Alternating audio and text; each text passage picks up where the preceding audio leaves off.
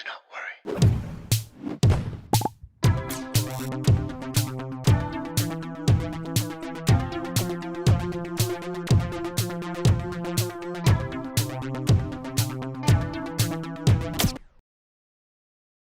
Bam!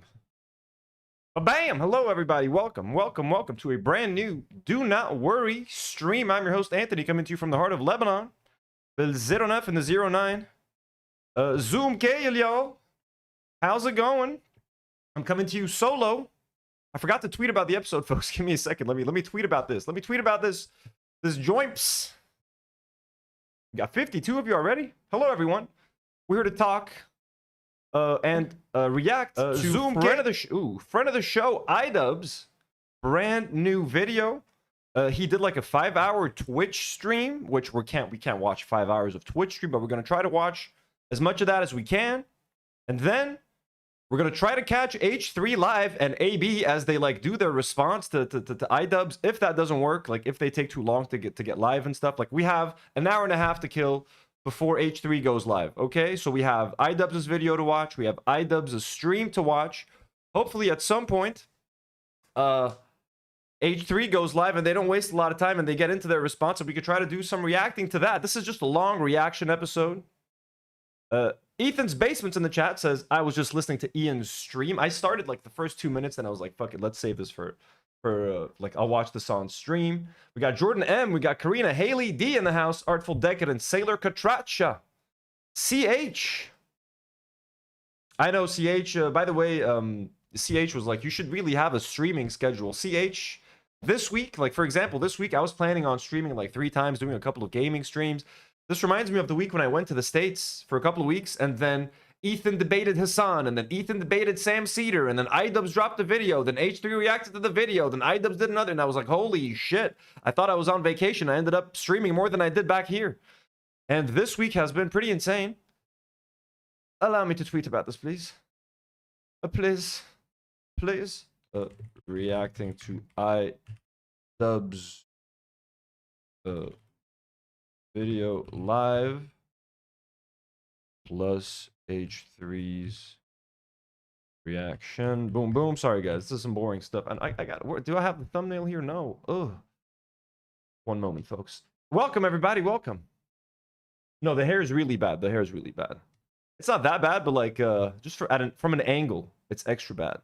And the angle that where I turn my head, it's just fuck. Just give it a couple days, folks. Give it 2-3 days. Fun announcement. I might be traveling for like 3 days this weekend, so y'all might be getting an IRL stream, a travel IRL stream. Wouldn't that be fun if it happens, with myself and Demi walking around, traveling, doing some vlogging? What is wrong with this? Okay, wouldn't that be fun? Okay, sorry about that, folks. Here's a picture. Come on. No, why is this so shit? What have I done? Welcome, everyone. Welcome. We're almost done. Okay, posted. We're done. I tweeted it. I tweeted. God damn, that took forever. Jim D. Duker says, howdy, Anthony. You're so color coordinated today. I know I tried, right? Matching my hat with my shirt. Thank you, Jim. Thank you. So, would you guys enjoy... Did they shave a bald spot on the back of your head? No, they didn't shave over the bald spot. It's just the side. The guy fucking butchered the side. It's like, it's not that bad. It's not that bad. They just butchered the side of my hair. He made it way too short. This side's like normal. It just needs a couple of days. Look, the hats. I used to wear hats all the time before. It's like a throwback. Okay, folks, if you'd like would like to support the channel, please take... Oh, no, spoiler alert. Take a second to consider. Is this the Patreon button? Where's the Patreon button? There it is, folks. Consider supporting us on Patreon. I'd like to thank some special supporters of the channel like Ilian Mujabir, Daniel Nekhle, EU Watson, who are got-tier patrons. We got some superhero patrons like Preston Krull, Muhammad Mruwa, Ilyas Salibi, Dr. William Watt for the boobs doctor. You want to get your boob jobs done? Rhea D. Blonde patrons like Yorgis Vilescas, Kelly, Myri C, Mudmud, Haley Davis, Kokomo, Richard Fairbanks, and Shai Lavi.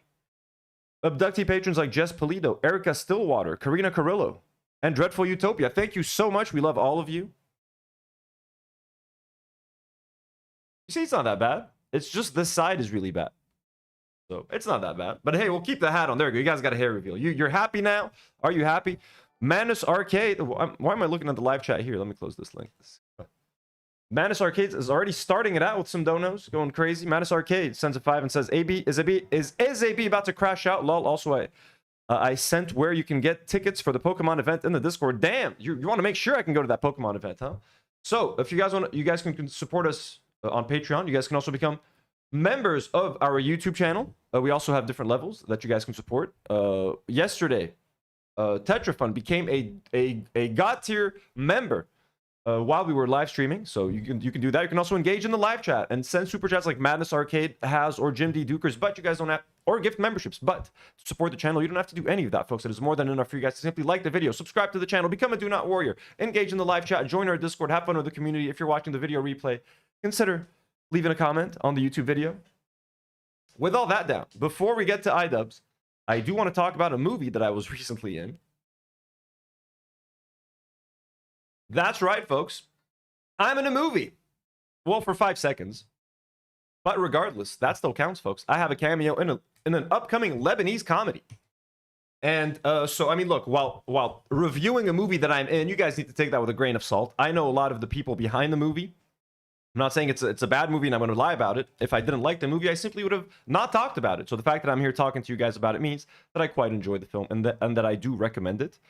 But just keep in mind, I know the people that made the film. I was invited to an early screening. Got to hang out with the director, with the producer, with some of the stars of the film, folks.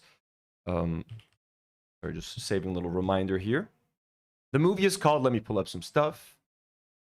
Your boy's going to be a movie. I'm a movie star. The film is called Bornstars. Okay, Bornstars as in like prawn stars, but like born stars. And in Arabic, they'll say born stars. So it's like a play on words. It's called Bornstars. It is directed by Caroline Labeke. It is produced.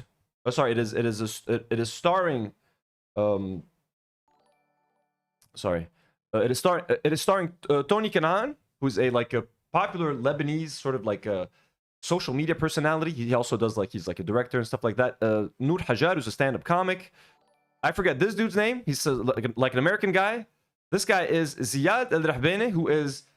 I went to high school with this guy's brother. So like when I tell you Lebanon is a small country, like I know this guy, I know this guy, I know this guy. Don't know these two guys, but this guy's a famous Lebanese. He's a very talented Lebanese actor. I forgot his name. And this dude. I'll try to get their names. Let's see. Let's open up the IMDb real quick. So I have a cameo in this film as myself. Now, before I'll get into the review, let's just get the names of everybody involved, shall we? Let's get all the cast and crew. Okay, where's the cast, yo? So only 2 people are in the cast right now? Okay. And the producer is, you have the producer's name here. Shadi Al-Matar is the producer of the film.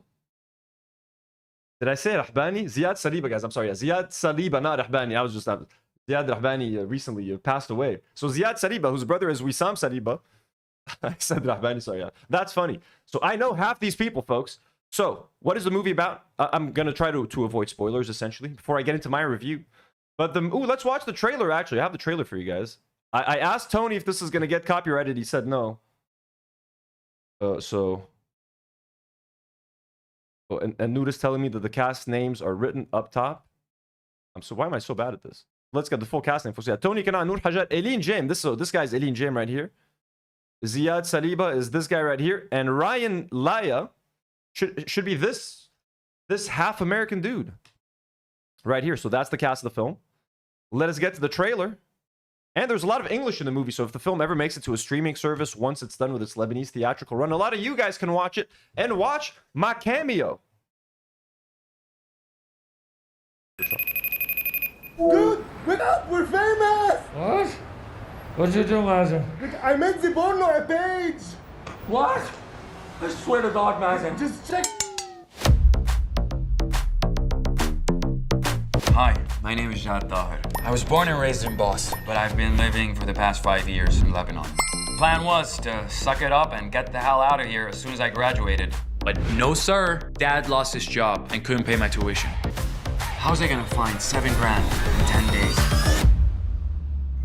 We'll film the first Lebanese porno. I take the joke back. Okay, I'm sorry. What are you talking about? You just saved my ass. Okay, this is Lebanon, buddy. It's not the land of the free or the home of the great. What's the worst that can happen? شباب احنا جاهزين يلا.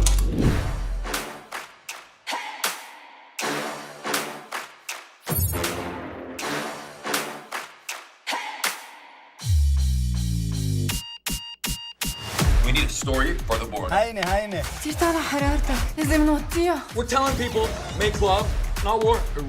We're shooting a porno. تعطولنا كل شيء. I can't believe we're actually doing this. And action! What? Are you guys serious? We're off the grid. We're basically invisible. كان لازم نجيبنا برات البيت من عمر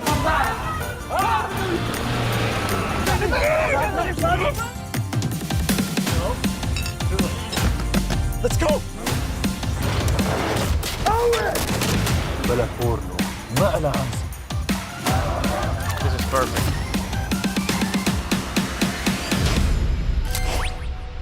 Well, that escalated quickly.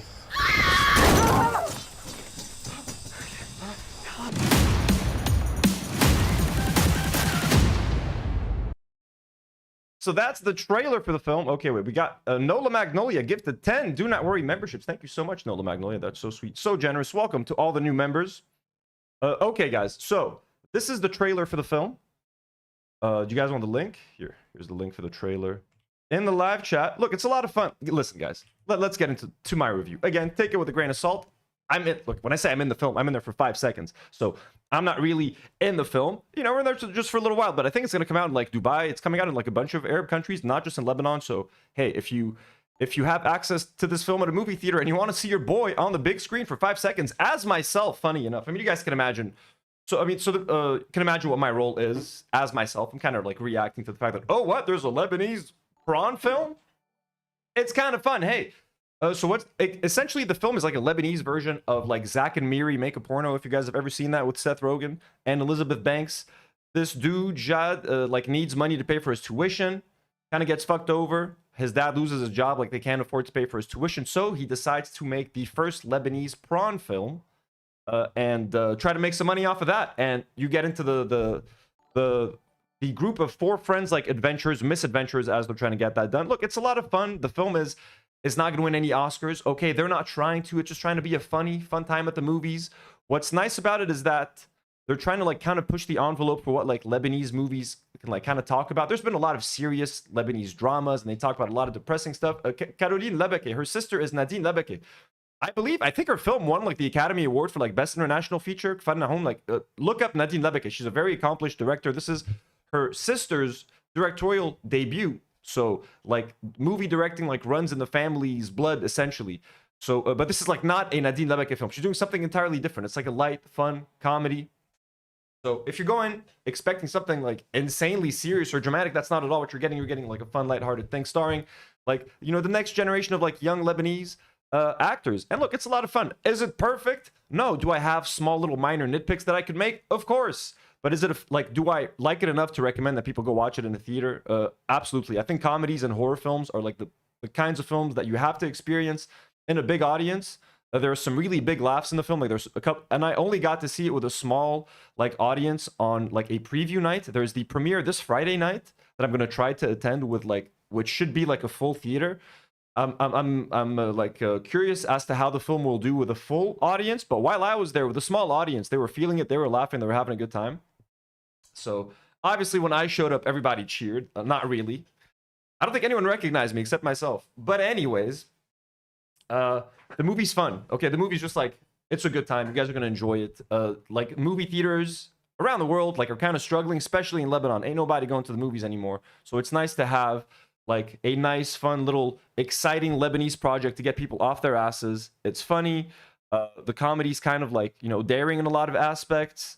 And also like it has a very nice little like lesson at the end, a little moral, you know what I mean? A wholesome little message. Like even though the film was about like making a porn film essentially, It's actually sweet and touching. Kind of like Zack and Miri make a porno. Like, that movie's very sweet and touching as well. But, like, this has a better message than that film, I think. Nola Magnolia sends 200 Egyptian pounds and says, love this trailer. Neek. Thank you so much, Nola Magnolia. I mean, again, I'll tell you guys a fun fact about the movie. Madness Arcade sends a $5 donation and says, do we know what AB will crash out over? Idubbbz didn't mention him. This is the Lebanese version of the American film Zack and Miri Make a Porno. Yeah, exactly. Exactly. So fun fact about this film. I actually auditioned to be in it. Now, for anyone says that the sour grapes that I wasn't in or anything, Tony, because I've known him for a while, the lead who plays the main character in the film, was like, yo, dude, you speak English. I'm trying to make this movie where people speak English and stuff. You would be great. I'm like, dude, I'm a horrible actor. You do not want me in your film. I auditioned for like a couple of commercials like 7 years ago. It went horribly. Like, I just can't act, okay? I can direct. I can do YouTube stuff. But like, acting with a script and people watching me, forget it. Forget it. So he insisted, and I was like, all right, I'll do an audition. So I did an audition. It was like over a Zoom call with the director, Karine Lebeke. And I mean, she was nice enough. I think I did horribly. So, fun fact, I was almost in the movie as, I believe, Ziad Saliba's role. Not Ziad Rahbani, folks. Not Ziad Rahbani. This dude. I was supposed to be, I guess, this guy. You bastard, Ziad Saliba. You bastard. Brother of Lebanese actor and singer Wissam Saliba, son of Hasan Saliba. A famed Lebanese singer, folks, who, by the way, sang the school anthem for my old high school, Anthony Sargon. Oh, we remember. Anthony Ana. Ya Hasan Saliba, ma bnensa. Bilqalb. So that's it, folks. Bornstars, check it out. Okay. It's a very fun time of the movies. Produced by Shadi Al-Matar. Also got to meet Shadi, the producer. Very, very kind man. Very sweet man. Caroline, the director, was very nice. All these people were very nice folks. I highly encourage the film. Honestly, go check it out. And it's keep in mind, it's a low-budget film. So what they managed to do with a budget, they found clever ways to work around a small budget. A lot of the film. And don't forget, this was filmed, I think, like during, like a few years ago when like there was still some COVID measures in place. So the way they filmed around all of those restrictions, and they still managed to get out into the streets and film like an actual film with the. It's a lot of fun. Small budget film. It's impressive what they were able to do with that small budget. They have some very like sweet little things in there that I just don't want to spoil. So I hope you guys check it out. If you do, let me know what you think. Let me know what you think of my cameo, most importantly. And if you're in a theater and I come up, I want you to cheer, folks. Cheer when I come up. Make me seem more famous than I actually am.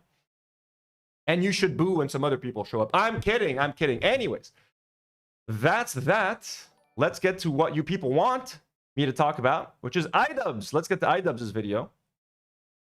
Why did I close the link? So, Bornstars, I think it should be in theaters like, when is it in theaters? September 12th or 15th or 16th? Can someone look it up? Can someone look up when it's actually coming out in theaters? Okay. I don't know if this is your own theory. We're going to watch Idubbbz's video. Before we get into Idubbbz's video, do you guys want a little fun little pause just before we get into it? You want to see Nata?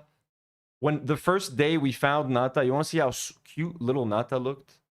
It's kind of unbelievable how cute of a little baby kid.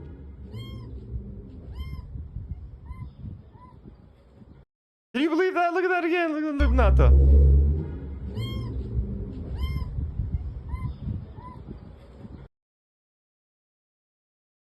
Can you believe how tiny she is? Can you believe how tiny little Natuti is, bro? She was like smaller than my finger. Here's another video.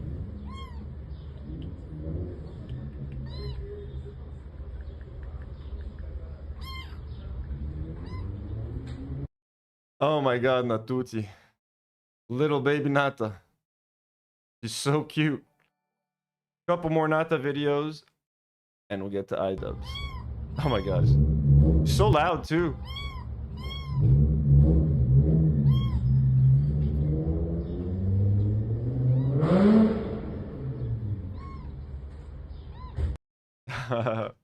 One more.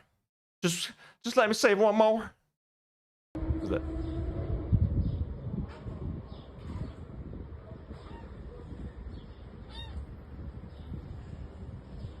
Little Natu. Little Natutu. The Baroness sends $2 and says, this is for the cute kitty. Haley D sends $5 and says, when Anthony appears on screen, everyone shout chicken jockey. Yes. No, actually, no. Don't make a mess for the cleaning staff. Okay, but yes, that would be so fun. Nola Magnolia sends another 200 Egyptian pounds. Nola, going insane in the chat today, says, my sister works in the film industry in New Orleans, and we always agree independent art is better. P.S. Keep auditioning for things, please. No, I'll never audition again. I'd love to do cameos as myself. I'll always use the same set. I'll always be me, the podcaster. Hey, what? This is happening? What? I could do that. Jim D. Duker sends $5 and says, Nata money. Jim, you crazy. Thank you so much. You guys... Not that you're getting money. Ooh, speaking of kitties. Speaking of kitties. I have a Maki video too. You think I wasn't going to get him? I don't have very long Maki videos. Look how much smaller Maki was compared to Nata, bro. This is Nata grown up. Look how tiny Maki is. Like, she was bigger than him. Now he's bigger than she is. He's like twice, not twice her size, but he's like at least 1.5 kilos bigger than her. That's... Look, this is Maki. Look, they were playing. That's little baby Maki. Maki? That's little baby Maki. Maki's biting the HDMI cable. Maki? Look, this is Maki. Look, they were playing. Faster? Maki? Look.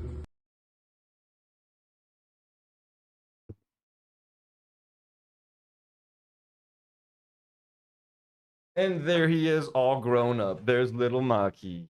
And Jim sends another 5, and this one's Maki money. You guys are insane. Jim, you're gonna make me start yelling. Okay. Now that we've looked at the little kitty stuff, we are ready to dig into the Idubbbz video. Boom, boom. Boom, boom. Boom, boom. Let's go. Idubbbz coming clean. Our boy. Friend of the show, Idubbbz, by the way, he was gracious enough to come spend time with us during the fundraiser. We love Idubbbz. No matter how shitty the internet is going to try to get, no matter how incel-y it gets, and all these fucking weirdos, you know, get off his back. Nola Magnolia sends another 50 EGB and says, my cat is headbutting the computer thinking the meows are her long lost kittens. It's adorable. I know when Nata and Maki were like hearing this over the phone, they thought it was like another cat. The Baroness sends another $2 and says, for the other cute kitty, for cat college fund. Thank you so much. You guys hear that? You guys hear that? You're going to college, Maki. Stop slamming. Stop trying to lick the wall. Okay. Whoopsie. Oh, there we go. I don't know if this is your own theory or if it's just like implanted in your brain from all the other hate videos. There was never a bonus. I never spoke to these losers about a bonus. If you're gonna be a hater-ass bitch, take it the full way. By the way, Boom. Not wasting any time. the background is a work in progress, so you can just tune that out. Today, I'm going to be doing the thing that everyone tells you not to do, and that is feed the trolls. One of the more important things that I want to...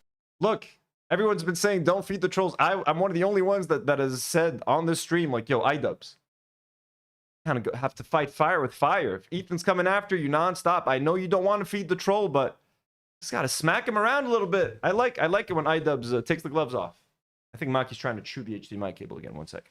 talk about is my relationship with Anissa. I love Anissa. I love everything about her. I've only grown to love her more with time, and a lot of people online don't see it that way. For me, it's very obvious. I thought more people would be able to catch on. I am quiet, stoic, not talkative. She is the opposite of that. She is loud, very talkative, social. People struggle to understand that dynamic, I think, especially... What? He loves his wife? How could Idubbbz do this to us? He's happily married? What? Idubbbz, how could you? Me being a person who has made a career of talking online. So yes, Anissa will oftentimes, like in many relationships, be the more talkative one. We've been together for nearly 10 years, and all of it has been online for the public to see. Honestly, I kind of... What did he say right there? Because people assume I'm very talkative because I talk a lot online. I fucking sit here and stream for 3 or 4 hours, but put me in like a social environment, I actually kind of keep to myself, and people like are surprised. Like, aren't you supposed to like be talking and like being the center of attention and like just not shutting the fuck up? I'm actually like I don't speak that much, or I'm like, I spoke so much on stream, or I know that I'm gonna have to talk nonstop later tonight, so I just kind of just shut up. Like, I do enough. I talk for a living, essentially, bro. I just sit here and yap. So when I don't need to say anything, I just don't fucking say it. You know what I mean? My vote, like I'm already kind of struggling with my vocal cords because I did a stream yesterday, a stream on Monday. We did a 14-hour live stream like 5 days ago.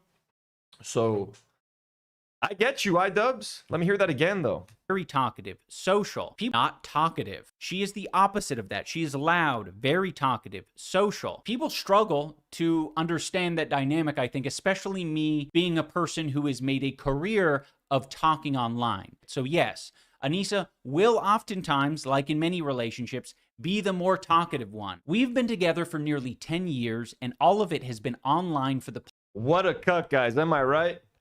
Loving his wife. Happily married. What a loser. Bart Twain sends $5 and says, Ian, AB, you suck.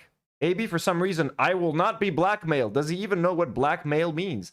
Yeah, I don't know what that's about. I don't know if Ian said anything about Idubbbz during like their his live stream or something. We'll try to get to the bottom of it. Okay, we're gonna have a long stream tonight, and I might even have dinner on stream just to fucking keep going. Like we're gonna try to go for like 4 hours if possible. Don't quote me on that. Don't quote me. But there's a fuckload to watch and react to tonight, so I want a game tomorrow. I don't want to react to H3 reacting to this tomorrow. I want to get it done tonight.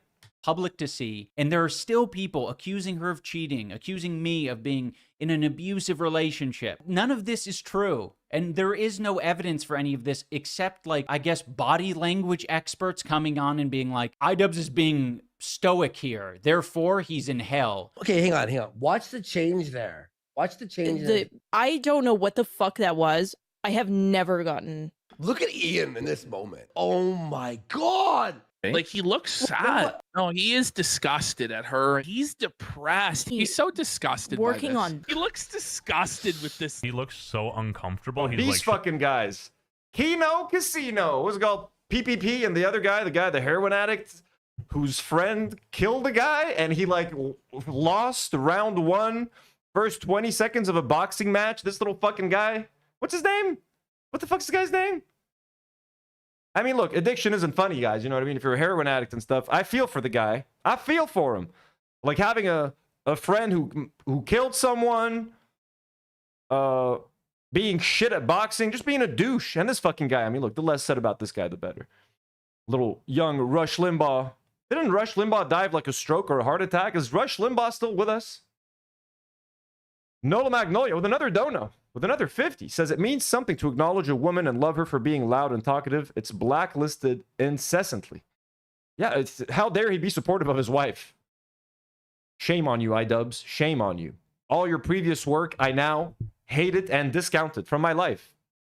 Watch the change there. Watch the change there. I don't know what the fuck that was. I have never gotten... Look at Ian in this moment. Oh my God. Like, he looks sad. No, he is disgusted at her. He's depressed. He's so disgusted working by this. on... He looks disgusted with this. he looks so Disgusted by. He looks disgusted by this. Oh my God. uncomfortable. He's like, should I be here? He looks so uncomfortable. Look at this guy's body language. He doesn't want to be there. Look how miserable he looks. Dude, he looks miserable. Dude, he looks like he wants to kill himself. I mean, Imagine having people like everyone on the internet analyzing everything you do. You post a fucking picture on Instagram. You're out in the mountains having a good time. Look how miserable this guy fucking looks. Yeah. It's like, what? I don't get it. I don't get it. I don't get it, bro. Oh, yeah, the casino guys. What's the guy's name? The heroin addict? Oh, he's dead. Rush Limbaugh's dead? Okay, so Rush Limbaugh is dead. Adam Rorsky? I don't know.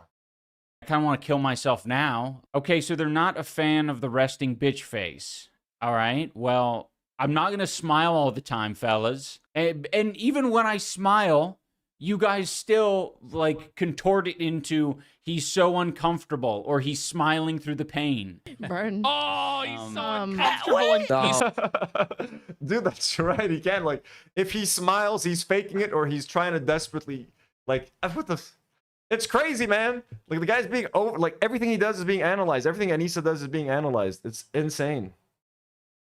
Smiling on his face. What? But inside his eyes, you can see his pain. That's... For some reason, well, not for some reason, for the reason of sexism and people's view on OnlyFans and them just not liking Anissa, they want to push forward a narrative that she is actively and continually cheating on me. And if you listen to freaks like this guy I'm about to show, it makes sense why. They are obsessed. And freaks like Pedo Troll? Oh, these guys. Anissa wants to have sex into having sex with Anissa. I think he wants to Adam Worski. Okay, Worski. bang Anissa. Anissa was horny and wanted to have sex with Anissa. I think he wants to bang Anissa. Anissa was horny and wanted to have sex with this therapist. Well, Anissa figured herself to it. Yep. Do you think Oh my that God. makes her pussy wet? Buddy, Did was she she getting stop? plowed? That's what I'm saying. That's so fucked up. And like, how fucked? I mean, I'm Ian and Anissa have been through enough to like, you know, I hope this just slides off of them like oil on water. But like to have to edit a montage like this about people talking about your wife, like must be so fucking shit. And it sucks that Idubbbz has to go through that, bro. Like imagine someone speaking about the woman you love, your significant other, just fucking shit talking around the internet for their fucking dumbass audience that's paying them money to do so. So, hey, good on Idubbbz for defending his woman out there. Sunflower Dragon sends $5 and says, I'm a sucker for those kitten videos. So cute. I know, right? I know. I love them. They're so fucking cute.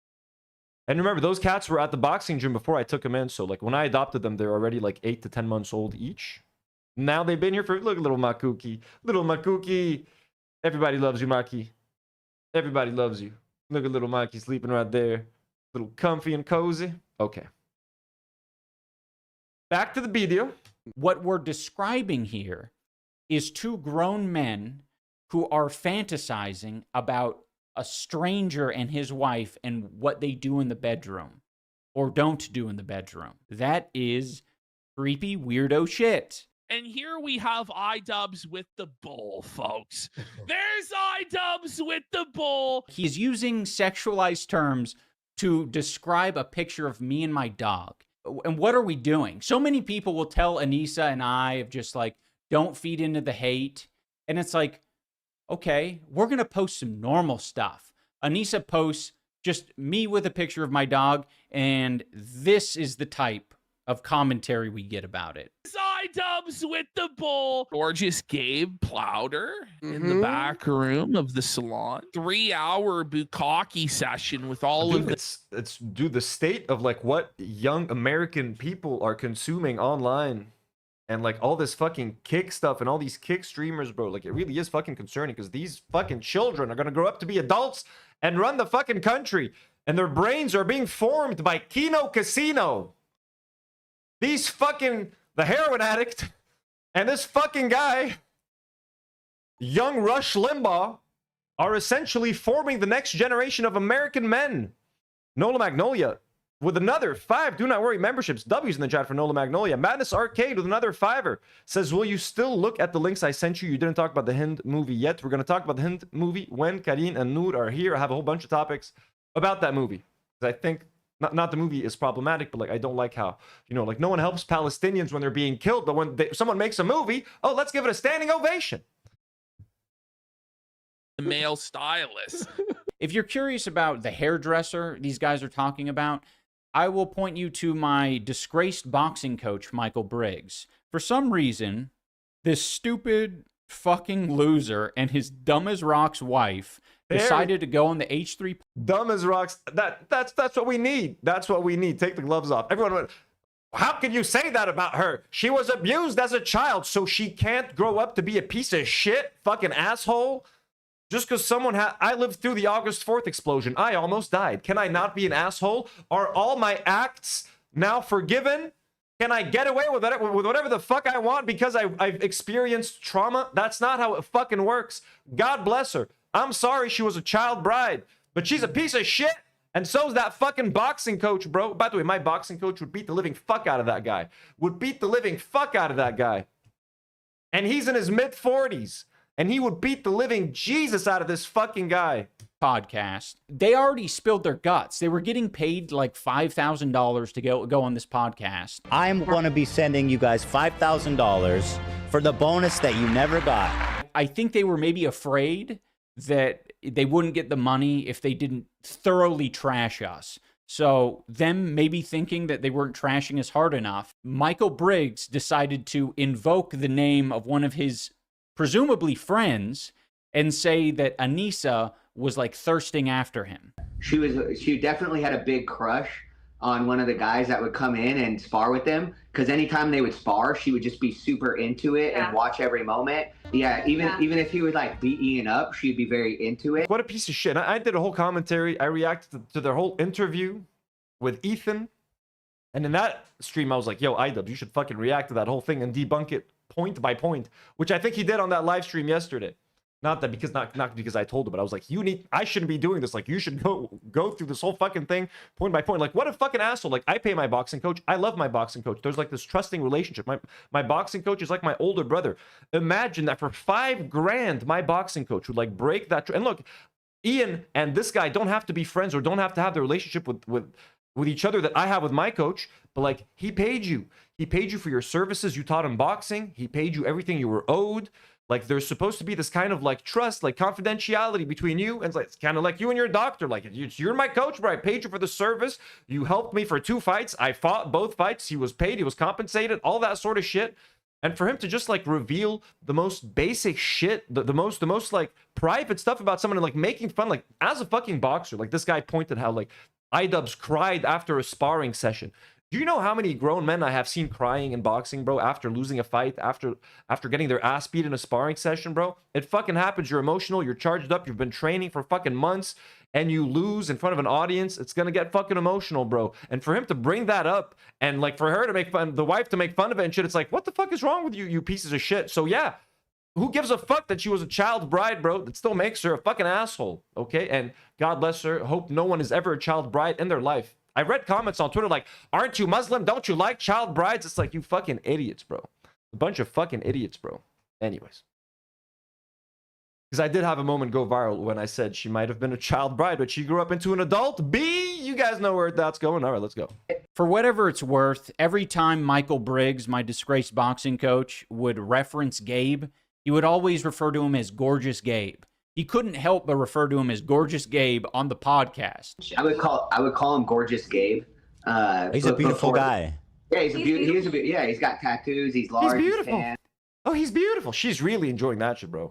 I don't call him that. My wife doesn't call him that. If you have some unresolved sexual tension or fantasies, whatever the fuck it is, you need to keep that shit to yourself and not project it onto other people. I wish the best to Gabe. Michael Briggs, on the other hand, absolute fucking creep weirdo. Now, I know a lot of this is very grotesque and obsessive. I would prefer if people didn't talk about me and my wife or other people in this way. I briefly want to talk about the concept of being a lol cow, because these fucking losers, they love the concept of like labeling someone a lol cow and then like bullying them and watching their life spiral out of control. They won't, say as much. They'll just be like, yeah, we just do it for laughs. The whole thing's entertainment. It's just just innocent guys just having a laugh. Thankfully, Anissa and I are in a much safer and privileged position than many other people who are the targets of guys like this who want to bully them into submission. So now I want to look at 2 different clips from these guys. There is the fat one and his cohort who are listening to Anissa describe, like, essentially having... Idubbbz said it, okay? The fat one. Can I call him the fat one? Can I just call him the fat one? A hard time online seeing people mock and make fun of her dad with Alzheimer's. Or do we stick with Rush Limbaugh Jr.? Okay, you guys choose. They were laughing at my dad for getting sick on some of these forums. What did you think? What did you think? Because you shared it online? Yeah. I mean, like, that's what people are gonna do. God, dude, he looks freaky though. Like, he's got a tiny little nose. Like, his nose to face ratio is so off. You know what I mean? The nose to face, like, he's like, looks like fucking a Red Skull or some shit, bro. Like, where's your nose at, bro? Look at that big old head and no nose. Madness Arcade sends another 5 and says the movie was worked on by Palestinians. Also, they chanted Free Palestine. Hopefully, they're trying to help behind the scenes. Phoenix is boycotting ISR. That's my problem. They chanted Free Palestine in the theater. Like, great. Where was that energy 2 years ago when everyone was when they're still getting butchered? Like, I'm glad that it's good that they're cheering and stuff, but like, You know, people are willing to like give Arabs awards for their films about their suffering, but they're not actually willing to help them when they're suffering. That's my problem. So they can chant all the free Palestine they want in their Venice theater, but like, you know what I mean? It's just, Nogzolato sends $5 and says the wife's trauma, like Alexa's child star trauma, doesn't justify both of their terrible behaviors. Anissa claims Michael touched her inappropriately. Yeah, I saw something about that online, that like he kept touching her and stuff. Cicera sends a $5 super sticker. Thank you so much, Cicera. So far, Idubbbz is live right now. Goddamn. I can't compete with Idubbbz live. My boy. Okay, so people are saying I can call him fat. That's fine. I'll call him Rush Limbaugh Jr. for now. Because they want to get a reaction out of you. Yeah. I don't think they probably even really believe the stuff that they're saying, but they know because it's extreme and like edgy that it will cause you mentally spiral like this. So that's why they do it. And you're telling them that it affects you. So guess what? They're going to keep doing it. This is how the internet works. It shouldn't be, but that's how it is. The whole time, he is not saying that he is a perpetrator of bullying her. What he's saying is that other people are doing that. But he is doing it actively. In this video, he is bullying Anissa. And in other videos, he's literally bullied and made fun of her dad who has Alzheimer's. With a late-stage dementia patient who is a extremist. See, like, doesn't he look like a Rush Limbaugh or some shit, bro? Like, he's trying to look like an old Republican man. Like, his shtick is trying to look like a middle-aged, fat Republican man. And if that's what he's going for, success. This guy just looks like a heroin addict. This guy's got it down. Muslim. And he's got the wife pleaser on, you know what I mean? Sees his daughter covered in tattoos, married to Idubbbz the cuck. And he just freaks the f out. Idubbbz is having to take him on walks through the neighborhood, talk to this demented guy. So this is something that he's very familiar with. Ethan's Basement says that guy is Cartman in real life. That's so fucking accurate. That's so accurate. Bart Twain sends a $5 and says that's like how No Other Land got an Oscar and standing ovation, but when one of the directors got kidnapped and a producer got killed, silence. Exactly. So I kind of like and someone in the chat mentioned like it's kind of fucked that it's happening because it's still happening. Human from Ireland said, I have mixed feelings about the Hind film. It feels wrong seeing as the genocide is still happening and it's only getting worse. I know, that's the thing, man. It's also sort of problematic to me. Jim D. Dukers, our general, says, as a fat guy, I officially give you a pass to mock this fat guy. And I don't mean it like that, Jim. And with another 5, Jim, you're so generous. Everybody, thank you. Well, I mean, thank you for the support, everyone. Thank you for the permission to call him a chunky monkey. But for some reason, in this moment, he refuses to take any ownership of the fact that he is part of the problem. Like, that's what people are going to do because they want to get a reaction out of you. So that's why they do it. And you're telling them that it affects you. He doesn't want to admit it. And it makes you wonder why. And we get a little window into that at the end of the clip. This is how the internet works. It shouldn't be, but that's how it is. He says in this moment, it shouldn't be.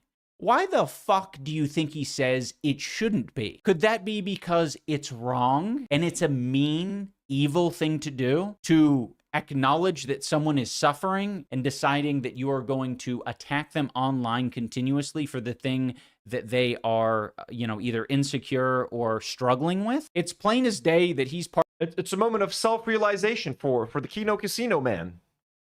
What's his name? PPP?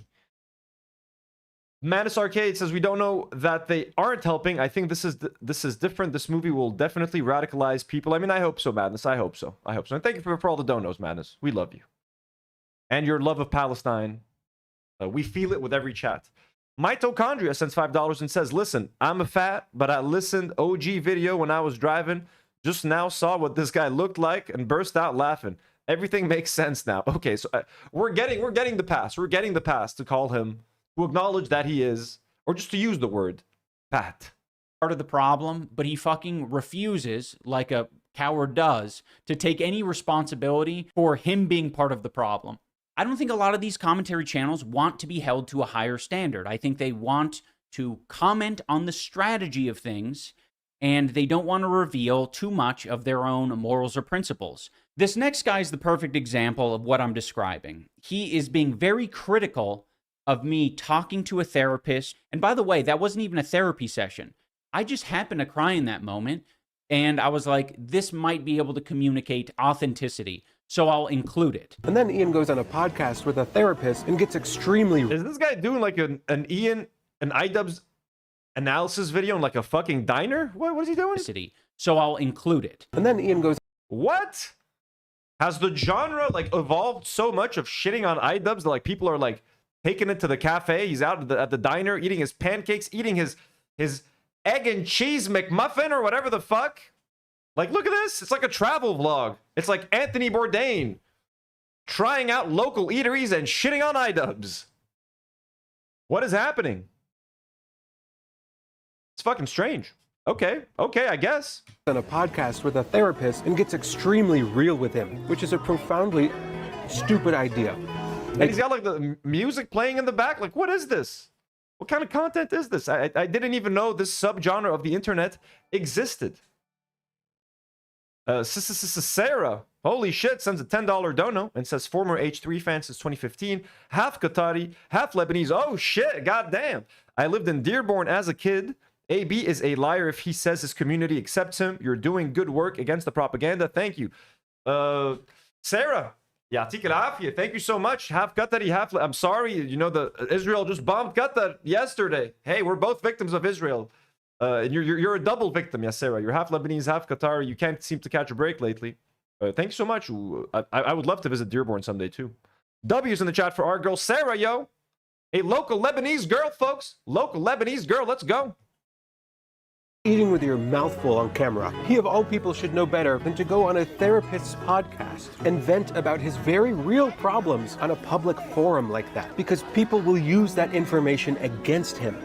Like this. This same person live streamed his own therapy session where he actually cried. If you're going to be a hater ass bitch, take it the full way. Take responsibility for having the opinion that crying online is pathetic and... That's a pretty good pause right there, Idubbbz. Good choice right there. What's that on his forehead? Weak. Don't say I am the enlightened centrist and other people are going to make fun of you for that. Because people will use that information against him. People will use the information against me. Who's people? I'm pretty sure you're people. You're the one who's playing this fucking clip. You're the one who's making this video called the most toxic wife. The worst wife on YouTube, and his 82K views, and he filmed it in a diner. I don't know why these fucking pussies don't accept the full troll mask. They're acting as if being sincere is impossible to do online.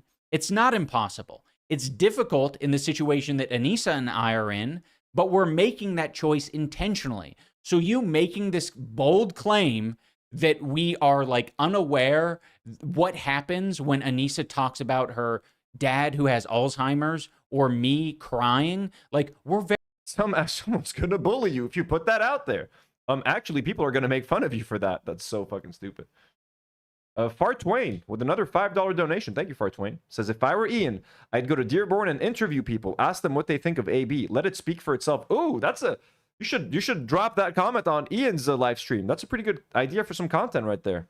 And show them clips of like, it's not enough of telling them like, yo, AB works on a Zionist podcast. Like, show them clips of like Ethan being like, you know, the Nakba, you know why the Nakba happened, and just him sitting there silently. Again, AB, thank you for the $300 donation for the charity, man. We wish you the best. But I mean, if I have to pick a side between you or Idubbbz, you know where our loyalties lie on this podcast. You might be Lebanese, but you do work for Ethan. Very aware that that is going to be viewed as gay and be made fun of by people like you. Now I'm going to react to a couple... Also, just a little announcement. I'm definitely going to eat after this video. While we watch his part of Idubbbz's Twitch stream, I will eat, and then we'll get to H3 if they go live at a reasonable time. A couple of these random creators who have made videos or statements about Anissa and I, just to give you a taste of what an average is. And additionally, like in making some of those videos... Super Guy Bob, I'm not being nice to AB. I'm just scared of AB because he's from the streets and he could hurt me, okay? He could whoop my ass. So We're just terrified here. It just attracts a certain type of person where they're like, I'm going to list off a bunch of people I consider lol cows or people who are mentally like disabled. Wait, And I'm is Charlie? What was it? Why is everyone mentioning Charlie Kirk? Is he shot? Did someone actually shoot Charlie Kirk? Like, what's up with Charlie Kirk? going to tell you to make fucking documentaries about them. And then in that... Like, one second. Is Charlie Kirk, has he been shot? Charlie Kirk shot? Shots fired at Charlie Kirk event. Political activist Charlie Kirk shot? Oh, so he has been shot? Okay, guys. Charlie Kirk, Telegraph, shots fired. Charlie Kirk shot at university events, reports say. The Times.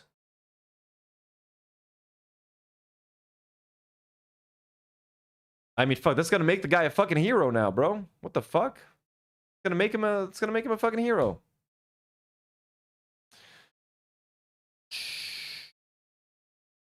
Utah Valley University has released a statement saying a single shot was fired on campus toward a visiting speaker. The event was hosting Charlie Kirk. They say a suspect is in custody and police are investigating. Okay, so one shot was fired. Trump ally Charlie Kirk shot at event in Utah. Anyways, yeah.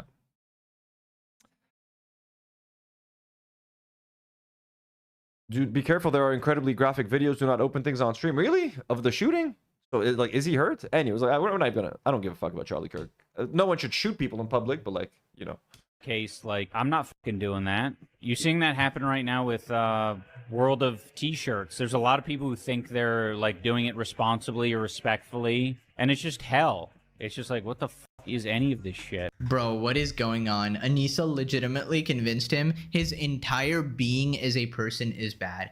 Did I once say my entire being is bad? You're allowed to be critical of yourself and the content you're making. You would benefit from being a little critical of the content you're making. Like, what the fuck is this? Like, actually comment on what I was talking about.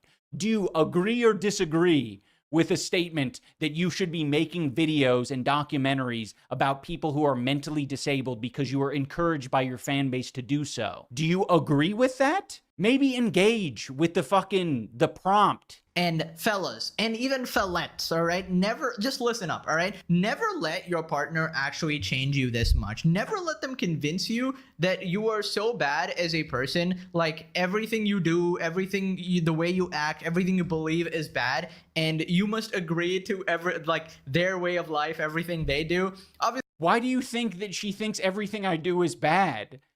I'm like, man, these people have fucking drank the... Anissa married Idubbbz because she hates everything about him.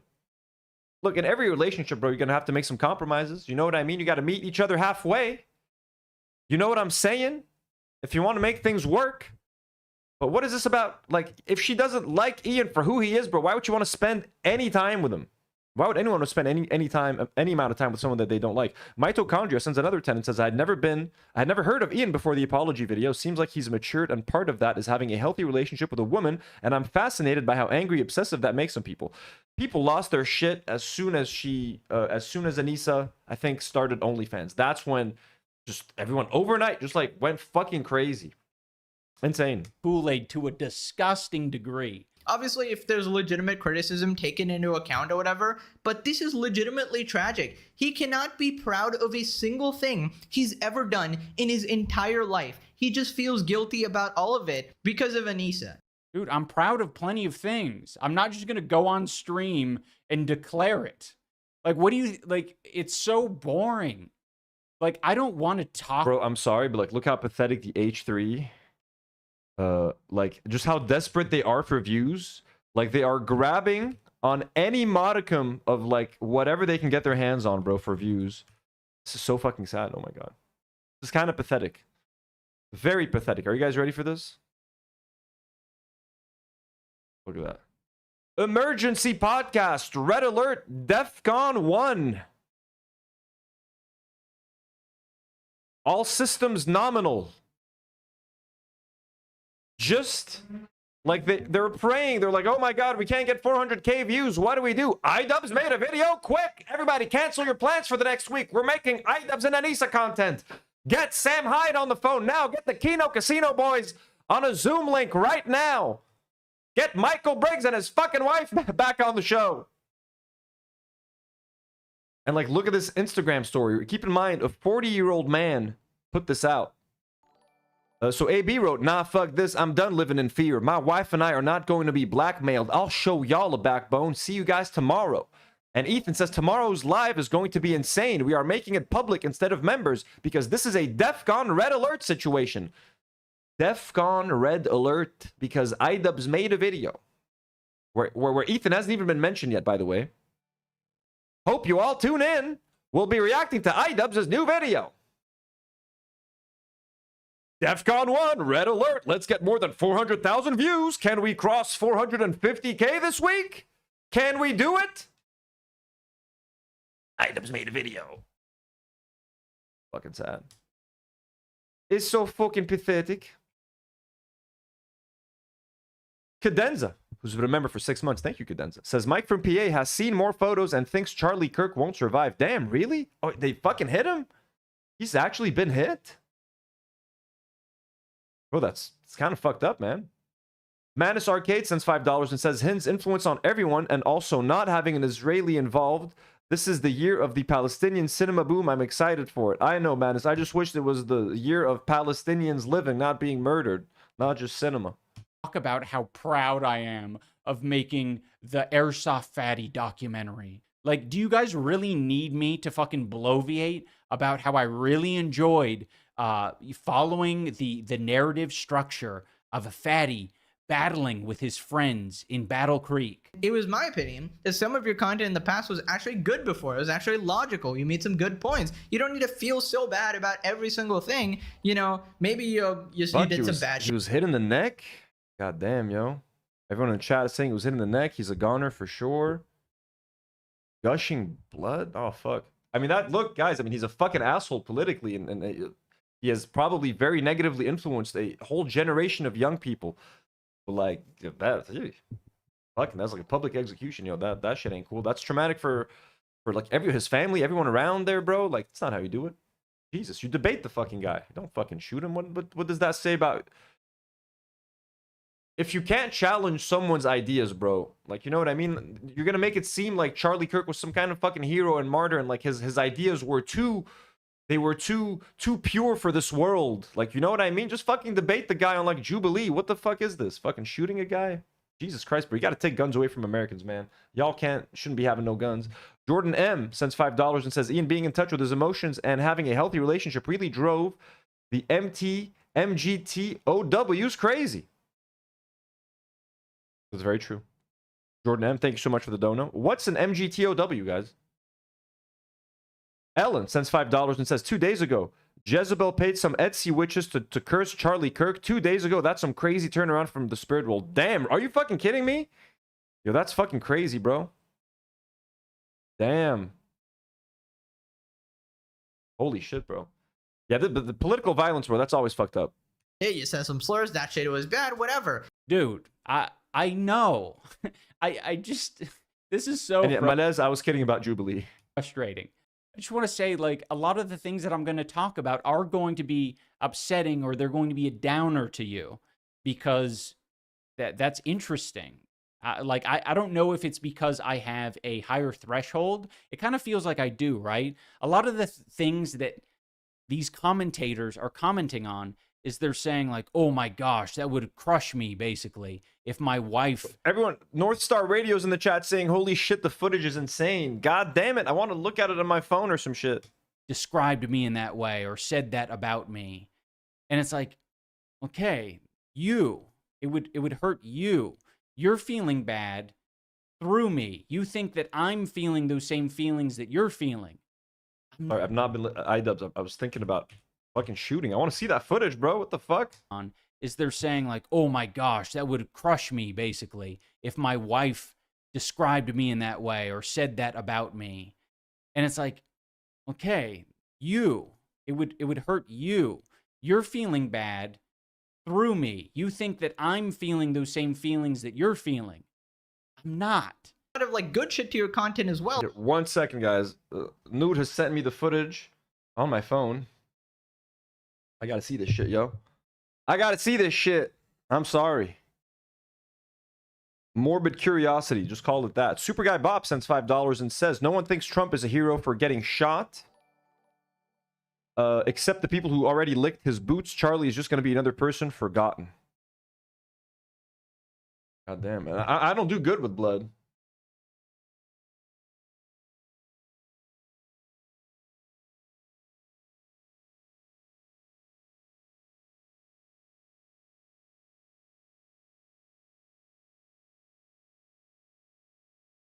Oh my god, bro. He shot right in the fuck. They got him right in the...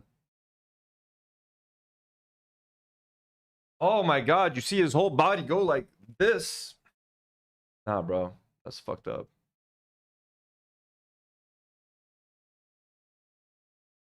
Oh my god. That's fucked up. Yo, that shit's fucked up, bro. Oh. Oh my god, that's kind of... That's sour the whole night. Jesus Christ. Cadenza sends $2 and says, oh my god, I just saw it. He is 100% a goner. Yep, that doesn't look good. I'll be honest with you guys. It ain't looking good for Mr. Charlie Kirk right now. Manus Arcade sends a $10. Thank you so much, Manus. Says she didn't change him because she hates him. She changed him partly because he loves her. Also, I won't lose sleep over Charlie Dirt. I mean, it'll be good awareness, one less dirt bag. It's why Luigi is loved. I mean, sure, but like arguably the guy who denies people healthcare does way more harm than like just a fucking asshole who podcasts, you know? I mean, look, I don't feel, guys, I'm not a fan of Charlie Kirk. It's just kind of shocking to see stuff like that, you know what I mean? But like, shit, he should that I can think of a billion people that deserve what he got, you know what I mean, more than him. So like, you're legitimately, you know, fighting against like evil people and shit like that. Because I'm... FT Jan says he was, lol, actively trying to get trans minorities killed. No tears. Oh yeah, look, he ain't gonna get any tears from me. No tears from me. And that is, I guess that is a good point right there as well. It's just kind of shocking seeing the footage. Like, he's just like sitting there and like it's weird. Like, take him out in a duel. You know what I mean? Sensing this guy as being his own version of sincere, because I honestly think I don't know how old this guy is, but I'm gonna say a teenage commentary YouTuber. I'm going to say that their version of sincere is gonna look very different than mine. I'll take what I can get right now from this guy. When I'm giving my actual authentic take about something, you don't need to put the blame on my wife. You don't need to say that she's... North Star Radio says, no, this is not a good thing. It will bring violence and justification for violence. Exactly. I mean, do you want someone shooting someone that you like, or a speaker that you like, or a politician that you like? This is not the way. You can't be executing people in public, bro. Like, doesn't matter what you think about Charlie Kirk. If this were Netanyahu, fuck yeah. If this were anyone in the Israeli government, fuck yeah. You got 100% you got my support. Even the like United Healthcare thing, Luigi, you know what I mean? Hey, how many people whose healthcare like they denied that they ended up killing? A lot, millions, thousands. But like Charlie Kirk, bro. And now someone's gonna see that, oh, they killed one of ours, we're gonna kill one of theirs. So now, like, do you want a leftist podcaster to go or be doing like some kind of speaking event? You want Hasan to get shot? Like, this is essentially, like, you know what I mean? Hasan could get shot now. Like, oh, they shot Charlie Kirk, we need to shoot Hasan. This is genuinely scary. This is genuinely frightening. Like, this ain't cool. It's not cool at all. Just imagine if this were Hasan and Republicans, or like people that don't like Hasan right now in a live chat being like, yeah, we don't mind that happened to Hasan. At least it happened to him. Or like he supports trans people. So fuck him. Like, every argument you guys are making could be made the other way around. So no, we are not going to. We're gonna be... You don't have to like Charlie Kirk. You don't have to like the things he stands for, but we are not celebrating anyone getting shot like that while speaking. And it's such a cowardly way to like shoot someone while they don't. They're not expecting it. Like, no one's expecting to get shot, but like, no. This ain't good. This ain't good. You can... What if this was Hasan right now, bro? And there was another chat. Just think of you guys and flip it around, man. Flip it around. It's the scary shit. Nola Magnolia sends 100 EGP and says, none of us are feeling sorry for Charlie, but let's be smarter about the politics. People could make him a martyr easily, especially under Trump's America. Exactly. He's already a martyr. Whether he survives or not, he is a martyr now. And his ideas and his ideals have now been seen like, oh, they killed him because of his ideas. They tried to silence Charlie Kirk. So now we're going to do this crazy thing to honor him or something. Andrea Joan, friend of the show, says, yeah, I mean, Hasan, and member says, yeah, I mean, Hasan was literally going to debate him in a public setting in 15 days. You see, what if Hasan was there right now? He could have been fucking hit, man. Like, this is not cool. This is not cool. This is fucking dangerous stuff. Dangerous stuff.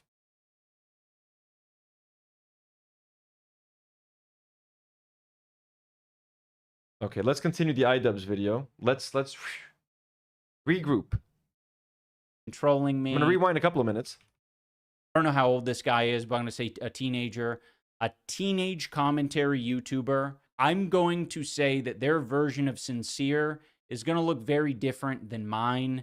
I'll take what I can get right now from this guy. When I'm giving my actual authentic take about something, you don't need to put the blame on my wife. You don't need to say that she's controlling me. This is very off base. People who are in relationships, they communicate, they talk. This is just the reality of getting in a relationship and becoming more enmeshed. Like it happens. You know, if we eventually have a kid together, like it's very important that we're on the same page and that we communicate. I know it might feel like you have some outsider insight, but it is. And look, he's right. As someone who's in a, you know, who's in a serious relationship with someone, you guys have met her. You guys know Demi. She's amazing. We love Demi. We both have to adapt, man, and like I'm becoming more like her in many ways. She's becoming more like me in many ways. We're kind of becoming similar. Some things that she likes rub off on me. Some things that I like rub off on her. Some you guys know I sometimes enjoy doing like a southern accent from time to time. Like last time we were speaking and she like busted out a southern accent, just like a little bit. I was like, what? Did you just do a southern accent? Like shit like that. Just little things, folks. Little things. Couples would know. Anyone who's in a relationship would know. These things fucking happen. You cucks. Madness Arcade sends a $5 and says, I'd never condone, but I won't be sad over it either. Super Guy Bob sends a $2 and says, just wait, the assassin is going to be right-wing 100%. That would be kind of funny. It is just very wrong. I feel very free to speak my truth. Ooh, Jim D. Duker says that Hasan is saying that the gunman is actually not in custody. Yeah, I agree, Bri. Do you want to know why this shit makes me so mad? Because there was a point in time back in OnlyFans season 1 where I was like, dude, Idubbbz is the fucking man. Such a chill guy. So down to earth. Loved meeting him in real life. Loved playing games with him. This guy was the fucking man. I think Tectone is remembering this in a kind of a weird way. It seems like he's very nostalgic and happy about it. He's being very over the top of how epic I was. But by this time, everyone had like decided that Anissa controls my life and that I'm a beta male soy cuck boy. So it actually is very funny that he's coming out now saying like, man, he was the man. Dude, isn't Tectone like, his dad is a rapist. We know that for sure. An accused rapist. And isn't Tectone accused of like being like sexually creepy around people? So like Tectone, shut the fuck up. And he blocked me. Tectone has blocked me on Twitter. Fucking creep. Sarah sends $10 and says it's weird that most of the hate Ian is getting is because he defends his Lebanese wife who speaks out on the genocide, and suddenly he is seen as too woke. Being a good person equal woke, apparently. Exactly. I know, right? And I mean, according to Ethan and all these people, as soon as you speak out against what's happening in Palestine now, obviously you're doing it for clicks and shit. Just 2 years ago, it's like, dude, the fucking cat was out of the bag 2 years ago. Also, it's weird because I didn't play games with him other than we were in the same guild. I don't know. I think he's just trying to add on to this narrative that the internet likes of, man, he used to be so awesome. He was so cool. And then he fucking got corrupted by that fucking bitch. He was one of my favorite content creators of all time. And remember, guys, it's gay to love a woman. It is gay to be in a relationship. It is gay to love a woman. It is gay to be loved by a woman. It is gay to kiss your girlfriend. It's gay to hold your girlfriend's hand. It's gay to make your girlfriend happy. Okay? Remember, I know it doesn't make sense. Single men always want to be with women, but as soon as you do get the woman, it becomes gay. Everybody knows that, okay? I don't make the rules. See that this is what he became. I mean, this guy inspired me to do content. Like, my breakdowns on people's entire character was inspired by Idubbbz. And it's so lame. Like, to see what one woman's pussy and her... Miku's headphone says it's gay to be straight. Exactly. Ultimately, when you do all the things that make you straight, it ultimately makes you gay. Holding a baby, loving your baby. How gay is that? You know what I mean? Carrying those little bags with like the diapers in them and all the baby stuff. That's pretty gay. All that stuff is gay. Just being with a woman is gay. The whole thing from top to bottom. You know what I mean? So it's like it's a circle. Straight, gay. That's how it works. Hasan can do to a motherfucker is insane to me. And if he just would have remained true to himself, he wouldn't have ended up this husk of a man he is today, and probably would have way more viewers and wouldn't having to be making content that he hates for money. It's just... This is such fucking cope, man. Like, hearing Tectone say it, it's just like, it's reminding me how many times I've heard this fucking script. These people cannot fathom. Jordan M says, as a father of two, I can confirm taking care of kids is extremely gay. Thank you for that, Jordan. We needed to know. The people need to know. Madness Arcade says, a man that's pro-gun got taken out by the thing he supports. Isn't the irony beautifully funny? I mean, yeah, hey, maybe if Charlie makes it, maybe he'll come out in support of some kind of gun control. Or if only there was a good guy with a gun over there, they would have taken out the bad guy with a gun. I love it when they do that. When Wayne LaPierre, was that his name from the NRA? If only there was a good guy with a gun. Hey, exactly, a shoot off in the middle of this crowd, of this massive crowd. You just want people like just fucking shooting at each other. That's how you stop a bad guy with a gun, folks. A good guy with a gun. Yeehaw! The based epic N-word guy has changed his mind over time. It's got to be a... Yes, not watching Tectone also makes you gay. Woman's pussy or Hasan. But ultimately, actually watching Tectone makes you extra gay. He's like beefy. He's like always wearing that wife pleaser. You know what I mean? Oiling himself up, oiling his bald head up. Watching Tectone could be the gayest streaming you could enjoy. I think if they accept... Tries to sound manly like that. Hey, guys, yeah, I mean, fuck these guys, right? Fuck these other streamers. What does Tectone even talk about, bro? Like, what is his stream like? What does he do on there? He seems like an angry person. That I came to that decision on my own. They have to reckon with some demons of their own. Like, it's hard to accept the fact that I've taken this journey, and it's not one I regret. It's actually one that I've felt better after doing. And Tectone is right. This guy is such a disappointment. Like, Idubbbz calling people incels when the first woman he met literally destroyed, like, took over his life and destroyed him, dude. I don't know if this is your own theory or if it's just, like, implanted in your brain from all the other hate videos, but Anissa is not the first person or not the first woman I've met. I've met plenty of other women. She's certainly not the first woman I've dated, and certainly not the first woman I've had sex with. But it's sad that like he even has to say this because fucking Ethan on H3 was like, Idubbbz has only had sex with Anissa. Like he just put that out there, and now like the fact that Ian even feels it necessary. No, Ian, you don't have to fucking say that, bro. No one cares. No one should give a fuck, bro. And even if it was the first time, like who gives a shit, bro? But like the fact that he even has to sit here and be like, listen, I've dated many women before. I have not. Anissa's not the first. Like, it sucks that he even has to say this, bro. Can't win. I will admit that she is the first woman I married. That's a good one. She is the first woman he married, which is pretty gay, folks. Don't forget. Also, there are a lot of grown men out there who were outraged to find out that I changed my last name from Washburn to Jama when I married Anissa. Who took his wife's last name, taking what a cuck! Taking Anissa's last name, taking your wife's last name. He's taken her last name. His last name? The last name, the story. Okay. Oh, yeah, there's so many. I forgot. I think some of these people think I'm trying to push a woke agenda or some shit, but I don't give a fuck what anyone does with their own last names. This is what I chose to do because I like her last name better. When my rancid boxing coach and his wife... Ian, you're not allowed to, like, the last name Joma more than Washburn. I'm sorry, bro. You're just not allowed to. You need to be a man, a real man, all right? Not a gay man. We're kidding, folks. All the love to the gays out there. The gays and the bears. But you should, you know. I mean, hey, just don't be a cuck, Ian. Don't be a cuck. Decided to go on the H3 podcast as like this mutual exchange of talking shit about Anissa and I in exchange for $5,000. That was sort of under the premise that I owed them some sort of bonus money. Yeah, I mean, like, we were also promised a bonus on CC1, and we never got it. But because Michael was so nice, he didn't want to, like, make Ian feel uncomfortable and ask Ian and Nisa about it. And I was always under...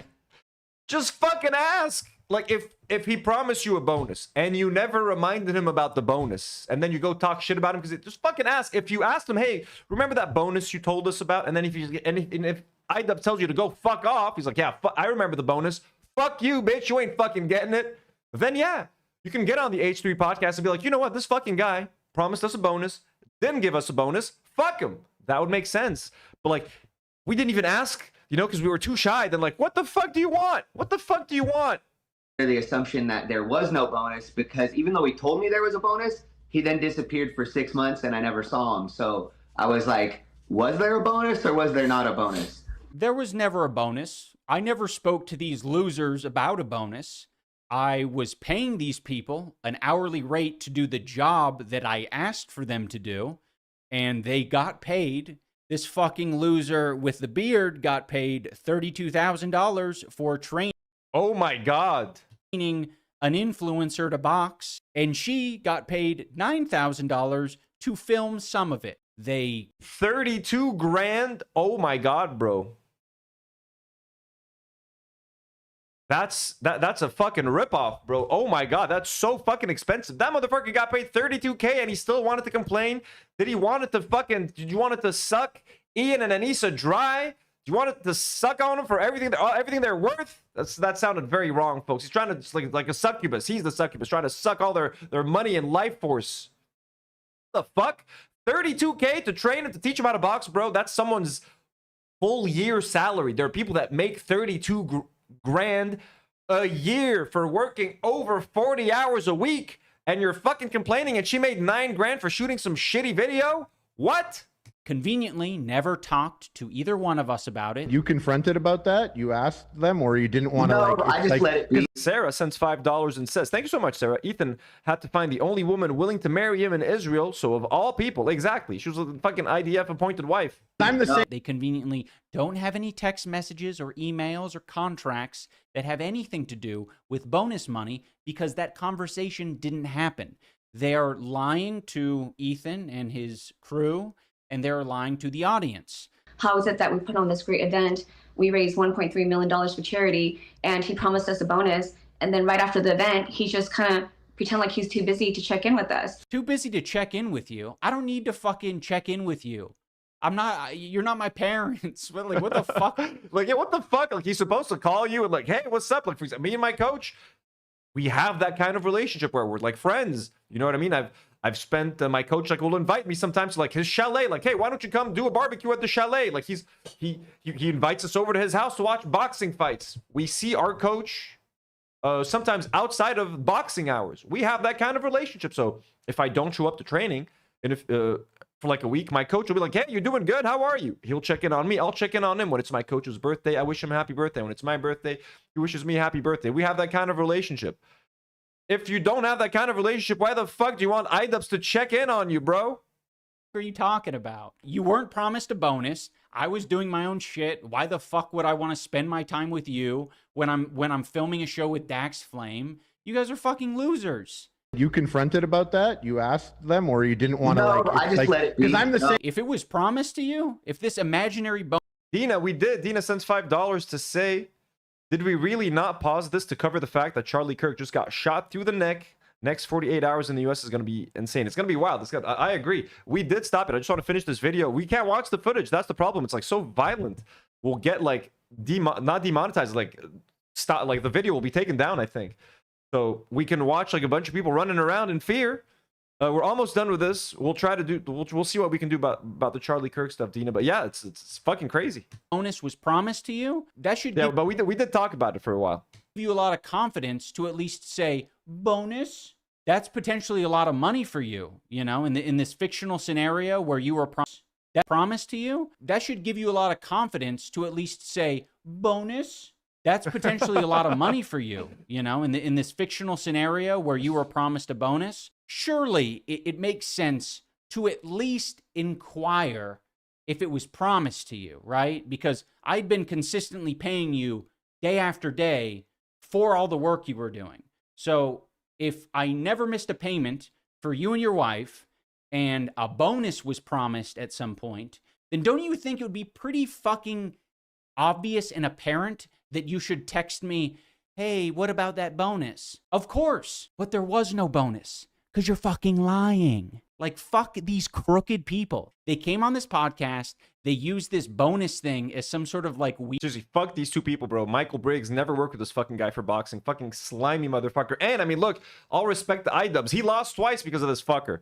So, I mean, hey, shitty boxing coach. And his wife is an even shittier person. Weird exchange of like, yeah, we can't go on the podcast and just talk blatant shit about our... Is Charlie Kirk dead? Did anyone confirm that he's gone? Our clients. So what we're instead going to do is pretend like we were stiffed by our clients after they promised us a windfall of cash. There's so many other truthful things that they could have focused on. I'm going to start texting bonus with those eyes, like bonus, to any random person I work with. Bonus? Can I get a bonus, please? Podcast that would have made me look like a bitch to a certain, you know, sector of the internet. One of those things being me crying after a tough sparring session. Like, that's truthful. Did you say he cried? We had to have a meeting. Yeah, so after that, so he was. She's so happy, bro. I remember reacting to this. The pleasure she took. Like, we had to have a meeting because he was crying. Like, what the fuck is wrong with you, bro? Like, don't you work at a boxing gym with your husband? Like, don't you see grown men crying all the time? Fuck, I've lost count of how many fucking adult men I've seen cry over the last 2 years after losing a boxing fight, bro. Crying at the gym.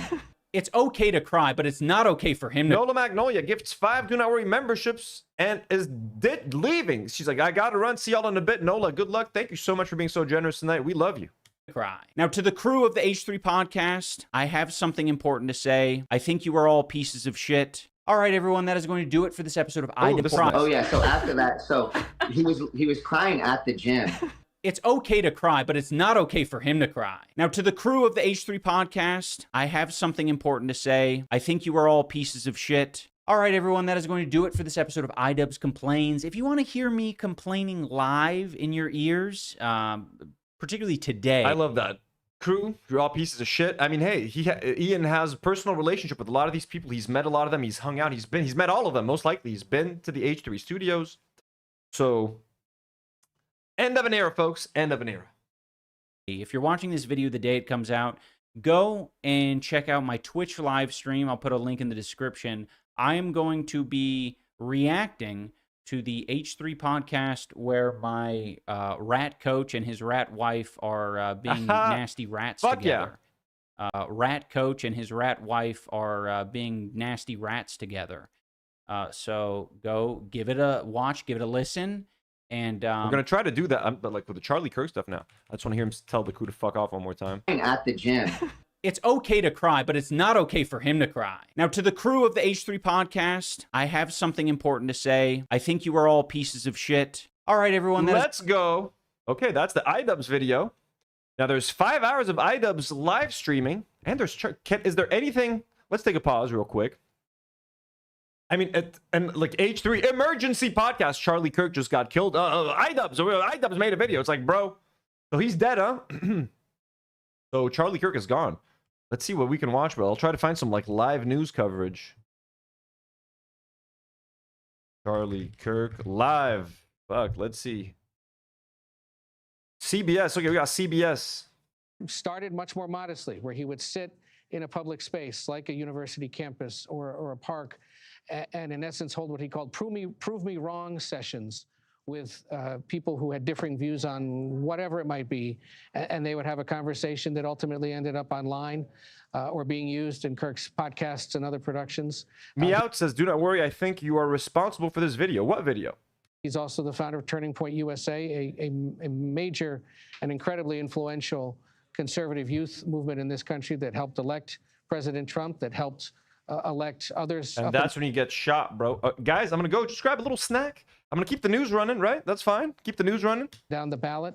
And Kirk has used that power also to put pressure on fellow Republicans. A couple of things, I'll be right back. To stand by the president's priorities, to support his cabinet nominees, and to ensure that things were going smoothly for the Trump agenda on Capitol Hill. So many on Capitol Hill today also quite concerned about all of this. But Maurice, it comes, as Scott said, you know, as we're as they're seeking accountability in the second Trump assassination attempt against the president last year, amid growing concerns generally about violence in this country, and in this case, in a perfectly open space, which is a university campus, as they should be.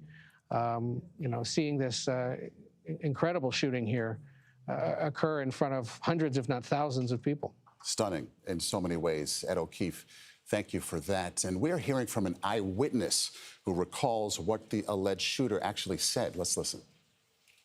Yeah, the man who, after they took him down, he yelled, "I'd do it again." Wow. Okay, that's what a witness said, that the one shooter who is in custody, we are told, the person said, "I would do it again." Scott McFarlane, as we try to make some sense of this thing here, there is no sense, really. What are you learning about the investigation at this point? The two law enforcement officials speaking with CBS News confirmed there is a suspect in custody right now. There is a suspect in... Okay, what do you guys prefer?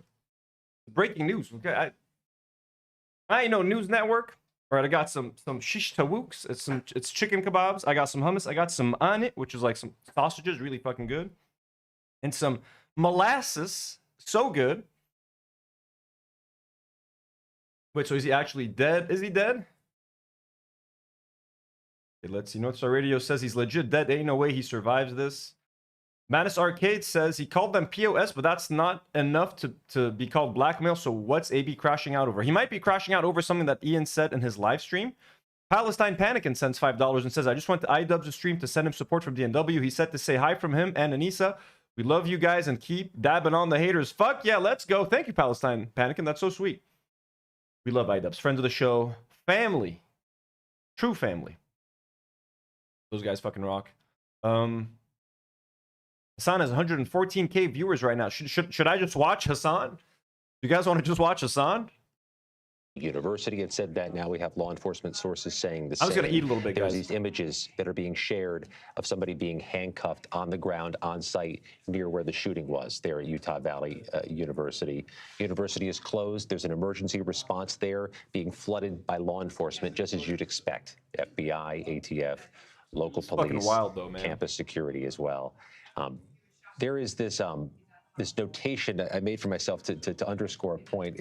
This event was publicized. This was not one of those you had to have a pass and you had to have a backdoor way of figuring out where the event was going to be held for security reasons. This was a publicized event, location and time. It was to begin at noon local time, 2 p.m. on the East Coast in Utah. Utah is an open carry state, but there are restrictions on the carrying of firearms in school. Open carry?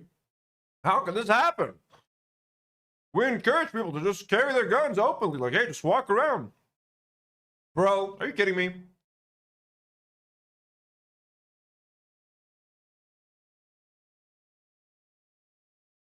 I mean, look, none of us here are mourning Charlie Kirk. I'm just mourning, like, again, just this kind of political violence in general. Like, what if this was Hasan? I know we can't feel bad for Charlie Kirk, but there are people out there who love Charlie Kirk the way some of you love Hasan.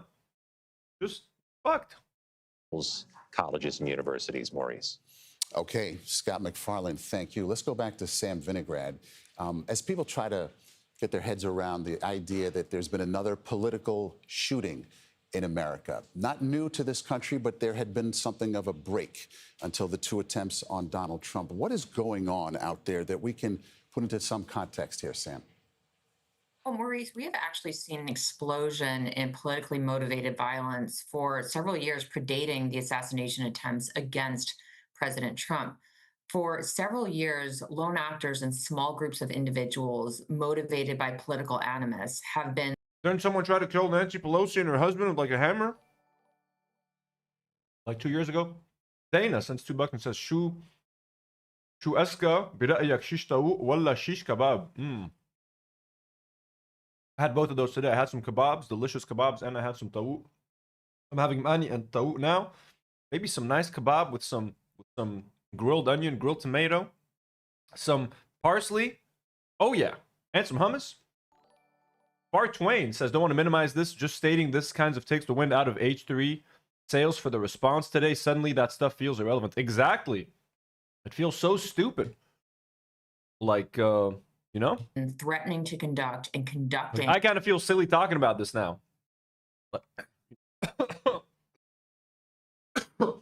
You know what I'm saying?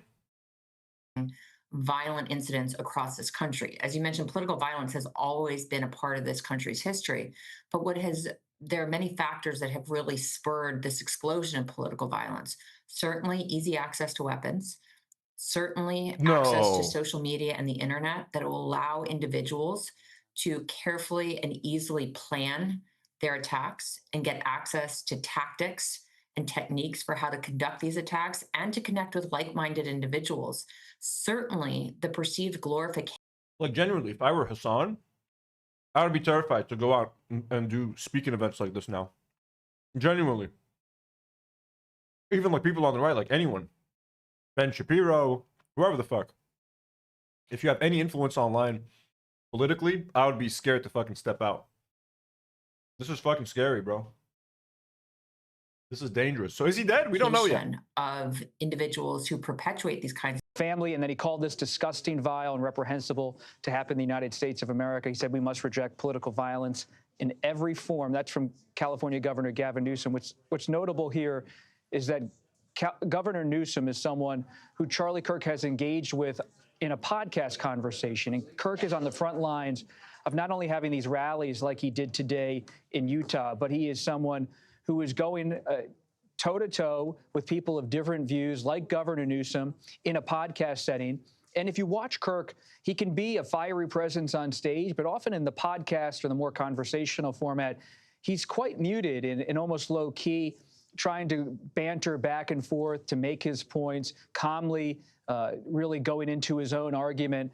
And so you see in that statement from Newsom, not just a statement from a Democratic politician decrying violence, but he has engaged and interacted with Charlie Kirk. He's decrying the death of a friend. Charlie Kirk has these relationships, as we've talked about on the right.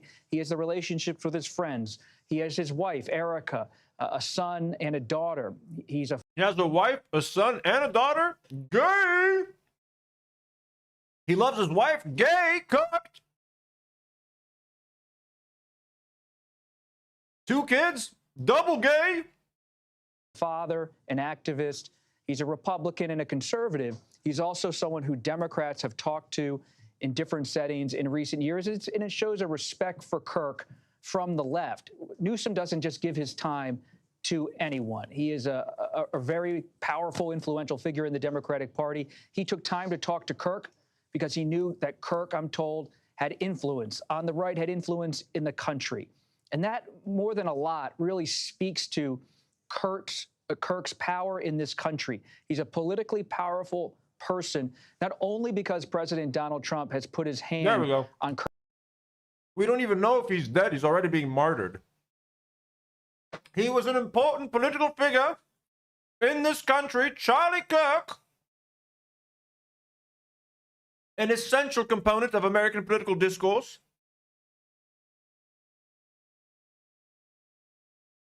Goddamn. Bro, who gives a shit about H3 now?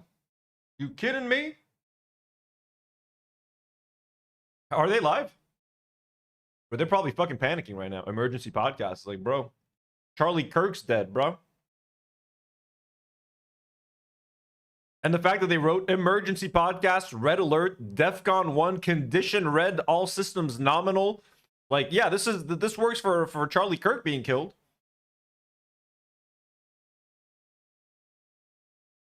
Kirk's shoulder and said, this is one of my guys. This is one of my key allies. But Democrats have recognized Kirk as someone who's rising and someone who has to be engaged Gavin with Newsom, if bro. they too. And I appreciate Bob bringing this up, that Is he has dead? shown great personal joy and excitement in being engaged in the process. That's what we should hope all young people are doing as they engage in the American political process and system, right? Is to have joy and hope and aspirations, whether you agree or disagree with them at all. But much like labor leaders in this country, religious figures, civil rights leaders through the decades, this is someone who's been able to galvanize people on behalf of certain political figures or certain parties and to get them to turn out. And that's what makes him so influential. And what has made him so intriguing is... I mean, Charlie Kirk, as soon as he was all up about the Epstein stuff, and when Trump was like, drop the Epstein files, he was like, hey, I mean, Epstein, who cares about Epstein, right? I'm going to trust the president on this one. Like, he's a piece of shit. He just bought and paid for. But God bless him. That he's done it Yo, these fucking sausages are fucking good. at such a young age and in the digital space, when those of us in the media and in elected politics are trying to sort out, how do we reach people? How do we get them to turn out for our events? How do we get them to donate? How do we get them to vote? Kirk has done that, and he's done it across radio. He's done it across television appearances, through podcasting, and through personally engaging leaders in the Republican Party who he's come to meet and who he's come to influence. And again, for those that have joined us later in this coverage, to reiterate the influence that Kirk has had over the Trump movement, but particularly the second Trump administration. We know this was somebody who met frequently with the president-elect last year after the election to go through potential cabinet selections and say, yes, that person, not that person. Send that person to a different department. Put this person up for that job. CH agrees with us in the chat with me. He says, it slaps, but not everyone knows how to make them. Look, these are pretty good. I got these from Abu Jihad. They make some good it and some nice pomegranate molasses sauce. Pomegranate molasses. Oh, yeah. Some shish taouk and some garlic sauce. Some hummus. Roasted tomato. Got some pita bread with some, like, chili pepper. Rub down that. Oh, yeah. Oh, yeah. Chili pepper paste. Chili pepper paste. Someone who rallied skeptical Republicans to the side of, for example, the Secretary of War, Pete Hegseth, and encouraged or put pressure on them to support him earlier this year when there were questions about his qualifications. Someone with incredible influence at the White House, someone who's visited the White House hundreds of times, and who today is very much in the thoughts of those that work in the West Wing. And so strikingly young, Ed, 31 years old. He's been at this for at least 13 years, founding Turning Point USA. It's crazy that I'm older than Charlie Kirk.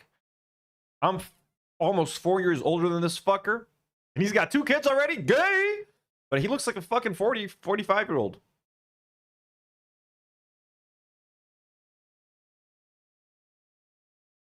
Say back in 2012, again, from his marketing people, this statement. He was shot in the neck.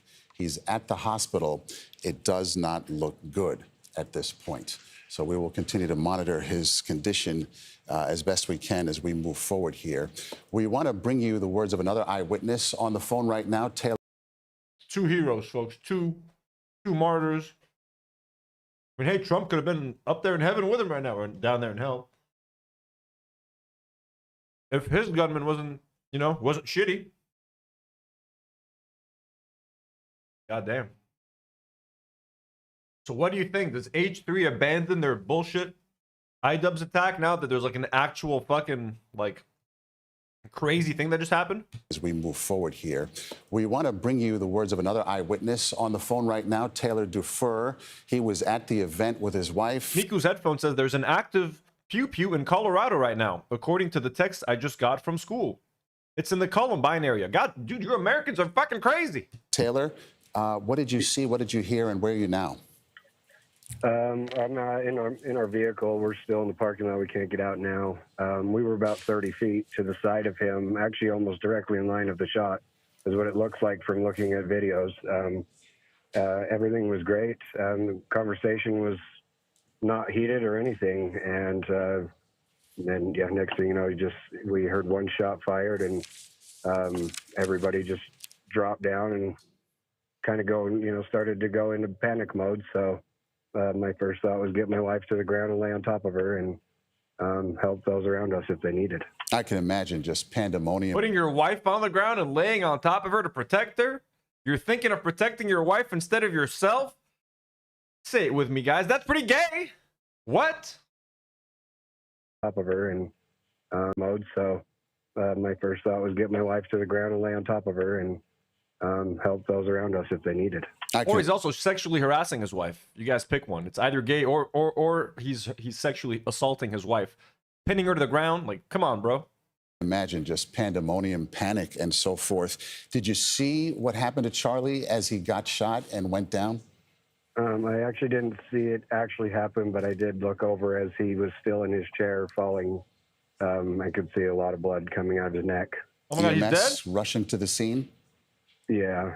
I mean, the police, everybody, that works in that industry, they were great. They got right to work, and we appreciate all those.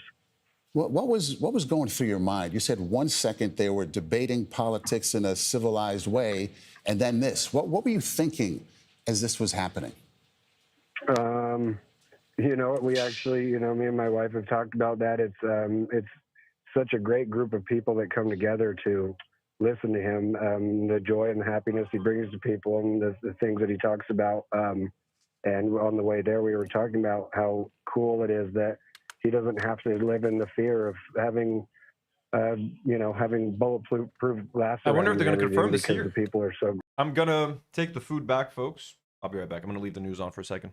Right, that surround those events. And how you feeling right now? What's your main thought? I'm actually upset. I'm sad that anybody could hate someone this bad, and that's such a great. People coming together, regardless of political views. It's we're all coming together to build America up, make America a better place. And then we have this, like how somebody could hate somebody so bad. It sucks. Yeah, I'll let that be the last word. There were so many women and children here in the crowd that were just devastated and running scared, and we were just, and you can't help everyone. It's scary. Yeah. I don't think anybody's going to disagree with that. Mr. Dufour, thank you for your observations, your insight, and talking with us. We really appreciate that.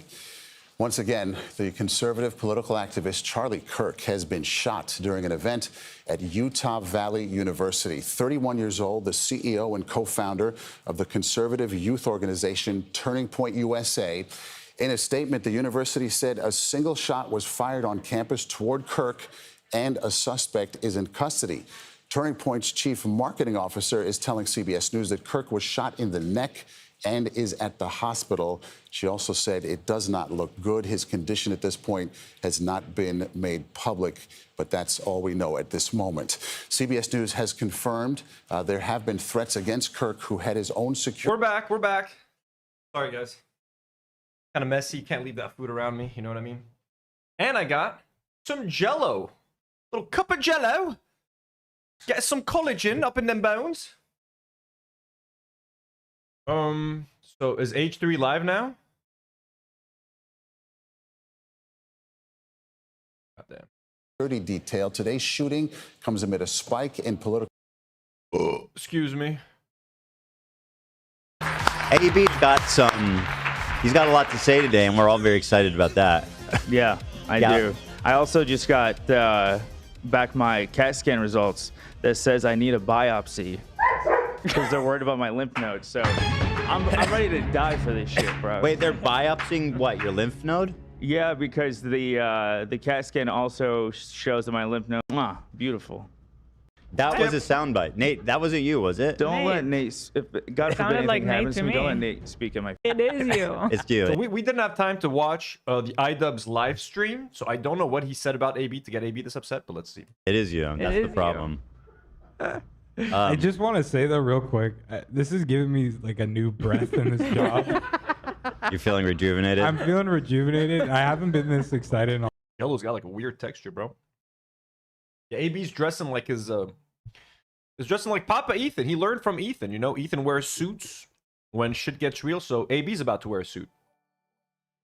Charlie Kirk says gun deaths unfortunately worth it to keep Second Amendment. Published April 6, 2023. I mean, hey, you know what I mean? I mean, look. Madness Arcade seems to be really happy. Let's just say that. Congrats, Madness Arcade. We're happy for you. A long time.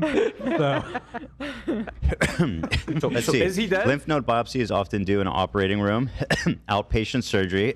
So it's just an in and out thing. That's good.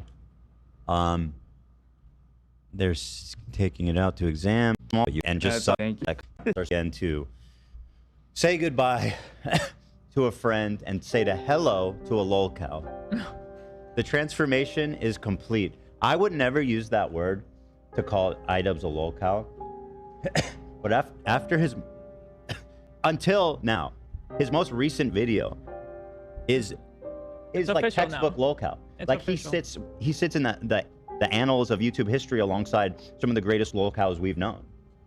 and feeding the trolls, responding to trolls, making zero impact, making things worse, looking insane, looking unhinged.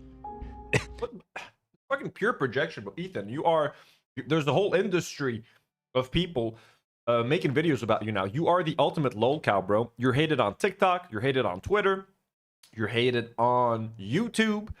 Ain't nobody wanna interact with you or your crew anymore. You are now friends with Keemstar and the Quartering, the guy who pisses in his basement, bro. You are the ultimate lolcow, my man.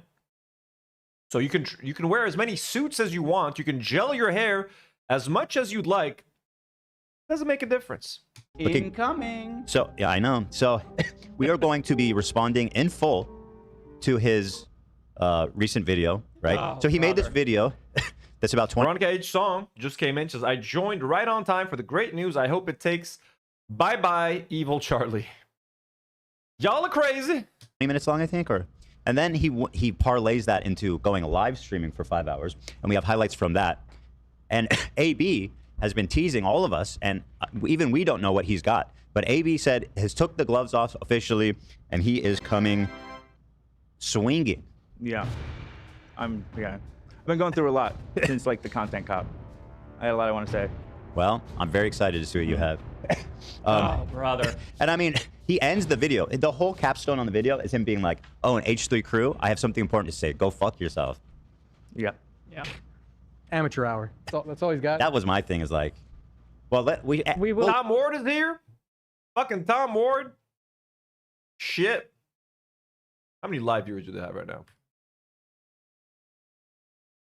20K. You see that? That's why they do it. Normally, right now, they'd be at like 12K. But also, Ila's here too. Do I hear Ila? Oh, hey, I'm here. I made sure to come.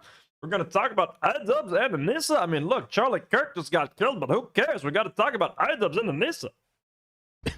Also, I want to say at the very top here is that what happened to Charlie Kirk this morning was horrific. I deeply, deeply, deeply condemn it in all possible terms. Anyone celebrating this in any way should be forever shamed, forever vilified. It's just horrible, and it's different, by the way, when you hear somebody was shot, and then when there's a close-up video of it, which I saw it. I saw the close-up video, and I was breathless. I mean, it was just horrifying. And this is someone who's in our space, right? And, you know. Someone who's in our space, do you consider yourself a right-wing commentator? There are people making these types of death threats, right? Because that is what you come off half the time now. I mean, that's exactly the reason we haven't done live shows. This is a total inevitability. Yeah. We don't know who shot. I think, is the gunman still at large? They thought it was some old dude, but now it seems like it might be the old guy. It might not be. Seems unclear at the moment. Yeah. I feel like that's why they don't do live shows. Listen, Ethan, Ela, don't flatter yourselves. Your influence is nowhere near where someone would want to fucking like harm you guys physically. Like, chill the fuck out. Instantly making it about themselves. It could have been us. We used to love doing live shows, but now we can't because we're gonna get killed, Ethan. What do we do? Ethan, are our gun licenses ready, Ethan? Is our open carry in LA? Is it ready? Because I need to carry that pistol, Ethan. I want to kill someone. Oh, an old guy doesn't make sense. Like, I don't know old people are engaged with Charlie Kirk that much. But who knows? We'll find out. But the guy, he has 2 kids. He has a daughter and a 1-year-old son. And a wife. A wife. And I'm against political violence in all forms, in any case, in any situation, right? And someone who Charlie Kirk, who I'm deeply ideologically opposed to, is still a fucking, you know. Doesn't matter. Exactly. I mean, listen, if this is the world you want to live in, then this is not just going to affect Charlie Kirk. I know a lot of leftists and probably a lot of. Listen, Ethan, we don't care what you think about this. Don't give into any desire to. They'll be permanently. That will not be allowed. Yeah. So. But I don't think you're going to see much activity like that. And this is also why when Luigi fucking assassinated the CEO, I personally was one of the few people that was like, or on the left was like, this is unequivocally fucked up. Yeah. This is. But come on, bro. Don't be a pussy. Don't be a pussy. No, the Luigi thing, we can all celebrate the Luigi thing. I'm sorry, bro. That guy literally murdered thousands and thousands of people, okay? They denied so much healthcare, bro. Like, just because he wears a fucking suit doesn't mean he's not a fucking murdering psychopath, okay? So, no one feels bad about that. Bad. This person is a murderer. This is political violence. Ads, fake ads on Instagram. I don't know. So, this is something that I've been against, obviously, and even in that case, I thought it was horrific. A true hero, Ethan, a true hero. Not a single fucking thing changed. That's not how we enact change. And so, I wouldn't recommend watching the video, but for me, it.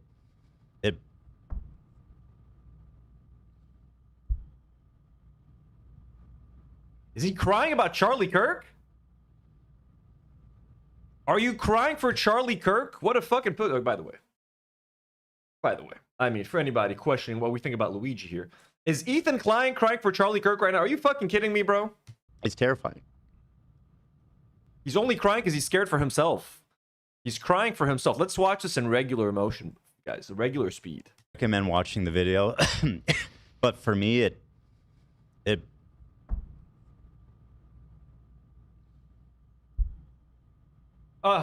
That's gonna help with the pro-Palestine allegations. Crying for Charlie Kirk. Ethan Klein shows empathy and cries, sheds tears for Charlie Kirk. That's how you get a right-wing audience. You know what I'm saying? The left-wing audience has abandoned Ethan Klein. How do I get him? Let's shed some tears for Charlie Kirk.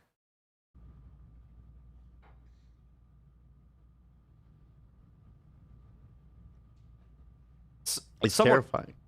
Terrifying.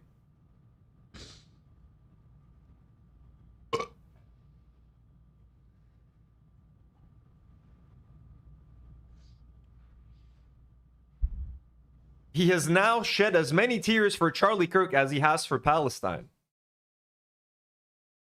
No problem, sure. Like, he cried about that one time 2 years ago. Still talks about it, by the way. Now he cries for Charlie Kirk. I can't wait for the North Star Radio Twitter post. Leftist political commentator Ethan Klein cries for Charlie Kirk live on stream. Oh my god. I feel like it's such a terrifying moment for everybody, and to understand this is what we've come to, and I can't help but think about the poor wife, you know. Kids. I'm a wife, so now I think about the other wife, because that is how my brain works. I wife, you sad, I sad, what? He's literally crying. He's literally imagining himself getting shot. That's why he's crying. Literally. He's imagining himself, this happening to him. He's like, oh my God. That's why he's upset, bro. Literally. Like, he doesn't give a fuck. Haley D sends $2 and says, shame men for crying again. That's right, Ethan. That's fucking gay. Sitting there crying. Sitting there crying like a coward. Yeah, we've all been scared. Some of us have been looking into getting our concealed license permit. Some of us, you also want to get a gun? Bro, what's wrong with people? That's why I don't want to live in the States, folks. I don't want to move to America. Is this what I'm going to become? I'm trying to get my concealed license. Concealed carry, so I can shoot anyone who walks up to me in the street. Like, what the fuck? You're going to shoot a random fan, bro. That's what's going to fucking happen. Yeah. But seeing it like that definitely made it more realistic and very scary. I've avoided watching the video, but I heard Ethan's reaction when he saw it. I was like, he cried instantly. I knew that was something you don't see every day. I was brought to tears then because It's, I don't know. Get a grip, bro. Jesus, he's still fucking crying over this shit? I don't think I need to explain it anymore. Mm-hmm. But I hope people take Your tears have said enough, Ethan. You don't need to explain anything. Your tears say it all. this seriously.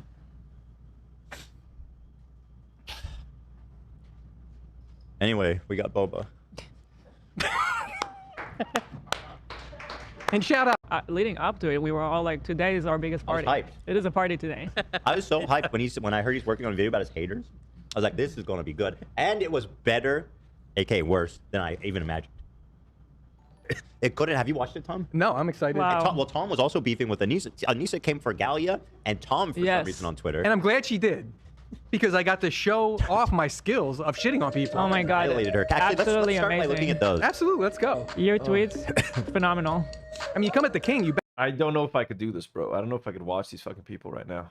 Like, how about we wait for this to happen, for them to get to reacting to Idubbbz and shit. I don't want to fucking sit with these fuckers. Let's watch some more Charlie Kirk real quick. Let's see if he's dead. Violence across the country. Motive for the shooting. Campuses and talking to students, galvanizing.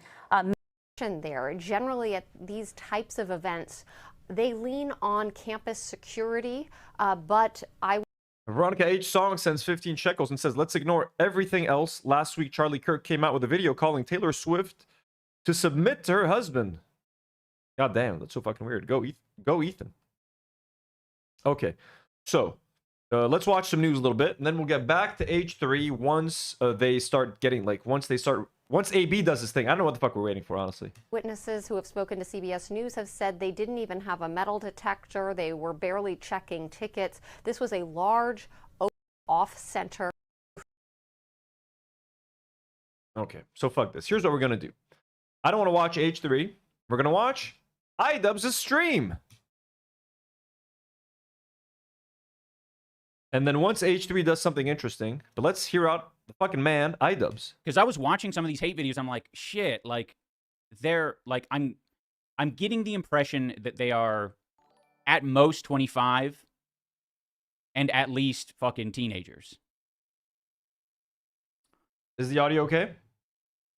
All right. Oh, I'm going to need to refill my water at some point. I'm going to get, my lips are going to get so dry.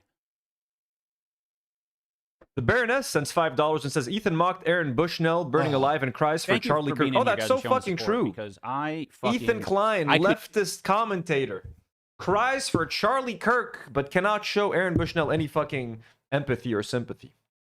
Because he was pro-Palestine, of course. Such a fucking asshole. That's such a good point. I didn't even think of that, Baroness. That is such a good point. Also, I'm going to move myself because we're not going to block our boy.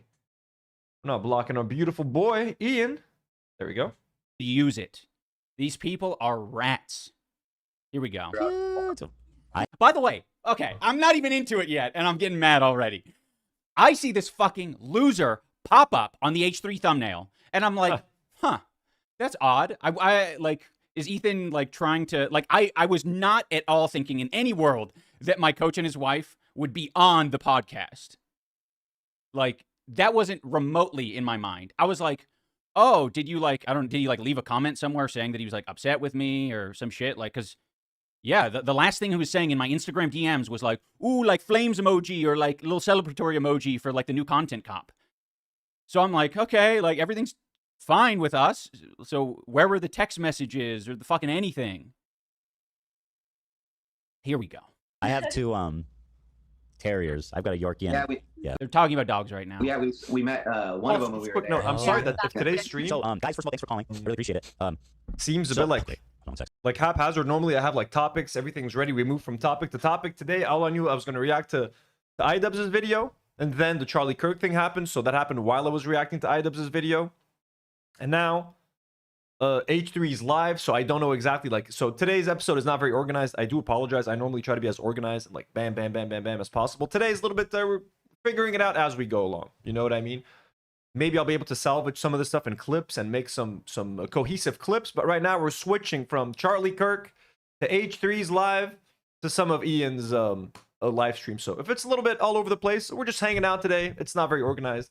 I do apologize. I do like to have a much more organized show, as you guys know.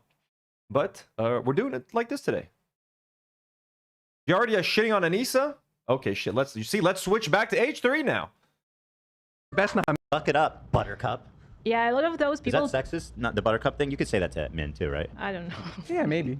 I'm trying to avoid. So That's not, I Giardia- just want to make that clear. That was not. I don't. Kind of kicked off yesterday when Anissa tweeted out, "Nothing creeps me out more than that new hire Galia. Nothing creeps you out more. What is this obsession with trying to What? Fuck you, Galia. Annoying ass fucking freak. Oh, now I'm blocking Galia's. Everything seemed like creepy or like sexually obsessed. It's like, girl, people just don't like you because you're a fucking piece of shit. You're obnoxious and you're just not charismatic. You're hateful." Bro, look at everything he's saying about them. It applies to you. Your views are slashed by like 3/4, bro. You're barely getting half of the views you used to get. You literally were like blabbering and begging your audience to be like, what's happening? What can I do to make people like me again? Shut the fuck up, bro. Literally, no one likes you. You had a whole episode yesterday talking about how no one fucking likes you. Literally, that was the main topic of your episode 2 days ago. Stop it. Shut up. You're despicable. You're trying to take money from a charity. I mean, there are so many reasons. Endless reasons. Endless. And you're an I online know- personality. Suck it up, Buttercup. Oh my God, we killed Charlie Kirk, didn't we? We killed everyone, bro. How many people have died while we've done this podcast live? Seriously. Is Charlie Kirk? We killed Hulk Hogan. Who else did we kill? We killed like 7 people, man. Now Charlie Kirk? Yeah, a lot of those Is people. that sexist? Not the Buttercup thing. You could say that to men too, right? I don't know. Yeah, maybe. I'm trying to avoid. That's not. I just want to make that clear. That was not. I I like how Go ahead, Anissa Galia. Sorry. mentions that I'm the new hire. Yes. I've been here for almost 3 years. Is it really been? Yeah, it's my 3rd year here. Wow. Yeah. Well, good thing they hid you from the camera. You know, good thing they kept you off cam as long as they did, Galia. Wow. That's You hired crazy. Speak of, like, talking about no charisma, horrible, like, presence. Can I zoom in? Like, no, come on. What? Why you do this? Why you do this? Well, I mean, look, it's just... I've been here before Tom, time goes before by. Nate. Yeah. Oh my Yeah, God, that's new crazy hire. actually. So I have no charisma. I have nothing to offer except I just... Oh, my impression of Gaia is the same as the Ela impression. Holy shit. I just scrape on people online.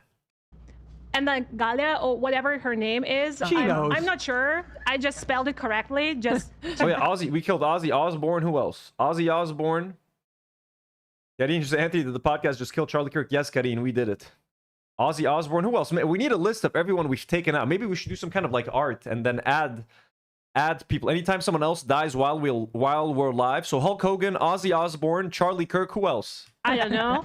And then, yeah, girl, you're the dumbest bitch I've ever seen in my life. If you think Yes. you can just tweet something like this about a random person that you actually don't know anything about Yeah. because you cannot do any research Or she's out there calling Anissa the fucking B word on stream. in your life, then just shut the fuck up and just live in Edmonton peacefully, bake your little donuts every single day, feed your little baby Ian. He's about to eat solids. I'm As so he happy for retches, him. he tastes it, he retches. Yeah, he's about to turn into solid food. I'm She's so happy for introducing solids Ian. this week. His teasing is almost over. Yeah, I don't know what are you doing with those tweets. You were supposed, I don't know, you were trying to hype up your amazing video that came out later or something else, but this is just pathetic, dumb. Pathetic. Listen, lady, you literally work on a dying podcast. Your boss was out there 2 days ago admitting that no one likes him and no one likes his show anymore. 400,000 views since you came on when the show used to make get 2 million views.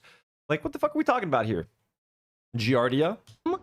And then also like confidently talking about my husband or our financial situation. You are filming a podcast in a fucking basement with no equipment, with not a single light around, with not a single. I'm filming a podcast in like an old bedroom in my house. Like, if someone's filming a podcast in a basement, you want to make fun of how much money they make? Didn't your family lose like their house in the war in Ukraine? Like, what the fuck do you have? Like, what the fuck are you talking about? What kind of argument is that? As someone who's experiencing war and like losing homes, you're making fun of someone for... What's wrong with filming I would love to have a fucking basement that I can use as a studio that I could convert into a fucking studio. Are you fucking kidding me? I started this podcast in my bedroom, not a spare bedroom. My bed used to be like across from where I filmed. Like, I had my desk, I had my little setup, and I had my fucking bed. That's how I started this shit. Who you'd make to make fun of this shit? plug around you because you don't have anything around you. In their new big video, Ian starts it off by being like, yeah, ignore the back. And it's just like a bunch of planks of wood. I'm working on it. I'm working on my setup. I'm What like, have you yeah, been I can doing, see that. man? I can see you're trying to do something there, but I don't know what that is. And we all know that you're selling your house. We all know about your financial situation. Because they talk about it. Against our will. You're the one who's like posting a $20 cake for your birthday on your Twitter. That was hilarious. And you mentioned the date that you got it, how many days it was past your birthday. Did he mention that it cost $20, or are you fucking obsessed? And you're like, how much is this cake? It's cheap. Oh, look, it's a supermarket cake. It's only $20. He's selling his house. That means he must need money. He's poor. Like, you fucking freak, bro. I fucking hate this person. Manus Arcade sends $5 and says, U.S. reject political violence unless it's towards Arabs.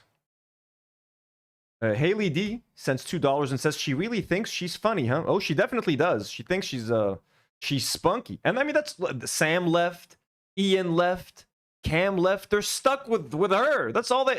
Olivia has left, essentially. They're stuck with this lady. What can they do? Beggars can be choosers, Haley.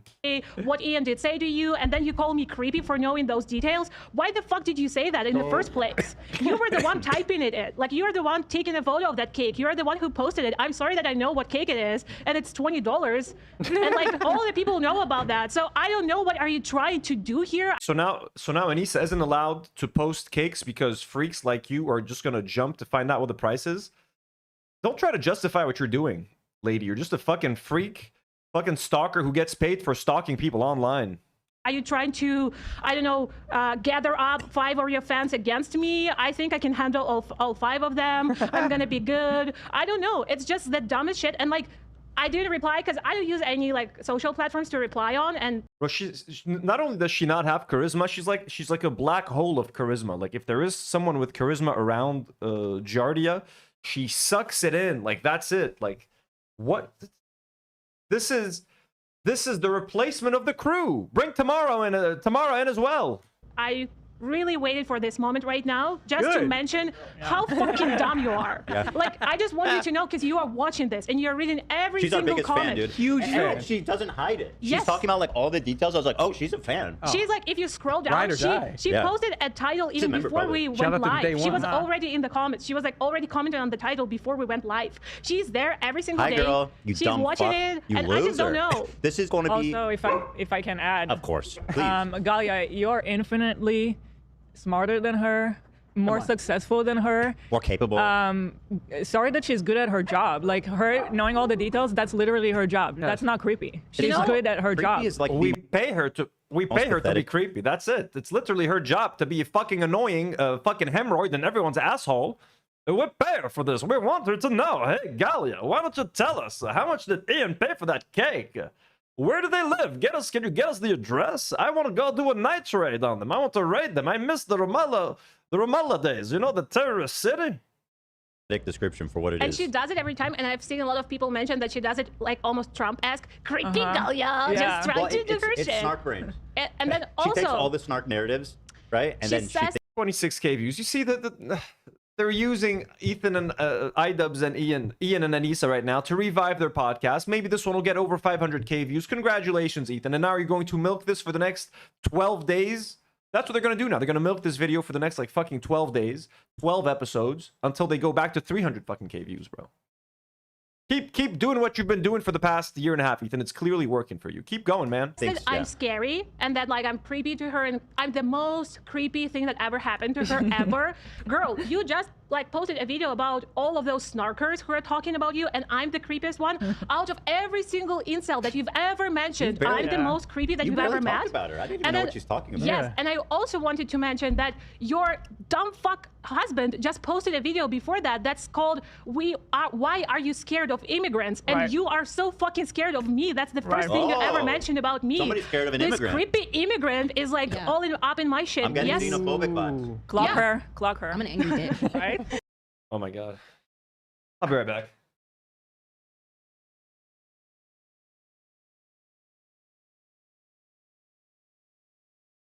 These fucking people. Yeah, Am I doing it right? Yeah. You're smarter, more capable, More likable. You've I more have a likable. job. You've overcome more in life. You have a job. I have You a credit managed score, to I have a escape job. a war against all odds. Yeah, you- Like Gaia went. You remind me of myself. You escape a war. I come from a war-torn country known as Israel. We're always attacked by our violent Arab Muslim neighbors. They hate us. Oh, they hate us so much. I can't even describe. through hell and back to be able to escape the war. Like she's infinitely more successful than you'll ever be, Anissa. And she escaped at war to come and shit on Anissa, and that is her right. Imagine what I have to explain to my parents that I do for work. I talk to a dumb bitch on the internet who just messaged about me for no fucking reason, and that's what my work is right now. And I'm happy that it is. It's kind of like fun to do that. But it's fun. sometimes I like wake up and I'm like, It's fun as the H3 podcast views go down to 400K. I'm having so much fun shitting on all these people, Ethan. And killing your fucking podcast while we do it. Great fun. Keep doing it, guys. Keep doing it. At this rate, you'll hit 2.5 million subs before you know it. what is this world? Like, is this what internet? Guys, give me 15 seconds.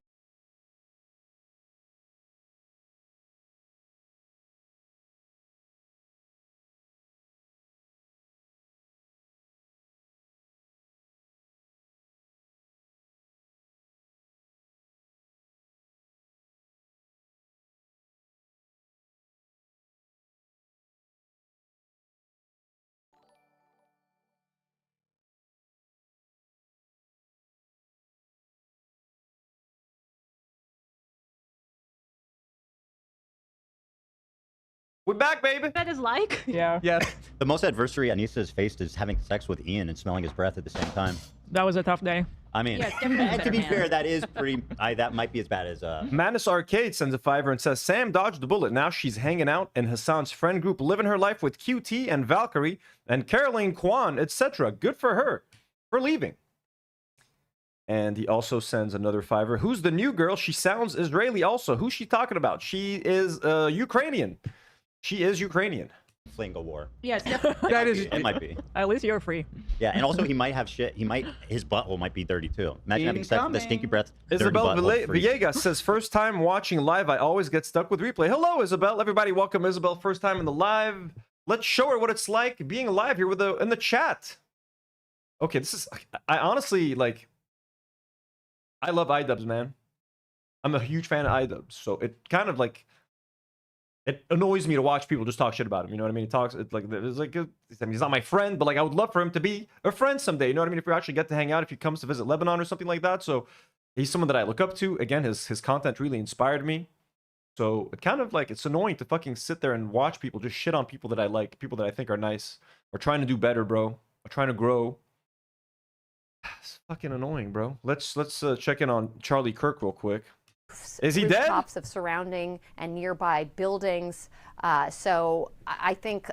Broke. He posted on Truth Social, quote, "We must all pray for Charlie Kirk, who has been shot. A great guy from top to bottom." Concern about holding this event on campus. In fact, Has anyone said anything?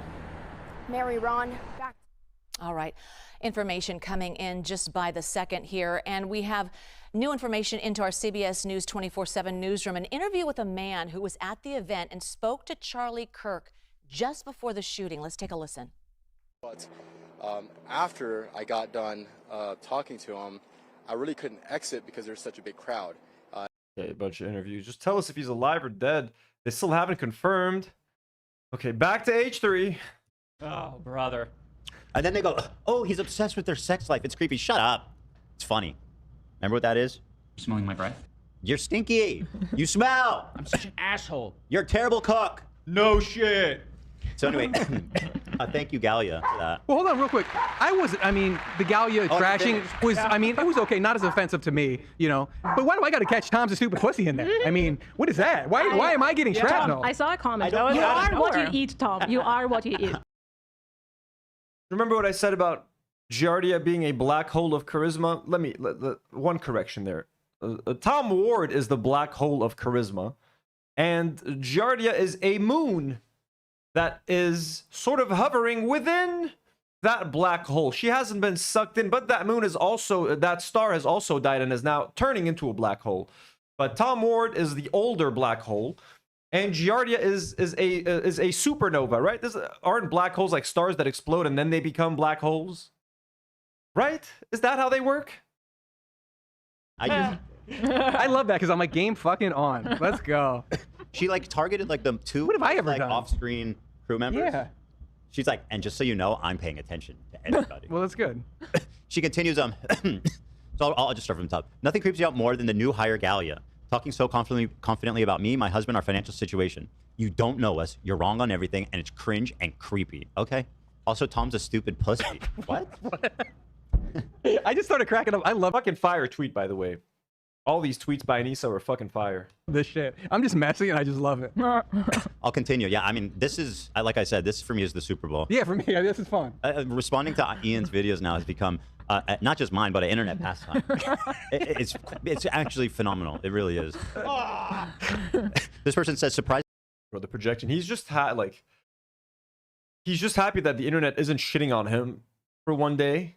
But it's just his fans, bro. Like, it's the worst people on the fucking internet. The problem is the internet at this point, like, young men have become mostly shit in America. Like, I'm sorry, bro. Like, the majority of young men, the ones that watch, like, fucking, what the fuck? Aiden Ross and Sneeko and Kino Casino and Quartering and Keemstar, like, and Sam Hyde. Like, oh my God, bro. America is so fucking cooked, bro. Like, I know that the younger generation, like, doesn't fuck with Israel, but, like, they fuck with everything else that's fucked up. They have her commenting on you, too. Thought she was hired as the Hasan, let's say, researcher. Okay. Honestly, she does a lot, including research, which, you know, we are doing a show here. And if you would believe it, we do, you know, research stuff, right?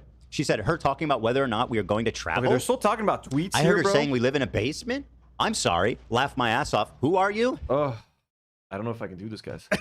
About clip. Zach is so confident. Oh, fantastic. Good reference. Was that a soundbite? No, but I'm going to pull it. Whenever Nate's talking, that's really up to, well, you yourself, Nate, to switch to yourself so I can see your mouth. Really, you're putting yourself on the menu, so to speak. Yeah, I mean. Jewish. Let's see. Oh, wait, this is the post. It's okay to find. This is a recent post, by the way. It's okay to find me attractive and still hate me. I know it's confusing for some of you, but don't worry, I won't tell anyone. It's like her and Ian mentally are stuck in high school or elementary school. I don't know. Ian and you and your husband sit on the internet all day just shitting on people and fucking what's the word, gossiping about people and reacting to videos, and you're saying that Ian and Anissa are childish and they're like in high school, bro. Literally, you have a DEFCON 3 warning, high alert, because Idubbbz dropped the video. You guys have the brains of fucking toddlers, you and your husband, bro. You have mush for fucking brains. You think Yoav Galan is a really good guy. A year into a genocide, you don't know who the fuck Yoav Galan is, and you're fucking Israelis, and you have Israeli news on in the back of your house all fucking day. Your whole fucking brand of clothing is clothing that looks like children's clothing. What are you talking about? Like, it's not all about being attractive and this boy likes you and this boy finds you beautiful. Like, I don't understand. I mean, nobody's talking about your looks here. We don't talk about it. Well, that's part of the snark theories is that we all, well, I'm in love with Hasan, I want to fuck Hasan, I want to fuck Anissa, I want to fuck Ian, like that. Somehow they make it seem everything goes back to being a sex crime for them. You know, it's interesting. Oh, Alexandra's in chat with a Hundi. Thank you so much. That's so generous. 200. Oh my God, Damn. Alexandra. I commend myself. Thank you. Wow. Who's out here donating $200 to the H3 podcast where the guy's got Rolexes on? Which fucking ass licker is giving this guy $200? Oh my God. Here, Ethan. I love you so much and I hate Anissa so much. Here's $200. Go buy another Rolex. What? What is happening? What is happening? So much love to Ethan Neal and the crew. You are so loved. Thank you for sharing yourself with us. Thank you so much. Thank you so much. You're welcome. And Nate, Alexandra. Well, okay. You know what? It is a bit, Nate. It is. That's fine. Yeah. And I will say, as much as I'm being vilified around the internet these days, the fact that we do retain this core audience that's staying with us, staying loyal, knows. 400K. 400K strong. That's what the loyal audience has been whittled down to. It doesn't matter how much I'm hated. My videos are getting less than a third of the views they used to get, but that's okay, because those 400K ain't nothing gonna fucking push those away. So grateful to you guys. You guys are giving me the strength to try to take this on. And I'm planning my first TikTok actually, and I'm planning on shooting it tonight. Mhm. So I'm gonna start. I'm gonna Take what on, bro? You think you're some kind of fucking like free speech hero? Haley D sends $2 and says, "Bro, I hope they charge it back every time." That would be fucking hilarious if they did. start. I'm going to the battlefield and I'm gonna make a video. And thank you guys for your support. And I think, you know, listen, hopefully people are willing to listen. I mean, I've got receipts. TikTok is my home. Yes, I'm moving back to TikTok. Yeah, we have receipts as well, Ethan. I did a whole live stream. I hope you guys enjoyed the live stream yesterday where we broke down literally almost every single Zionist thing Ethan and Hila have said on their podcast. There's way more things, but like we made like 13 or 14 points that like you would have a hard time arguing why people would think he's a Zionist after they fucking see those videos. He's not going anywhere. Right. He knew, actually. Are you aware that I wish Trump banned it. Current deadline for the TikTok ban is next week? Oh, there's still a ban date? Still be killed? What? Still working its way through the process. Oh It's my not going to God. happen. I've always It's been not saying gonna that. Nobody's It's talking not about happening. it. I mean, Trump could just kill it. I'm surprised I nobody's guess he giving might a be able to kickback. extend it again, but yeah, it kind of faded into the background. But I believe Remember? September like 16th or 17th is the deadline. Wow. It was Remember when it earlier was this year, gone and for, like, he 5 extended it by like 6 months or something. But that 6 Ah. months is almost up. I'm surprised an American company isn't kicking back. I just think it'd be very funny if, or maybe Chinese companies. Second, folks, don't forget to subscribe to my gaming channel. Can't believe I forgot to tell you guys about it. Do Not Worry Gaming. If you guys are into video games, I haven't trucked in so long, guys. I haven't had the time. Tonight was supposed to be a gaming night. But if you guys want to watch me play American Trucking Simulator, if you guys want to watch me play Water Park Simulator, or some Dark Souls, come on over to the gaming channel. Subscribe. We crossed 1,000 subscribers. We're at 1,050 subs. That's pretty fucking dope. Did not know that. And we still need to hit about 1,000 hours of view hours, so that I can get that channel monetized. I haven't streamed on there in 8 days. Tonight was supposed to be a gaming day, but Idubbbz dropped the video. All that stuff is happening, so I had to postpone. I'm going to try to game tomorrow, folks. I'm going to try to play some video games tomorrow. Manus Arcade sends another $5 and says, "You're right. We shouldn't glorify Charlie's death. We can respect that he sacrificed for his pro-gun cause. Joking. I'm joking." Commenter, we know you're kidding, Manus. We know you're kidding. Kicking back to keep it. It keeps getting delayed. Well, that's the whole point. Yeah. Big announcement. Marina sends $2 and says, "Subscribe to the gaming channel, folks. The link is pinned on top of the live chat, so go ahead and do it." Thank you, Marina. Ethan is returning to TikTok, and I know. 5 minutes later, TikTok is shut down. I have a huge hit, right? People are like, you know what's wrong about him? I'm opening my mind, and then it's like TikTok banned. I'm gonna post it everywhere, though. I'm posting it to all socials. This war is just beginning. But anyway, he's so desperate to get a win. It's sad and pathetic. Like, it's genuinely sad. 5 likes. Half of his remaining audience, Destiny's already left. Who is this even for? Someone who eats so much poop shouldn't be talking about anyone's breath. Sorry? I'm eating poop now? Is that in... I mean, my kids have been accused of eating poop. I don't know that I've seen you eat poop. Your whole family's been accused of eating shit. Guys, I think I'm going to have to tap out eventually. Like, I don't know how much more of this I can... I don't want to watch these fuckers doing this. Maybe tomorrow we'll watch, like, AB's segment. Maybe we can do something like that. Is tomorrow Thursday? So maybe tomorrow I could do 2 live streams. I could do a gaming live stream from, like, 5 to 8. And then 8 to, like, evening, Nour and Karine can come here. We can watch the AB segment, perhaps, and talk about a few other things. Bad Pierogi sends €2 and says, "I think we need an H3 detox." Oh, I know. This week there's been way more H3 than I ever intended on doing. But, like, just I had to talk about some of the things that were happening. But yeah, no, definitely. Okay, I didn't know that. And you're posting on Instagram? Yeah, I didn't know that. So now we turn to the Tom Ward chapter. Ooh, this is kind of a weird screenshot. Oh, yeah. There. Oh, yeah, so Tom's responding to her. They're not calling him even... a pussy. Wait, you want to what's read it, Zach Tom? talking about? Just to give you an idea of the good faith criticism. Like, if you look into pretty much every single attack line, it all is something like this. Yeah. You know, it's all something like this. So anyway, moving on. Ugh, I always forget this guy exists. It's like my brain won't allow me to know he's real. Huh. Sick burn, bro. What? Wow. Zach's gonna remember you exist on that soundboard. Yeah, I'm gonna torment the soundbite's already flowing, man. But Anissa, I think you're a Jew-hating bitch, so you can go fuck yourself. I mean, Oh my god, bro. Bro, fuck these people. Fuck these fucking people, man. Out there literally slandering people, calling them anti-Semitic because they don't like your fucking genocidal country of Israel, you little fucking piece of shit, Zach. He's not even Israeli, bro. But he likes, like, Noah Tishby posts on fucking Instagram. He's a fucking idiot, bro. But Anissa, I think you're a Jew-hating bitch, so you can go fuck yourself. I mean, they're H3 podcast, folks. Fun vibes. Come for the goofs and gaffs. Come for the goofs and gaffs on the H3 podcast, where our crew will call women online Jew-hating bitch because she supports Palestine, apparently. But that's enough for these Zionist fucks, little Zionist dogs like Zach and like Ethan Klein and Ela Klein. You know? That's enough for them to just accuse people of being anti-Semitic. They love mixing up Zionism and Judaism. If you criticize Israel, if you criticize the IDF, you must be a Jew-hating piece of shit. And that's the easiest thing to accuse people of. That is one of the most damaging, not anymore, because everyone knows that being called an anti-Semite nowadays by Zionists means nothing. Madness Arcade sends $5 and says, someone on IG made that joke first. I was just saying. That's disgusting. Like, that is legit disgusting right there, what Zach just said. I It's about inbred. I would never use that word personally. But she does seem to target the Jewish. Like, what have you done? Nothing. And she seems to target the Jewish. Idubbbz comes up to bro.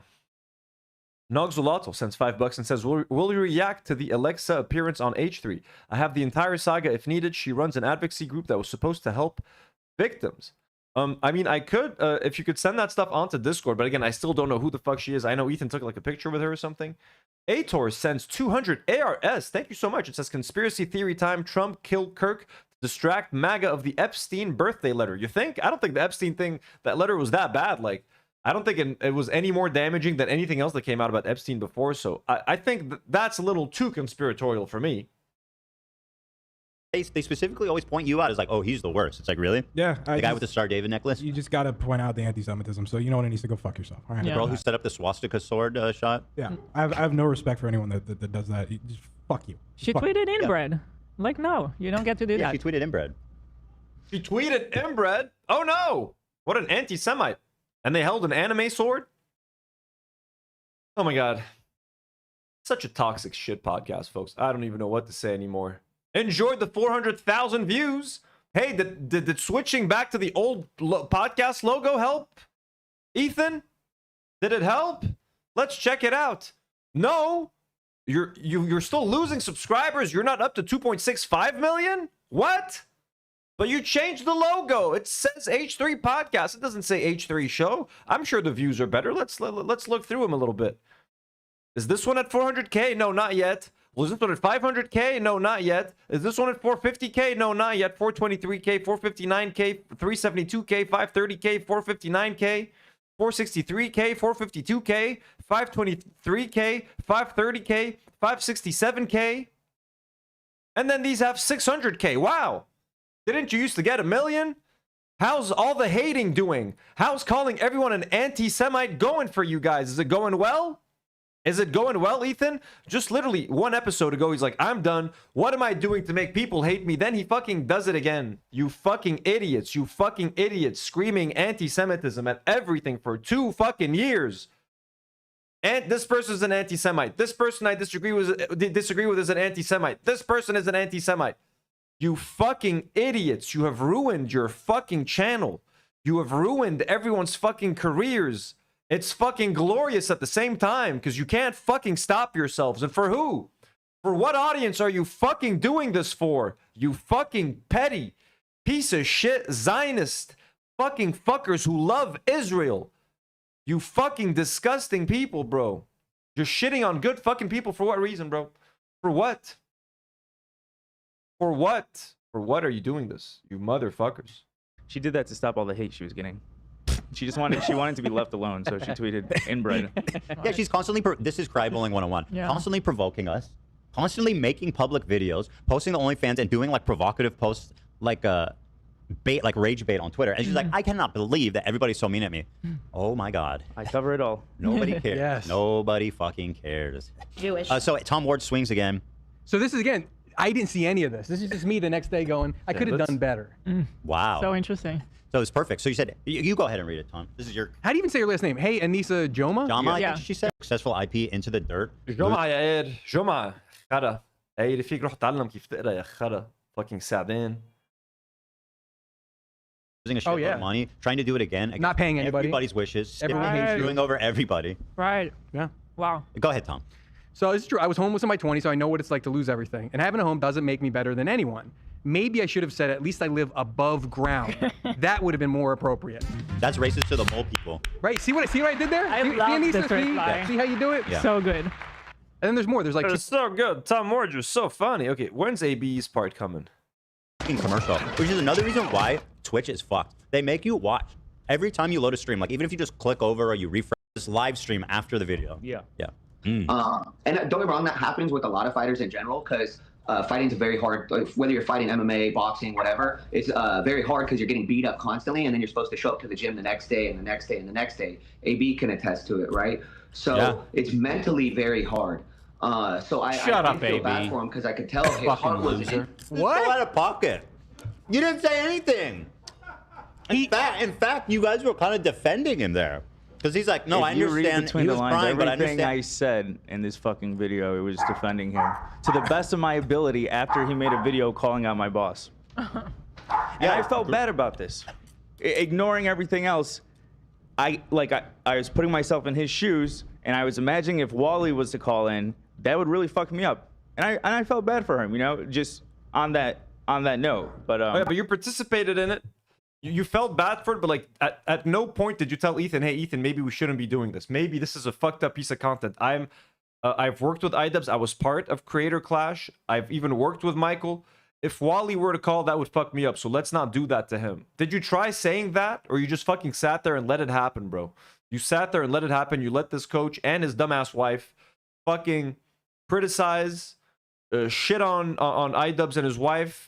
Share personal stories, try to make them look bad, tried to make them look cheap, tried to make them look like liars. You just fucking sat there and let it happen, man. Yeah. But you just felt bad. And we're saying, how do we spend that? How do we spend you feeling bad? I was just so out of pocket and so from nowhere. It's like, I'm sorry. What I'm pissed about is I wish that was cleaner, man. That that would have been fucking awesome. Let me go back. I'm sure you'll get some. Maybe we can clean it up in AI. Next day and the next day and the next day. AB can attest to it, right? So it's mentally. He's like, yep, it's really tough what Ian's been through. And he's so dumb. He is so dumb. He really is simple Ian. And wait, I'm confused. Didn't AB just agree that boxing training is hard? Yeah. Like, I agree with that. Boxing one. I love it so much. I'm gonna try and get a clean one for Zach. Next day and the next day. AB can attest to it, right? So it's mentally very hard. So I feel bad for him because I can tell his heart was. We can clean that up, Zach. I So feel like I pulled it and I was trying to like EQ and shit like that, and tried to remove the background, but give it to me. Such a fucking shame, man. Shut up, baby. Yeah, it's messy. It's messy. Yeah. Shame. I'm sure you'll get some more. So then. I want to get ahead of myself. 100% snark brained. Snark brain again. Like imagine a 40-year-old adult using the term snark brain. Okay, kind of bored of this fucking shitty ass fucking podcast. Charlie Kirk Who was taken into custody. Or let's check out what Hasan is up to, bro. Let's stream another streamer. Hasan Twitch. Let's just see what Hasan is saying, bro. I want to know what Hasan's up to. Excuse me. Excuse me.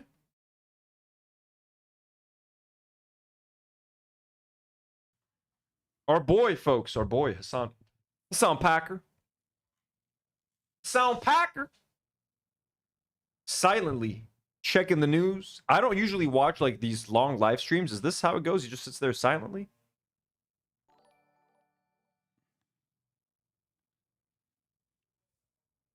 Hasan, what's going on? Say something. What's the news? What's the news? Hey, sound. Guys, is this it? Is this how Hasan? This is crazy. He's dead. Oh my god, guys, he's dead. Oh, he died. I don't know if Trump is the best source. No, he is. He died. So this is what Donald Trump is saying. The great and even legendary Charlie Kirk is dead. No one understood or had the heart of the youth in the United States of America better than Charlie. He was loved and admired by all, especially me, and now he is no longer with us. Melania and my sympathies go out to his beautiful wife, Erica, and family. Charlie, we love you. Okay, I mean, look, it's pretty fucking crazy. He's pronounced dead. He has been martyred. They have made Charlie Kirk a hero. Oh, Ethan is gonna fucking bawl his eyes out right now. Ethan is gonna fucking cry like a motherfucker right now. Madness Arcade sends, no matter what happens, Madness Arcade wants to talk Pokemon. Madness Arcade says, Pokemon XP, you will need a pass that can be purchased on a first-come, first-served basis from 1 a.m. and 12 a.m. on Thursday, September 18th, 2025. Is that for the event? I don't think I can afford to go to San Francisco for that, man. Pokemon, he sends another $10 with more details. Pokemon XP and Pokemon World Championships 2026 will be held simultaneously in San Francisco, California, USA from Friday, August 28th to Sunday, August 30, 2026. I don't know if I'll be able to make it there, man. Aleja sends $20 and says, Anthony can fill the silence with some beautiful singing. Well, thank you so much. Would you like that? Madness, I will try my best, but I can't promise that I'm going to go to San Francisco. Stop sending me money to go to San Francisco. Spend it on yourself to go to San Francisco. Aleja, thank you so much for the generous $20 donation. That's so fucking generous. Here we go. Oh, misty eye of the mountain below. This one's for Charlie Kirk, folks. I mean, I don't know. Take careful watch of my brother's souls. Woo! And should the skies be filled with fire and smoke, keep watching over during suns. This one's for Charlie Kirk, folks. R.I.P. Charlie. Kirk is dead. With huge portion of Trump's win in 2024. He was on the ground. He created an entire system to get young voters out and excited and enthusiastic about Trump. And it's not just as though he was some kind of outside influencer. He was very close to the president himself. I know specific examples of times that the two of them went back and forth over various issues. When Charlie thought something was important to the MAGA base, he brought it to the president's attention. There are some people who believe that Charlie had his finger on the pulse of Trump's base more than even some of his own cabinet officials. He had a huge following and, again, was so close to the family, to President Trump himself. And one of the things, I continue to bring up is the fact that there was a lot of conversation during the transition as to potentially making Charlie Kirk part of the administration. But the ultimate decision was that he was more influential, had more power outside of being. Ator sends 100. ARS says, old meme crab rave. I don't know if it is free use. Is that a song? Do you want to play a crab rave song? What is ARS? Where are you sending this from, Ator? Very curious. Thank you so much for the donations. Televised events. Okay, this is an incident on a college campus. Everyone's got a fucking smartphone. Everyone, like, I mean, I guess the shooter shot from a distance, but like, God damn, dude, that is crazy. That is crazy. Bro, there's not going to be events like this for a while, and no one, like Hasan again, should not participate. Like, why would any political speaker want to participate in something like this right now, bro?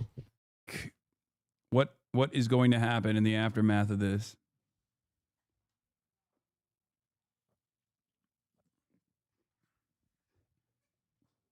That's crazy, bro. And like South Park was just making fun of him, like he was just part of, like, South Park.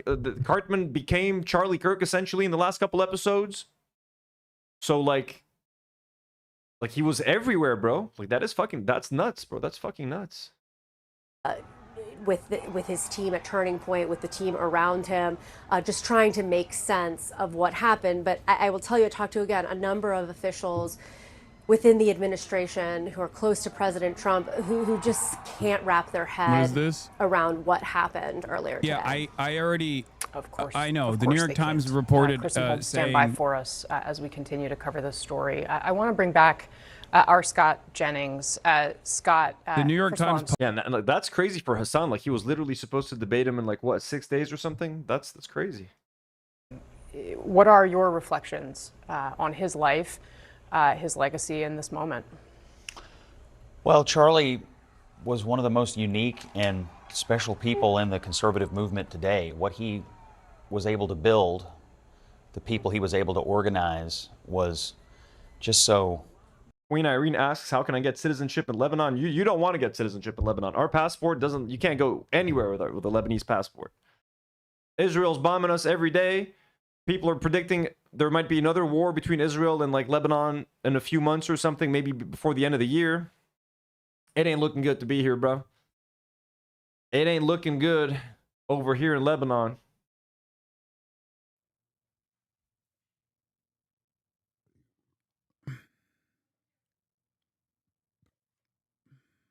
I mean, look, if Hasan cried, I would get it because he knows AP's Charlie now Kirk. reporting that the shooter is in custody. Location of the shooter. Like, Charlie Kirk is beefed with Cenk. Charlie Kirk is beefed with Hasan. Like, they have this, like, friendly back and forth. Sometimes not so friendly, but they have, like, this connection. You know what I mean? And, like, just, is Ethan... Can someone check if Ethan cried? That would be kind of funny.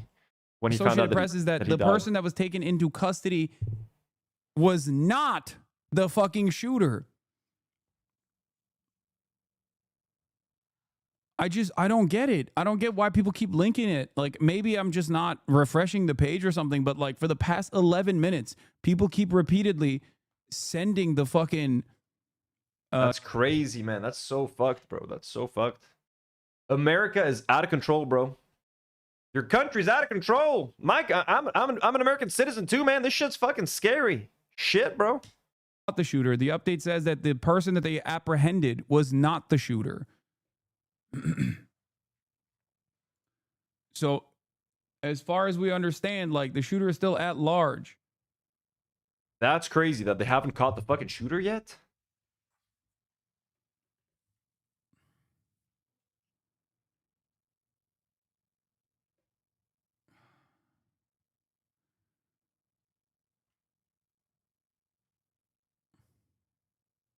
All these memes of like Charlie Kirk's gums, massive like. Does this make you rethink debating in public ever? I mean, I need to, you know. You need to rethink it, yeah, bro. I need to really reconsider the way I do everything outside. Yep, I'm telling you guys, bro. For the foreseeable future. This is scary for everyone. Son goes to colleges all the time, universities. He does a lot of talks, a lot of pro-Palestinian activism out there in public, bro. Ethan and Ela walk around Rodeo Drive every day. That's what they do. They're scared of dating and money. Like, Hasan is literally in danger from shit like this. And he has so many fucking haters. And he speaks out against gun control and Israel and so much shit, bro. He speaks for gun control. So how do they... So they really didn't get the guy yet? Dude, it's crazy. I got dudes literally stuck in Gaza DMing me about Charlie Kirk. That is crazy. Like, that's how fucking impactful and big of a news story this is. Let's touch on that, Anna, because we were saying let's not be quick to talk about what a motive may be, and obviously let's not be quick to talk about who the... It is coursing through so many of the text messages, But now the they phone say calls killed. I've Yeah, had. they updated it to killed. Let's see if we can get CNN live here. Is CNN live on the YouTubes right now? No, they're not. You're missing out, CNN. This live YouTube news thing is big with business. those on Big business, I tells you. Dizzle McFizzle sends $5 and says, bro, it's crazy, but we are a violent, petty nation. Just remember, Nick Fuentes, the Nazi, was beefing with Charlie. Maybe it was one of Nick's fans who did it. That's right. Yeah, we'll never know. I mean, look, to me, it's always crazy that like a leftist, someone that hates guns and violence, like for the most part, leftists are not going to commit violence. So this could very much be like a crazy Nick Fuentes fan. Like, who the fuck knows? But like, insane, just insane shit, bro. Like you're making me feel bad for Charlie Kirk. You know what I mean? Television in elective office, he was seen as someone with political capital, not just famous, but influential. Yeah, Bob, and I think a word you used there, connect. He really knew how to connect with the people, with the voters, and help Donald Trump get reelected. The reaction pouring in from across the political spectrum, as we keep telling you. Chuck Schumer, Senate Majority Leader, Minority Leader, I should say, saying political violence has no place in America. The shooting is horrifying, and I'm praying for Charlie Kirk and his family. I want to bring in Jordan last as we look at these images now, haunting images. Jordan was at today's event at Utah Valley University, and he saw what happened there. Sir. Oh, I just saw the close-up video, bro. My friend just sent me the close-up video on WhatsApp.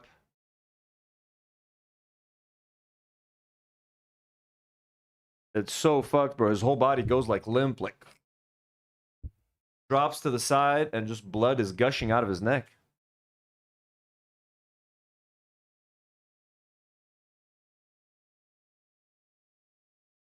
Like it's just like, disturbing. Like, sure, he's owning some college students. I get it. He's obnoxious. He's fucking annoying. He don't need to do this because now he's literally a fucking hero. That shit is fucking graphic. That is so graphic, bro. Straight in the neck. How was he not pronounced dead like on the spot? How was he not pronounced dead on the spot, bro? Jesus Christ. Thanks for joining us. Can you take us through where you were, what you saw, and your reaction? Sure. The event started about 12 p.m. I got there right in time. Walked past their security detail and everything. Tried to find the line to ask him a question. I actually was looking forward to challenging him on a couple things. I really respect him. I wanted to talk to him, and made my way over to where I thought the line was, which is maybe directly, I would say 50 to 100 feet to the right of Charlie Kirk. I guess, yeah, at his 3 o'clock. It was only a few minutes. Like the first question had just finished. It was kind of a longer question, so they had maybe done that for 10 or so minutes, and they had just gotten into the second question, I believe. And that's when I heard like a huge pop. Whenever I hear sounds like that, first I think, okay, maybe it's just fireworks. But after a few seconds, all of us kind of standing together, it's a very suspicious sound to hear with tons of people. There were so many people there. And there was, I guess, like a cement pillar or wall kind of right behind me. So as this suspicious sound has just gone off, I kind of put myself behind the wall. It was very, very good cover in case anything was happening. And then my brain was processing. It's a very loud sound. It seemed to me to come, in my mind, it came directly from the center of the crowd. I don't know where it came from. It was definitely there. But no metal detectors. Did they? No.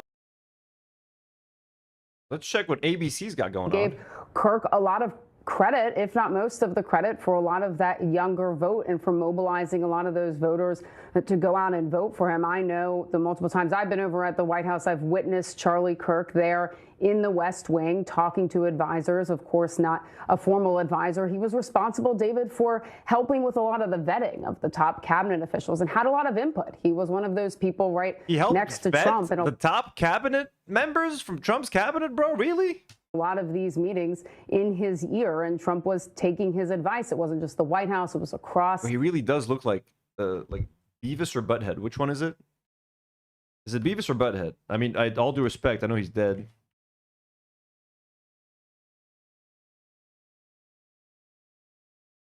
But like, come on. You know what I'm saying? Like, if this ain't Charlie Kirk, I don't know who is. Look at that. That's fucking him, bro. R.I.P. But yeah, bro. He's dead. He gone. Yeah, so Beavis was the blonde one, so he's Butthead. Yeah, he's a total Butthead. government agencies, the Department of Justice. I know Kirk was very close with the Attorney General, with the Deputy Attorney General, so he did have quite an influence within the administration, even though he wasn't so outwardly seen, if you will, at these agencies. I mean, yeah, look, the fact that he was such an big advocate for gun rights, and I think Madness Arcade, I think Madness Arcade pointed to something he said in 2016. They're like, hey, a few gun deaths here and there are still worth the fact that we still get, you know, to have our Second Amendment rights and to have guns. So he thinks his own sacrifice was a worthy one. And it's an okay sacrifice to maintain the Second Amendment rights of Americans. So Charlie Kirk himself would tell you he's okay with dying because it means that Americans can have guns and they can, you know, exercise their Second Amendment right to hunt. You know what I'm saying? Catherine Falder is with us from our Washington bureau. Catherine, we appreciate you and the team and the reporting here this afternoon on a very difficult story. Again, Charlie Kirk, co-founder of Turning Point USA, was shot and killed in Utah at a campus event, to the horror of the thousands who had gathered there. He was in the middle of what has become a trademark for him at these visits, in the middle of a debate, of sort of back and forth, questions being asked of him. I want to show you there was a moment of silence on the House floor in Washington for Charlie Kirk just moments ago. Bipartisan calls to calm this down, to bring the rhetoric down in this country. Again, there was a moment of silence that came in from Washington. The images right there.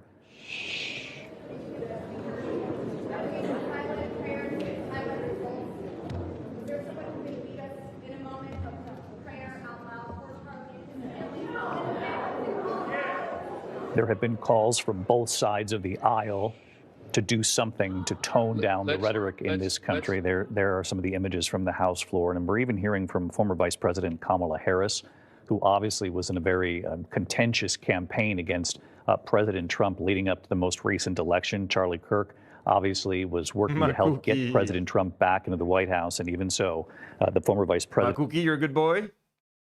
You're a sweet boy, Makuki? Yes? You're a sweet boy, Makuku? I'm sorry I woke you up, but I had to. Just wanted to pet you a little bit for the camera. I know you're mad. Oh, you still sleepy? Go back to sleep. Go back to sleepy. And saying, I'm deeply disturbed by the shooting in Utah. Doug and I send our prayers. Let me be clear. Political violence has no place in America. I condemn this act, and we must all work together to ensure this does not. Haley D sends $5 and says, Trump had to make sure he was the first to break the news. Attention whore, shaking my head. Well, I mean, he was a close friend, Haley. A close friend of his.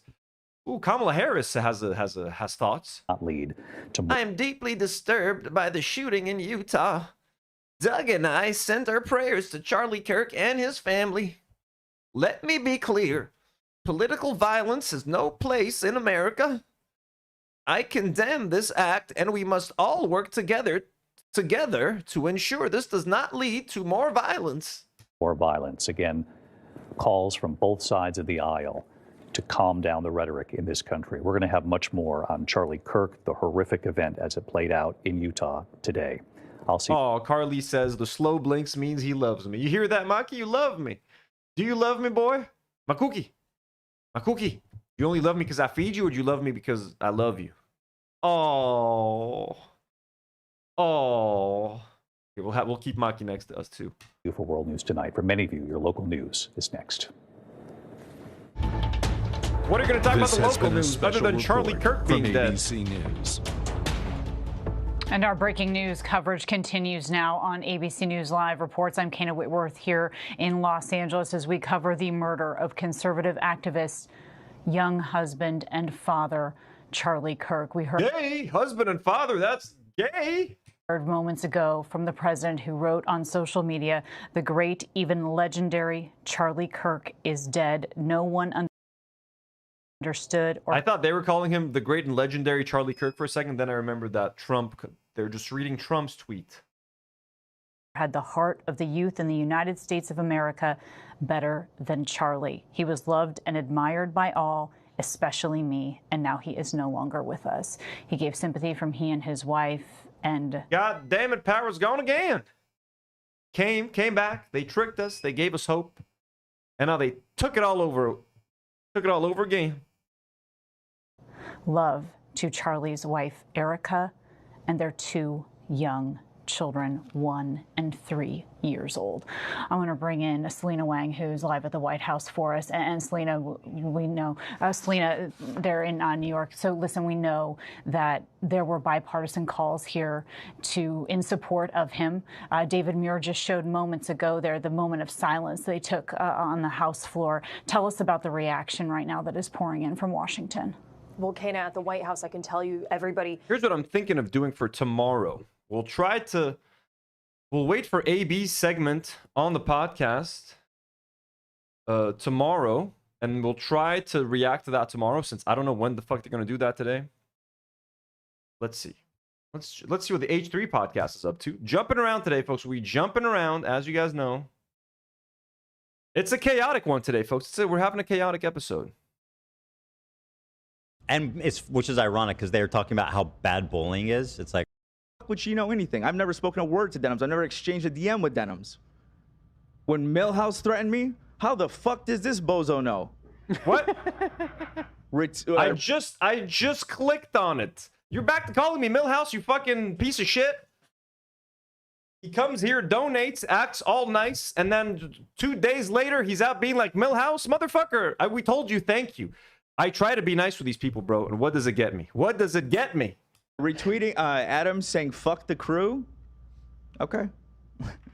By the way, Milhouse, let me cut you off when you say, hey, let me tell you, bro, as a Lebanese man, we accept you. We don't accept AB. Hey, That's a really he doesn't good even speak Arabic. Here. Hatzubi bitimmak. Tell me how my Arabic is with that. Whoa. We just came in at the right time. I just clicked.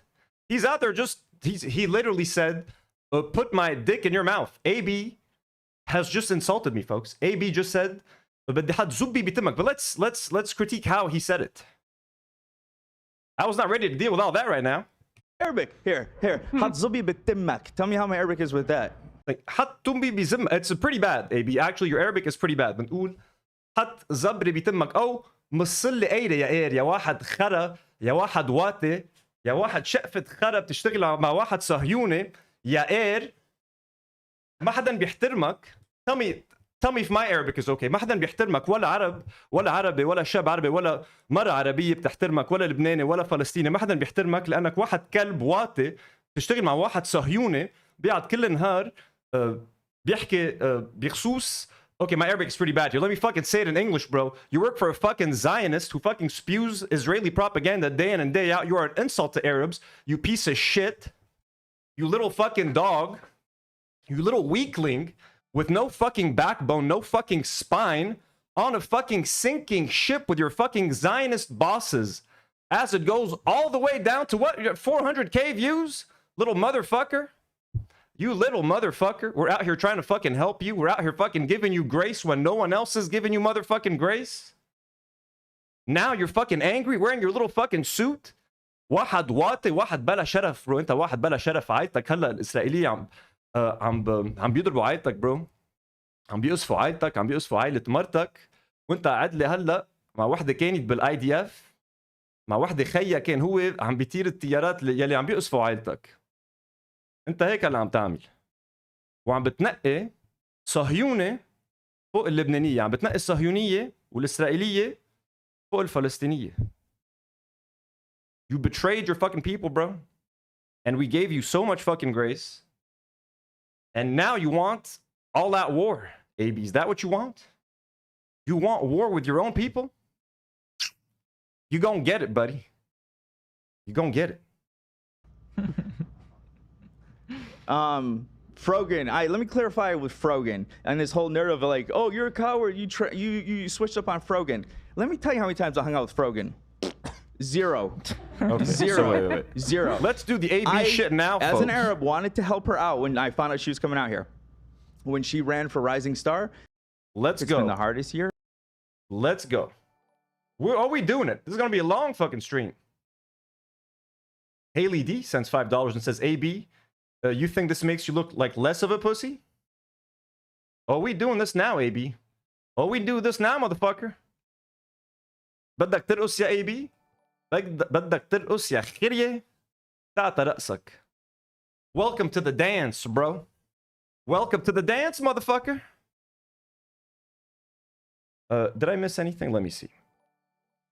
Dizzle McFizzle sends another 5 and says, AB, bro, I've seen you box. Ain't no one scared of you with peace and love. Nola Magnolia sends 50 Egyptian pounds and says, from New Orleans, Ila Basra, I speak better Arabi than that Habibi, signed with a girl in Cairo.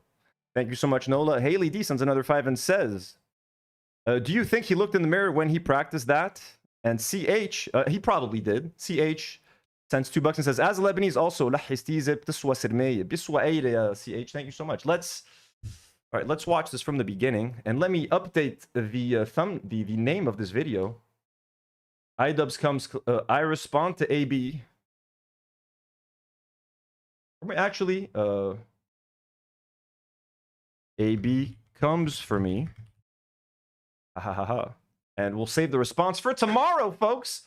Farming views, am I right? Okay. AB comes for me. Idubbbz comes clean, and Charlie Kirk shot. There we go. Mudmud sends 2 pounds and says, AB, stop. This is pathetic. Leave Rogan alone. All right, let's go, folks. Let's go. Let's go. Maybe he's going to fucking kill me. I don't know with my CAT scan results. But no, last night I tweeted, nah, fuck this. I'm done living in fear. My wife and I are not going to be blackmailed. I'll show y'all a backbone. See you guys tomorrow.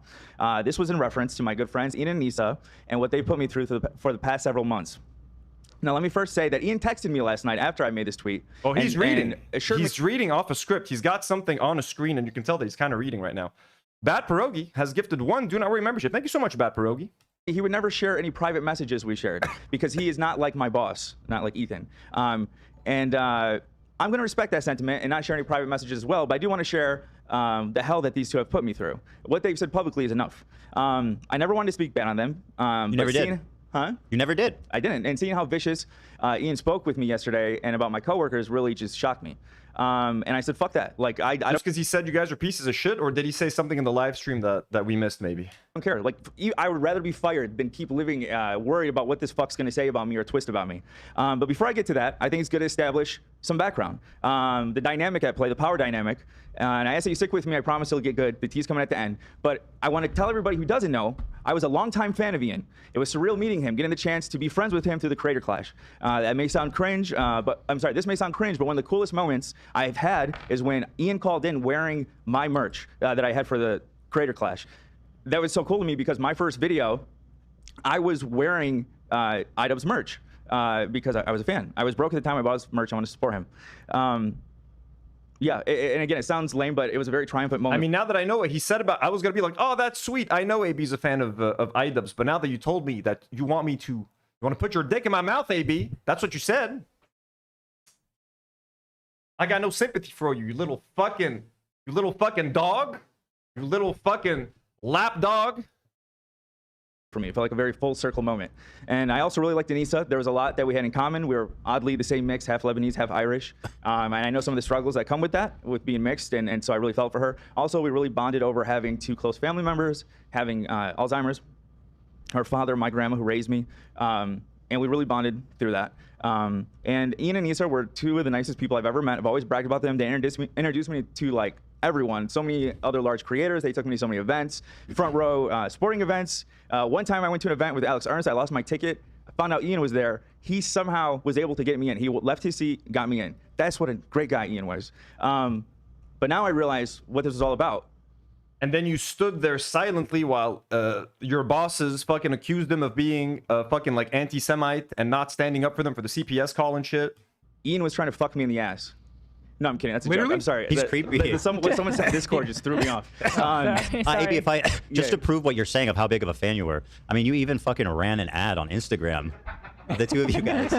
You know, that's love right there. Yeah. I was thinking, I was like, I should do this again.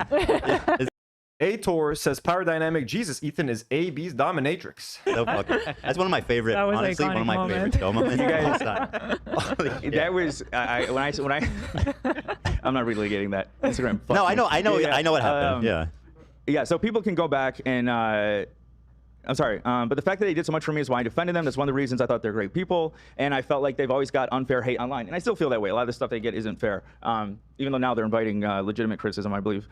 People can go back, find all the times I defended Anissa and Ian. I wouldn't even. I just don't understand why, AB, like, just out of the blue, like, why would you come on the fundraiser, give money, be like, hey, I want to support what you guys are doing. Then 2 days later, after all I've said was like, hey, I mean, look, maybe he did donate. We should be thankful, but, you know, we're still going to be critical of when he does stuff for Ethan. Just 2 days later, hey, man, suck my dick. Fuck your money, bro. I mean, actually, thanks for giving us your money, you dumb fucking bitch. Meet with Bobby when Boblax wanted to give us one of his plushies, which was just a show meme. I wouldn't even meet him in the parking lot because of stuff he said about Anissa. Ooh. Sorry, Bobby, you're still a soundbite legend, but yeah. Just to express how loyal I was. I had an extra spot for Anissa because I was a mixed kid and I realized wanting to like prove your Arabness, which is something I struggled with, and then I got out of middle school. Also, I grew up around tons of other Arabs in Dearborn, so maybe that's why I grew out of it. And trust me, no matter what I say today, that's gonna piss off Anissa the most. And I'm not saying it to be rude, I'm just saying I recognize it because I went through that.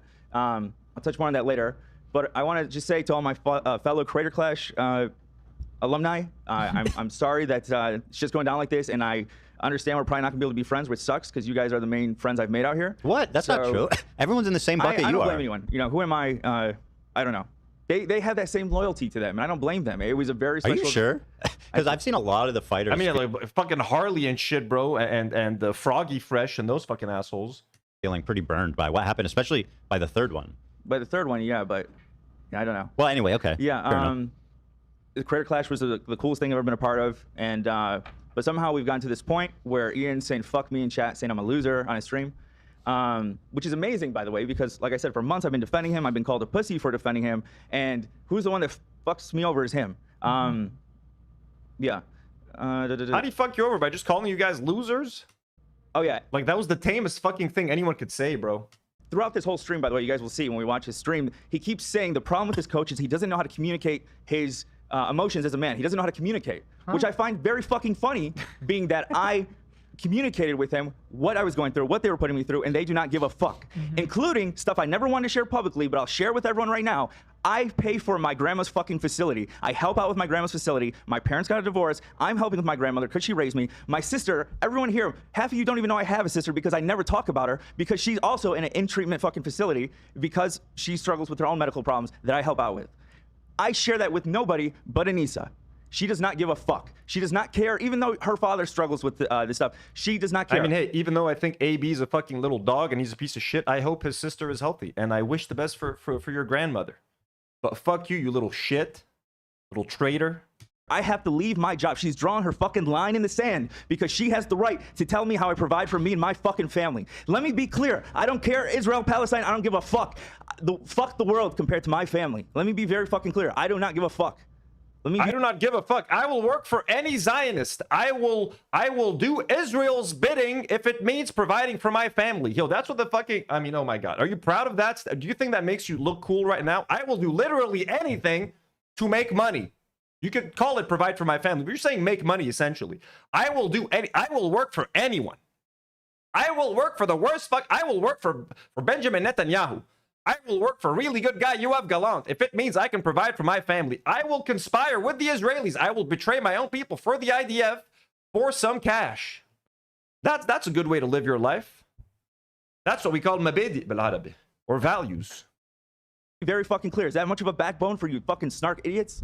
And just to be clear, you do care very much about Palestinians. But I'm saying, I just want to make sure. But he cares about money more. I care about Palestine, of course. Of course. But I gotta make my nut. I gotta make my nut somehow, guys. How do I make my nut? Without working for a Zionist. No, thank you. No, thank you. I want to prevent clipping. No, thank you. Thank you. No, what you mean is obvious. Is that your family's the most important thing to you? Yes. Than like some internet fucking activism. No, I'm so happy you did. Thank you. Yeah, because some privileged kids online think that you should quit your job because you work for Zionists. Easy for them to say. Not a Zionist. Easy for them to say. By the way. Yeah. I love how Ela just accidentally admitted that they're Zionists. I mean, just because you work for Zionists, they want you to quit. Ela, we're not supposed to say that out loud. Oh, yeah. I mean, of course, we're not Zionists. Oh, my God. Bro, I wanted this shit with AB to end, bro. No, I'm so happy you did. Thank you. Yeah, because some privileged kids online think that you should quit your job because Yeah. you work for Zionists. Easy for them to say. Not a Zionist, by the way. Yeah. Well, I sorry. Sorry. Go ahead. No, I'm so glad you did. Please stop me again if I say something stupid. Got it. Yeah. Again, I find it rich when I communicate to them what I've been going through. Now, before I get to the shit talking portion of this, I want you all to know I'm putting everything on the line because I'm not going to live the way I've been living the past year. I'm asking that everyone hears me out before jumping to conclusions. I've tried so hard to keep the peace between Ethan and Ian in the beginning, and it's led to the worst fucking year of my life. I planned on leaving the show next month in October when my lease is up. Nobody knew this, but Lena, Olivia, Anissa, and Ian. So Lena's my wife.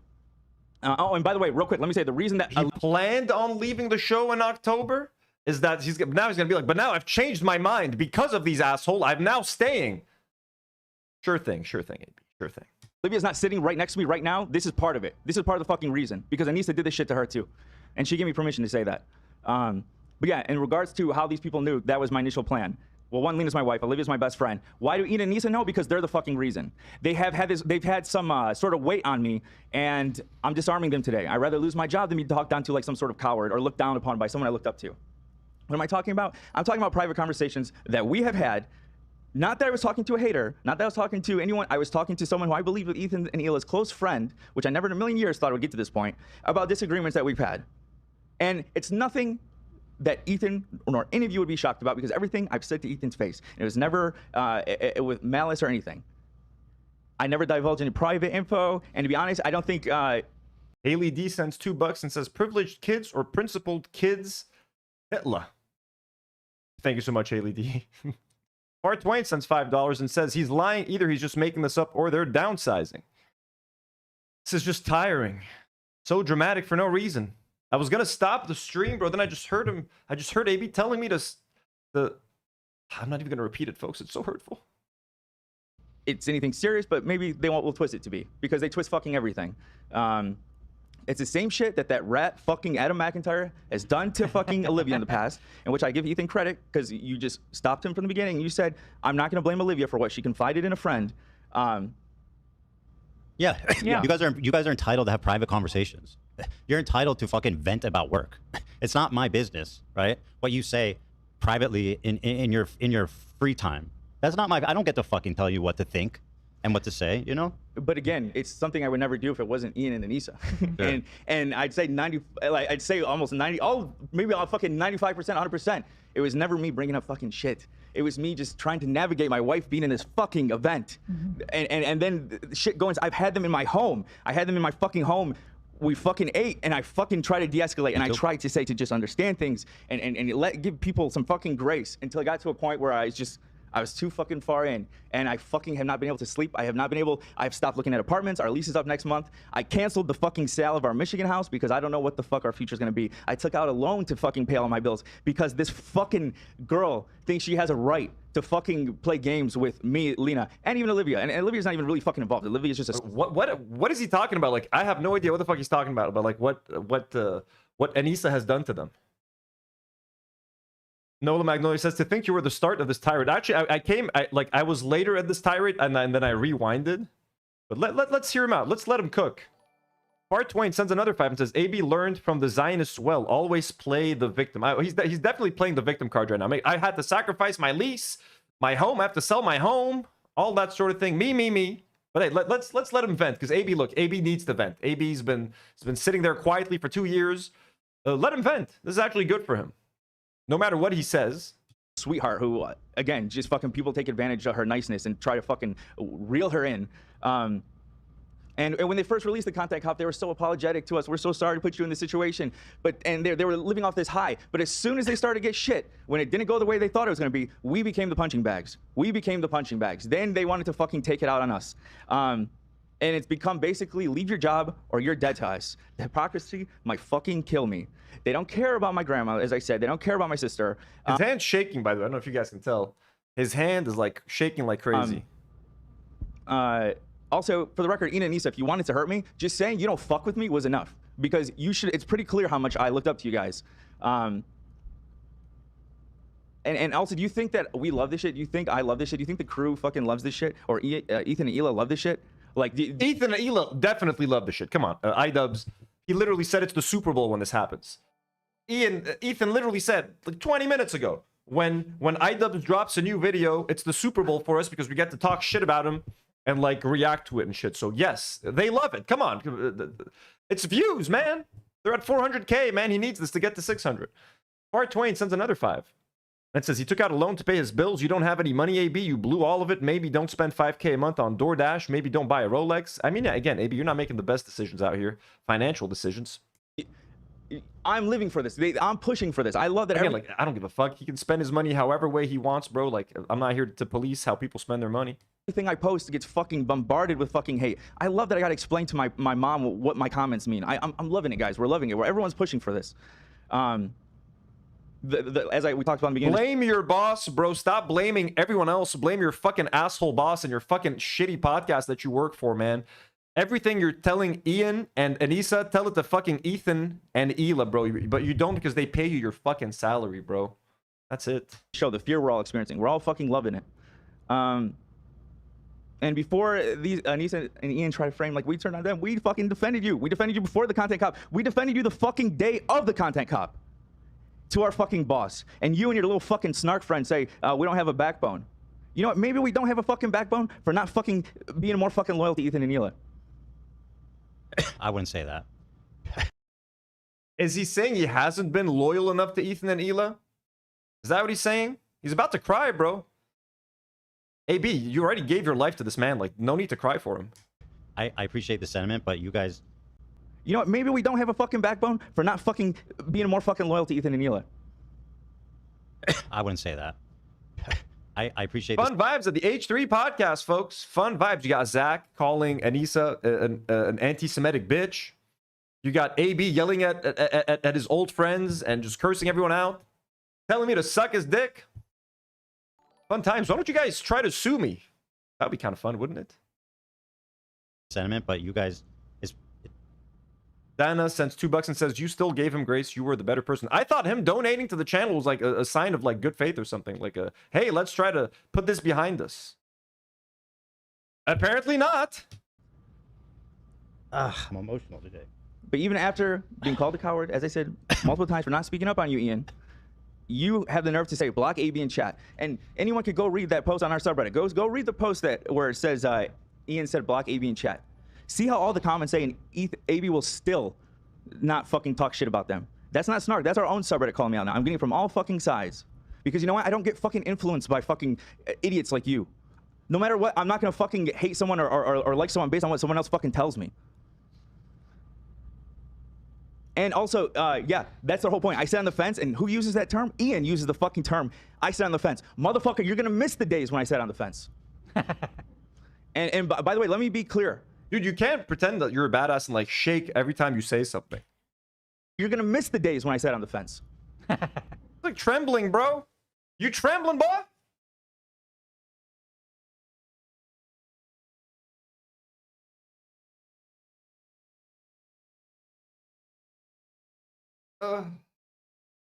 My God.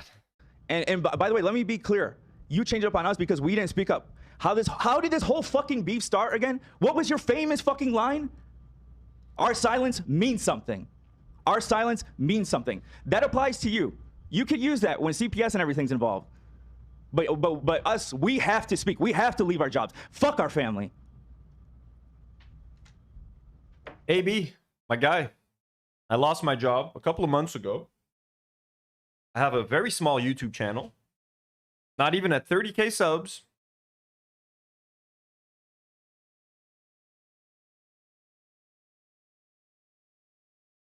I'm making more money on YouTube than I was at my job.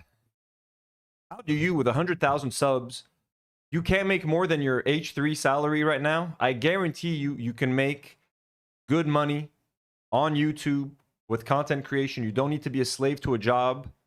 I mean, I don't even want to give you advice anymore, but I'm just telling you, you could make money on YouTube. You could be smart about it and make money out of content creation, man. You have a massive audience. What is wrong with you? Safety sends $5 and says, I heard this guy's from the streets. Be careful, Anthony. I'm being extra careful. They already threatened to shove his pee-pee down my mouth, so we're already going to have some trouble. And what's it all about? You're using us because you can't hurt Ethan. That's all it fucking is. I'm not stupid. I know you've scared everyone else off on Twitter. me, whatever, for whatever fucked up reason, I don't care. I'll still post. And I'm not stupid. I know all this fucking comments are because Ethan's not on Twitter, so they're using me. And so what did I do? I said I couldn't live this way. I told you guys I'm gonna leave in October when my lease is up. I just couldn't live this way. Maybe I'm just overthinking. I am very anxious. Maybe that's why.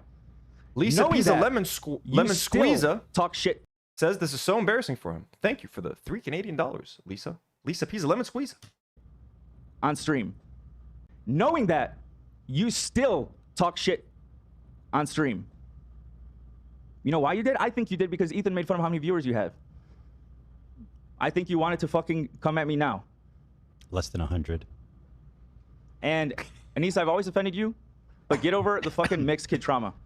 I understand wanting to prove your urban-ness. AB, also, by the way, when you live stream, how many viewers do you have? I'm kind of curious. We sometimes have more viewers than you with like less than a third of the subscribers you have. You're on the H3 podcast, one of the biggest podcasts in the world. You're one of the most recognizable crew members of any podcast ever. So, yeah. But I got over that shit in middle school. You want to prove it so bad, you're willing to do anything to prove it. I recognize that in you, and that's why I defended you. I know how judgmental old school Arabs can be, and that's also why I defended you. And what did I see in chat yesterday? I'm the biggest disappointment. You know what? You know, watching my cousins grow up and be able to speak Arabic with my grandma and all this stuff and all these different things that I wish I got being full Arab, I hated being mixed. You know, Nola Magnolia sends 20 EGP and says AB official Gaza death toll is 65,000. Unofficial must be like 200,000 at least. Far Twain sends $2 and says, let's check AB's Twitch viewership real quick. Yeah, go check it out. It's not great. One fucking thing I think I got out of it is that I could be less fucking judgmental because I had to understand why my grandma would say things I want. Let's check out AB's Twitch real quick. Starkiller? Is he Starkiller on Twitch? AB Starkiller.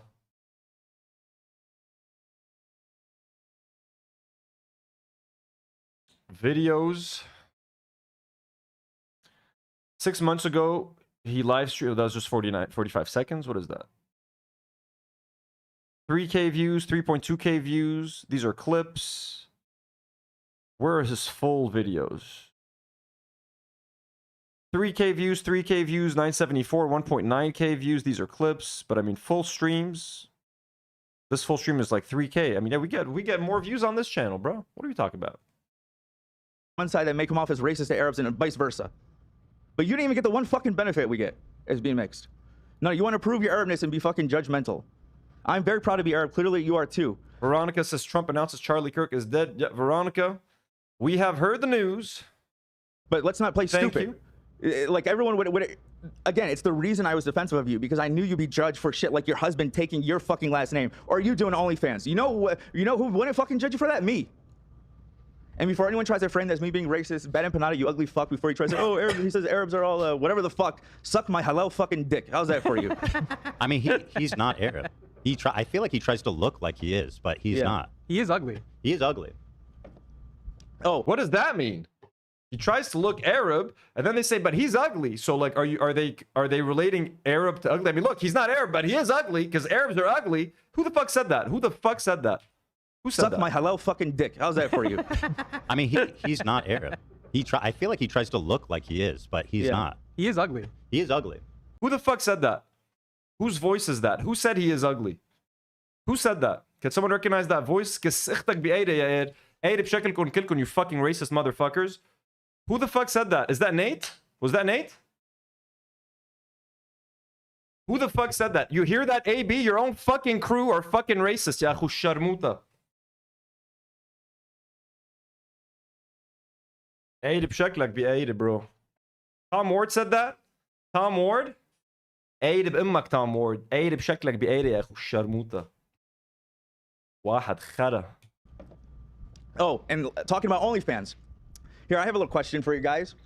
She wants me to quit my job because I work for Zionist. Do you guys know who was alleged #1 donator to AIPAC since October 7? Can anyone guess? I know. The CEO of fucking OnlyFans. He's #1. #1 since October 7. He is the man. Yep. He's not 10. He's not 11. 5. He's the biggest Look, donor. all this stuff is very unfortunate. Netanyahu and the Israeli government just poured in $45 million into Google for Google ads to make people more pro-Israel. You got to work for the corporation sometimes. You got to work for the man. Sucks. He denies the it. AIPAC. He denies it, but it's go look into it. It's pretty fucking clear. It's him. It's not really that complicated. It's his wife doing it, and obviously, yeah, it's him. He's the biggest donor. I've already iterated this point, but beyond the mixed thing, also, like I said, we bonded over our family's medical problems, but you don't give a fuck. Just because I act like I'm happy doesn't mean I am. Some people don't like being burdens on others. You should take fucking notes. But yeah, you know everything, but you don't give a fuck. What did you do when I opened up to you? You ran your mouth to everyone and allowed everyone of your stupid fucking friends to fucking threaten me. You allowed Denims to threaten me. You fucking allowed, when she insinuated that she knew something, how the fuck would she know anything? I've never spoken a word to Denims. I've never exchanged a DM with Denims. When Millhouse Marina Nimis sends $2 and says, AB, did you leave your brain back in Lebanon? Threatened me? How the fuck does this bozo know? Retweeting Adam saying fuck the crew? How did I threaten you? Threaten you with what, bro? What the fuck is he talking about? When did we ever threaten AB? When I accidentally cursed out his mom and then apologized for it right away? Does this bozo know? The DM with Denims. When Millhouse threatened me? How the fuck does this bozo know? Bro, when did I threaten AB? I've called AB all sorts of names. When did I threaten you and with what, my man? Please let me know. Reach out to my secretary. By the way, secretary, chop chop, bring me a soda, goddammit. Come on now. Retweeting Adam. Yeah, I don't know what the fuck that means. Part Twain sends $5 and says that's not the same at all. The OFCEO doesn't force Anissa to repeat Zayo talking points. That's like saying you're racist for using what? Yeah, no, I mean I know it's not the same thing at all. He works for someone who is spreading Zionist propaganda. But I mean you could make the point that the CEOs, the OnlyFans CEO funding the ADL they're funding politicians to make them pro-Israel. Like, but obviously like it's different. The one it's like working for a corporation that like fucking supports like it's like that's how she makes her living, bro. Like what can I say? You know what I mean? What? Okay, do I leave YouTube because I want to make videos and YouTube just accepted 45 million from the IDF? Like, what do I do? I'm saying fuck. Like, Ethan is actively spreading propaganda every day. The crew? Okay. By the way, Millhouse, let me cut you off and say, hey, let me tell you, bro, as a Lebanese man, we accept you. We don't accept AB. Hey, really he doesn't even speak Arabic. Here. Tell me how my Arabic is with that. Haley D sends $5 and says, Tom is only on the show because Ethan saw him as lolcow material. Turns out he could milk it. And AB, by the way, I've already responded to AB. AB, خيتا جيب أيرك لهون على لبنان. جيب أيرك على لبنان. تنشوف قديش اللبنانيين محمسين to. I mean, you know what? Some Lebanese people would love AB. The right-wing Christians who hate Palestinians, they would love AB. They would fucking welcome him with open arms. You work for a Zionist? You work for Ethan Klein, the man who loves Israel, the man who justifies what the IDF is doing every day. We love you. AB Abdullah, come over here. انت واحد كلب يا خي. خلص شو بعد بدنا نقول لك؟ بلا شرف خيي. عم تشتغل عن Ethan ويلا. What more do you want me to say? You're working for Zionists, bro. You're doing research and fucking op work for fucking Ethan and Ela Klein, bro. Ask Ela to tell you about her raid one more time and if she regrets it. And ask Tom Ward what he thinks about Arabs. Apparently he thinks we're all fucking ugly. Frogan, let me clarify with Frogan and this whole narrative of like, oh, you're a coward, you switched up on Frogan. Let me tell you how many times I hung out with Frogan. Zero. I, as an Arab, wanted to help her out when I found out she was coming out here. When she ran for Rising Star, me and Lena made custom shirts. Frogan better win or we riot. When I did a PowerPoint about Dearborn, I just inserted her. Any attention I could help her with. Creator Clash, I fucking gave her a ticket. I'm the one that got her fucking VIP access. Fuck me, I didn't know Anissa would be attracted to her scarf. Like fucking, yeah. Anyways, what? Yeah, I want to support her as a fellow Arab. What is being attracted to, okay, whatever, attracted to her scarf? And even when she started shit with my boss, I interrupted Ethan. Go watch the first time we talked about Frogan. I say she's our friend. Yeah, you Why? did. Because I was trying to help a fellow Arab. And by the way, you and maybe I think it was Olivia at the time too, and Love, I remember. We're speaking kindly of her, and at the time it pissed off some of our fans in the context of everything that was happening. But once again, I completely empathize with the situation you guys are in, you know, because you're right in the middle of something and you're being judged on both sides, and it's really hard to know. We all want to do the right thing, and it's really hard to know what the right thing is to do, right? And that Ben Affleck, sad cigarettes. Charlie Kirk was shot dead. Yes, he was shot. He was doing a speech at a university. He was doing a talk. Someone shot him in the neck. And now he's dead. Charlie Kirk is dead. Oh, misty eye of the mountain below. That's all any of us are trying to do is the right thing. We've been judged by both sides, but only you and Hila have treated us like fucking humans. Like, give us any sort of paycheck. You and Hila give us the paycheck. That's what we need. Bro, they use you as a token. They are using you as a token. They're using Giardia as a token. Everybody's a token. Now they have tomorrow a new token on the show. Ugh, AB. I was gonna forgive you, man. Even today, I was like, hey, let's be nice to AB. People in the chat were like, hey, stop being nice to AB. And then you literally insult me, AB. It is officially over between us. We can never recover from this. We could never recover from this. Literally. He donated like 5 minutes later. I'm like, come on the show. Come talk to us. Decency. And, you know, and again, this might accept you, Hasan too. And that's why to this day, I haven't talked anything about Hasan. To his credit, he has said the crew is in a situation. I have nothing, nothing to say about them. Maybe he'll get bullied into it after this and talk about me. But until then, that's why I haven't said anything. And last week, whenever Millhouse did a fucking fundraiser stream, even though he's talked constant shit, said me and Leon are pathetic, all this shit about us, I still donated. And they say, oh, he did this, but we don't forgive you. We don't go, bro. He sounds like a Lebanese Logan Paul. I don't know how the fuck people listen to him. I don't know, bro. And he repeats the same fucking Just to be thing. clear, you said you don't know how people listen to him. They don't. True. Nobody listens to him. True. Well, he always says H3 refugees, come over here, bro. But anyways. Yeah, of course. Snarkers are the only ones who would fucking endure that. Oh my God. Did he not hear anything else? I wouldn't say we don't forgive you. We said we're still going to criticize you if you're literally sitting there while your bosses are spewing propaganda. How is that not being nice? I don't understand. I don't understand. They're making me sound like Bernie Sanders right now. Hey, come over here. Hey. About us, I still donated. And they say, oh, he did this. But we literally said thank you. We literally told you to come on the show. I literally sent them a DM like, yo, thank you for the generous donation. What the fuck? What the fuck? Is he watching me every day? Is that what you're doing, man? Hey, Bernie Sanders. No, he's talked constant shit, said me and Leon are pathetic. Until then, that's why I haven't said anything. Let's watch it again, though. I'm a masochist. I like to hear this stuff over and over again. Did I miss a super chat? HB sends $5 and says, hold up.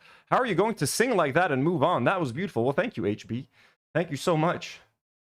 Keep watching over Jordan's sons. Mudmud sends £2 and says, so he donated to make a point. I mean, he did. And I can't believe that the way we reacted to his donation was like insulting to him. We literally like, what? AB's in the chat. Thank you. We said, thank you. Thank you for the generous donation. I literally sent him a fucking DM being like, thank you for the generous dono, man. Of course, he didn't read it. Now he wants to attack me. And Ethan says, no one watches me. Bro, Ethan. Should I remind you what episode you made yesterday? Should I remind you what video you made 2 days ago on your own channel? Need I remind you that your last live show was called My Reputation is Dirt, How Do I Fix It? Because you can't get to 400k views anymore. You can't get to 500k views. What is happening? And last week, whenever Millhouse did a fucking fundraiser stream, even though he's talked constant shit, said me and Leon are pathetic, all this shit about us, I still donated. And they say, oh, he did this, but we don't. I donated to his fundraiser stream even before. Did you tell your boss that? Did you tell them that? No, he's not going to tell them that. Don't forgive you. We don't go, bro. He sounds like a Lebanese Logan Paul. I don't know how the fuck people listen to him. I don't know, bro. And he repeats the same fucking Just to be thing. clear, you said you don't know how people listen to him. They don't. True. Nobody listens to him. Sorry to tell you, Ethan, they actually do. The channel's doing quite well. We're gaining subscribers every day. Something you should try. Your YouTube channel should try gaining subscribers instead of losing them. And your videos should aim to get more views rather than less views. Try that. Hopefully that works out for you. What we got here? Fart Twain sends $2 and says, well, now we know why he donated. Yup. It's going to be a fun episode tomorrow. Haley D sends $5 and says, watch out. I heard that he registered your reaction to this with the Library of Congress. Oh, folks, we're getting sued. We're getting sued for reacting to this. I mean, we're pausing enough, I think. We should be fine.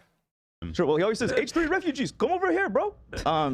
Hey, H3 refugees, come on over here. A lot of you are here. We want more of you. We know for sure y'all ain't watching the AB live stream on Twitch. Nola Magnolia sends 20 Egyptian pounds and says he proved the point that it was for clout. And we were still nice. Like, bro, we were still... What did you want me to say? Want me to suck your dick for sending $300, bro?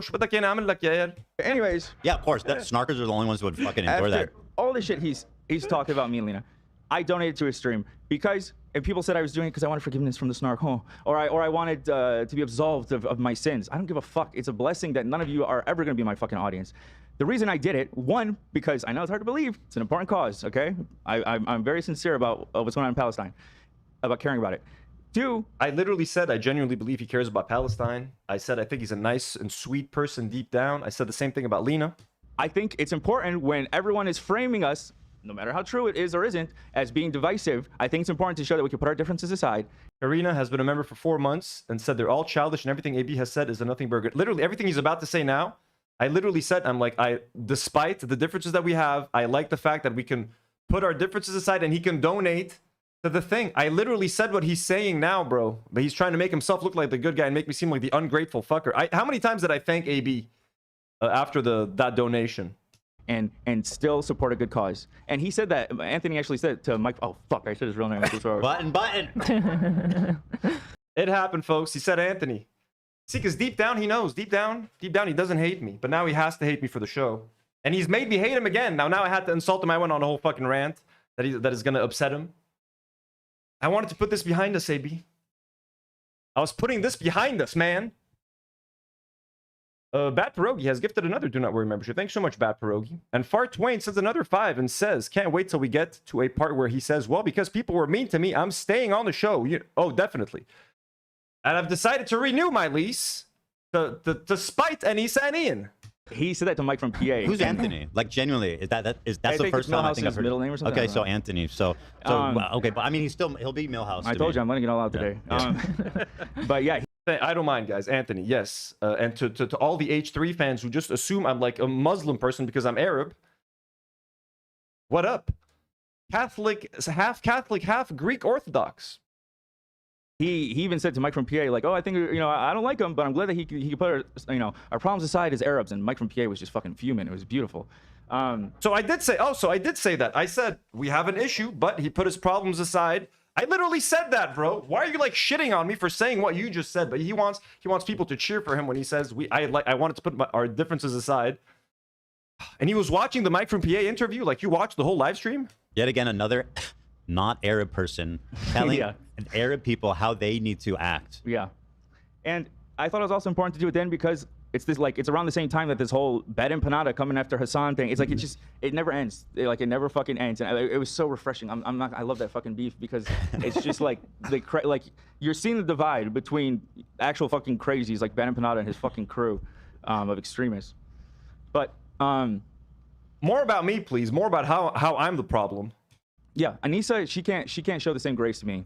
When I did a fundraiser on the same day as Noah Samson, she pushed Noah's, no mention of mine, because she's petty. And pettiness to her is more important than Palestine. Hey, mention that I donated to yours. Come on, say it. Say it. Be like, hey, even Millhouse donated. He's not gonna.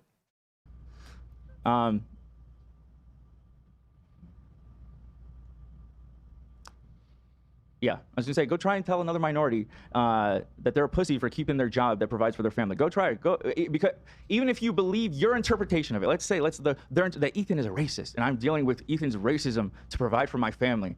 I'm fucking spineless. Can you seriously put yourself in the shoes of telling another minority that, or telling someone, or telling a black man that you are a coward for providing for your family by dealing with racism? Again, it's not true, obviously, but I mean, even their fucking premise is so fucking fucked. It makes no sense. But no one cares that you're a minority. You're an Arab working for Zionists while a genocide is going on, and not like they're actively spewing Zionism. It's not like they're Zionists maybe like at home, but like on their podcast, it's all goofs and gaffs, and like they were literally using their show to spread Israeli propaganda. They were literally using their show to say that Hamas build the bases under hospitals. They literally used their podcast to say that Hamas bombed their own hospital. They literally used their own podcast to say that if Palestinians are let out of Gaza, then the Palestinians are going to outnumber the Jews and they're going to kill them all. They're using their show to spread Israeli propaganda. They're calling Ramallah a terrorist city. They're saying that if you go to Ramallah as a Jewish person, you're going to be lynched. They're using it to do Nakba revisionism. That's the problem, bro. Mishino, they're Zionists. They're fucking Zionists spewing Zionism daily, bro. Daily. That's the problem, yeah. And again, they don't get this. They're so fucking entitled. Of course, discrimination, racism, none of that is okay. But to think that anyone who's actually gone through it, this is their first fucking time. And let me be super clear. Not going through that here. That's not what the fuck is happening. But I'm just saying the privilege and the being offended by everything. I am Arab. I grew up in Dearborn after 9/11. We were harassed. People come from across the country to fuck with our schools, to fuck with our carnivals. It got so bad they shut down the fucking Dearborn Arabic Festival, which we used to have yearly. That thing was great, man. No, you couldn't have your festival anymore? Fart Twain sends $5 and says there's a meme about Mike being right. Guess what? Mike was right. No, but I love that AB just glanced over like, Anthony was defending me against Mike. It's like, okay. I literally said, like, yeah, we're putting our differences aside as Arabs. Tori sent $5 and says, but let's not forget, everyone, AB is from the streets, Dearborn, Michigan, so we better not mess with him. Guys, don't mess with AB. I mean, guys, AB, I'm going to have to do a full response video tomorrow, man. Instead of gaming, I'm still going to try to game tomorrow. We're going to game. But I'm going to have to respond to you, my man. I mean, I've already done most of the response today. I don't know what else there is to say tomorrow, to be honest. Tibby H. And as a kid, it was the only time you could see girls in Dearborn out in summertime. They fucking ruined it for us. They cockblocked us with their fucking racism. It's the reason I go by AB. Like, I don't even identify with my own fucking name because I've been called AB more in my life than Abdullah because I just, being, you know, an Arab post 9/11 in America. So please, shut the fuck up. Shut the fuck up. Please. It's your keyboard warriors are so fucking. It's true. We need to go back to calling him Abdullah. Fucking brave. Yeah, and that's the difference between you online activists who continue to scare away people from the movement. You pearl clutch, but then as you're saying that you get nonstop harassment, you fucking tweet inbred. And that day I fucking told her, what the fuck is wrong with you? Like, I'm fucking fighting to try to get this to die down and you tweet inbred. Anissa, with your fucking past, why the fuck would you tweet inbred? I'd shut the fuck up. Is she, what is that? Wait, what does that mean? Zach has a few sound bites. Is he saying that Anissa is inbred right now? What the fuck? Play that. I'm lost, bro. The one where she's like about the experiments. Oh, yes. Those experiments. As terrible as the Yeah. Holocaust was, Right. obviously it was horrendous, and how disgusting the doctor was that did the experiments on people. It was gay people, handicaps, twins, and obviously they were obviously Jewish. Right. I did say I was going to stream for like 4 hours today, didn't I? And before, Anissa, before you call me a misogynist, you or your husband, because I'm guessing that's the next play in the Cry Bully playbook, don't forget that I defended you from all the unjust misogyny that you've gone throughout the years. And don't pretend to be. Stop saying you defended people. Listen. Excuse me. You sitting there fucking quietly while people, while Ethan and Anissa, while Ethan and Ela just shit on people is not defending. It's just you being a pussy. Okay? You never defended anyone. You just fucking sit there silently. Maybe you say, well, they were nice to me. Ian and Anissa were nice to me. That's not defending anyone. Well, I like Frogan. She's my friend. That's not defending anyone, bro. You've never defended anyone. You sit there. Either you don't say shit or you say, well, I think they're nice. That's coming from Lebanese Logan Paul, I guess, man. Fucking feminist when you've had fucking Lena and Olivia fucking terrified of what you're gonna fucking do. The last time Olivia said something that you interpreted as her talking bad about you, you fucking blocked her immediately and then went on this whole fucking rant about how she should do better. Imagine fucking getting any evil vibes from Olivia. But no, Olivia comes to our apartment, basically has a fucking panic. Let me just play you guys what I said about AB yesterday on yesterday's stream. Oh dear Lord. Building is on fire and here's what I said. I said my message to AB here. Watch me. Let's react to me together, huh? Now, an extra comment that I want to make. This is to AB. And this always gets me in trouble with you guys when I talk about AB. If I ever show a bit of grace. But as you guys know, during our live fundraiser, AB donated 300 pounds to the fundraiser. And he popped into the live chat saying like, yo, I can't remember what he said. He's like, appreciate you guys, whatever, you know, hope this helps or something. And people were questioning like, yo, we can see that it's that AB donated. Is it the real AB? People were asking in the chat, like, is it the real AB? And he responded like, yes, it was me. It was kind of lingering in the live chat. And then he confirmed that it was him. Now, I know, Anthony, take over for a second while I go on a break. What you guys are going to say, and I know what we're all thinking, and part of me knows it as well. He obviously donated the money to try to not have us criticize him. He wants to show that he's pro-Palestine. He's mentioned before in some tweets that he made, like, yo, I raised 100K for Palestine. He was using the 100K that he helped raise, which is amazing. I was able to raise 17K, and I'm like over the moon to it. He raised over 100K. That's insane. So he did do a really good thing there. And I had also donated to that fundraiser. I don't know if he's doing that because I donated. He's like, I owe this guy. Like, he donated, then I'll look bad if I don't donate. I don't know. I love the fact that he donated, though. I'm not going to say no to 300 pounds that went. They're going to go help Mohsen and Gaza City Mutual Aid get food for kids. Hey, we're never going to complain about that. We're thankful for his money and we'll take his money. But AB, that does not forgive or excuse the fact that you stayed with the H3 podcast for almost 2 years while Ethan did a genocide. I'll always say that AB and a lot of the crew are in a difficult position. They joined the H3 podcast to work with someone that they looked up to. They joined the H3 podcast to have like a fun, cool kind of like job that no one else really gets to get. Anyways, his response to this is, hey, suck my dick, bro. Okay. All right. I see the escalation. I get it, man. You thought that warranted to suck my dick? Let's go. Let's fucking go. Attack because of Nissan, her bullshit. But she should do better. Imagine fucking getting any evil vibes from Olivia. But no, Olivia comes to our apartment, basically has a fucking panic attack because of Nissan, her bullshit. And again, I'm not saying that. So what, was Anissa there at their apartment and like she called out Olivia or something? Olivia said anything about Ethan Eel or anything, but she's already thrown in the middle of this shit because she does care about Palestine. She has spoken up about Palestine, and she's afraid that if she doesn't appease Anissa, that Anissa might label her an enemy. Then the harassment that she's gonna get is gonna be even enlarged for no fucking reason.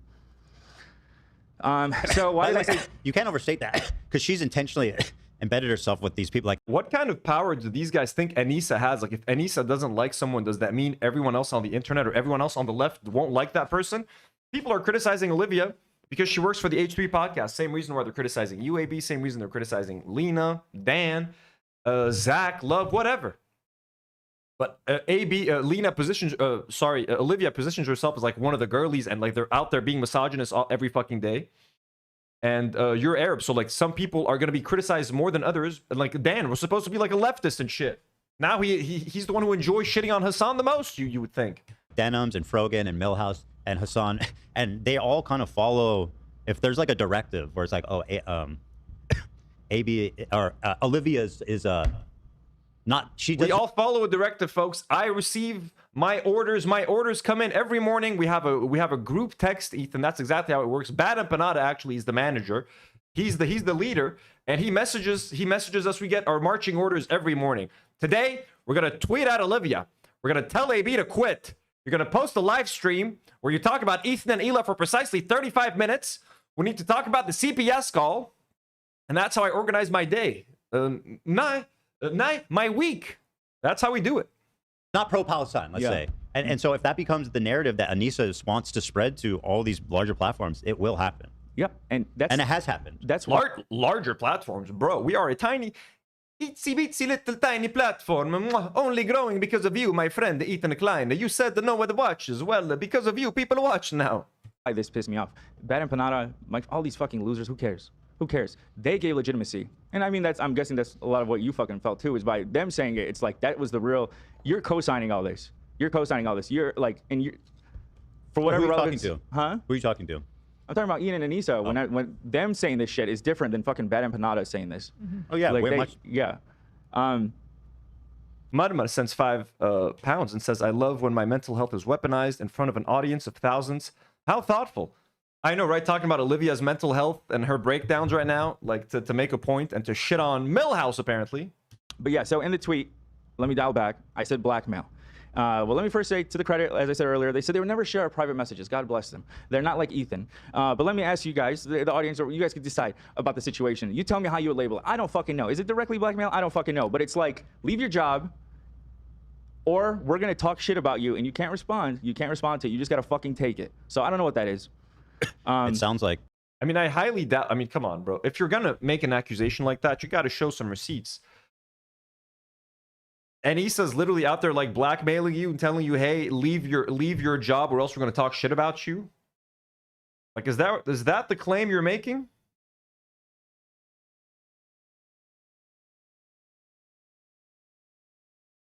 Some type of extortion for sure.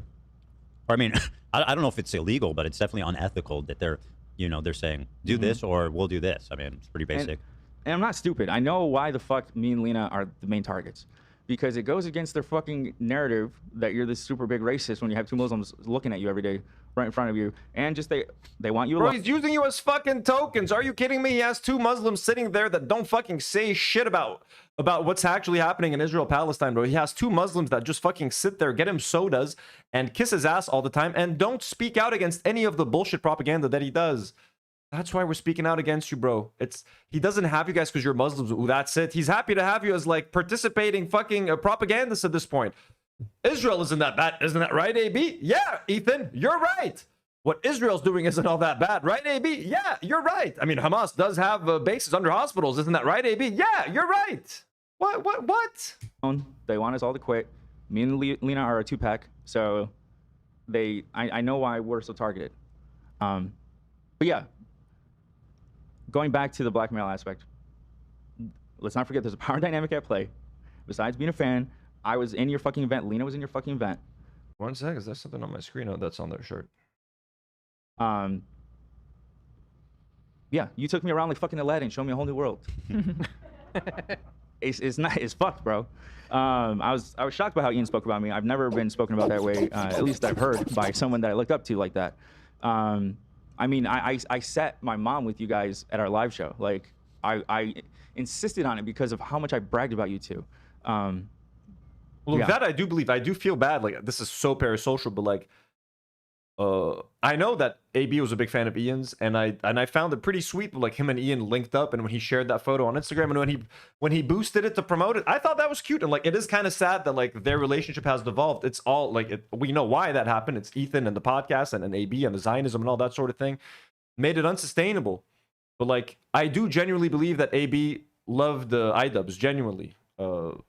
No sarcasm there. Like, he definitely was a fan of Ian, and I do think both of them did become good friends during Creator Clash. So this part can be easy. AB doesn't know who the fuck I am. It's easy for him to fucking insult me and talk shit about me all day. It doesn't matter. But like, Idubbbz meant something to him.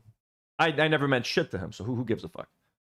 Part Twain sends $5 and says, "You can't say Fox News is racist. Have you seen all the black anchors they have?" Exactly. I'm coming to an end here. I'm sorry, guys. I just want to say I can't begin to explain the mental strain you've put me and Lena through. You know, this could be a piss match. Ian and Nisa, you could just use it for content, but I'm being sincere with you as a human being. It was very hurtful. After all of that, after insulting the shit out of them and me, now you want to be sincere and you want to be sweet, bro. Ethan and Ela put you through all of that. The podcast you're on put you through. They're trying to blame Ian and Anissa now for Olivia having a mental breakdown. Not the fact that she works on a Zionist podcast and that her bosses spew Zionist propaganda. Not the fact that Ethan called into a show 3 weeks ago and made her cry while talking about Love Island. No, Anissa did everything. Not only did Anissa ruin Idubbbz's life, now she's ruining AB's life, and now she's ruining Olivia's life. The fact that they're making, like, Anissa has become the internet scapegoat for everything. Everything. It's insane. It's fucked. I felt like I didn't recognize you. It felt violating. I feel like you know, when women talk about being used by a man, I feel used by a man. Not really, but it's just weird. It's just weird. I'm like, who was in my house? Who was I talking? Who were you? Who were you? Who were you? By the way, same. Yeah, no, same feeling. That's over here, immediately what I thought of. I mean, that's, you know, I rethink everything. I'm like, if that's how I feel, how do you guys feel after what, 10 years, however long you guys been friends? Yeah. But yeah, in closing, I've always defended. But yeah, Akeshi sends $5 and says, AB, when you want him to speak on Palestine, silent. AB, when it comes to hating on pro-Palestine voices, a full speech, 50 pages, front and back. Exactly. He's wearing a suit. He's activated.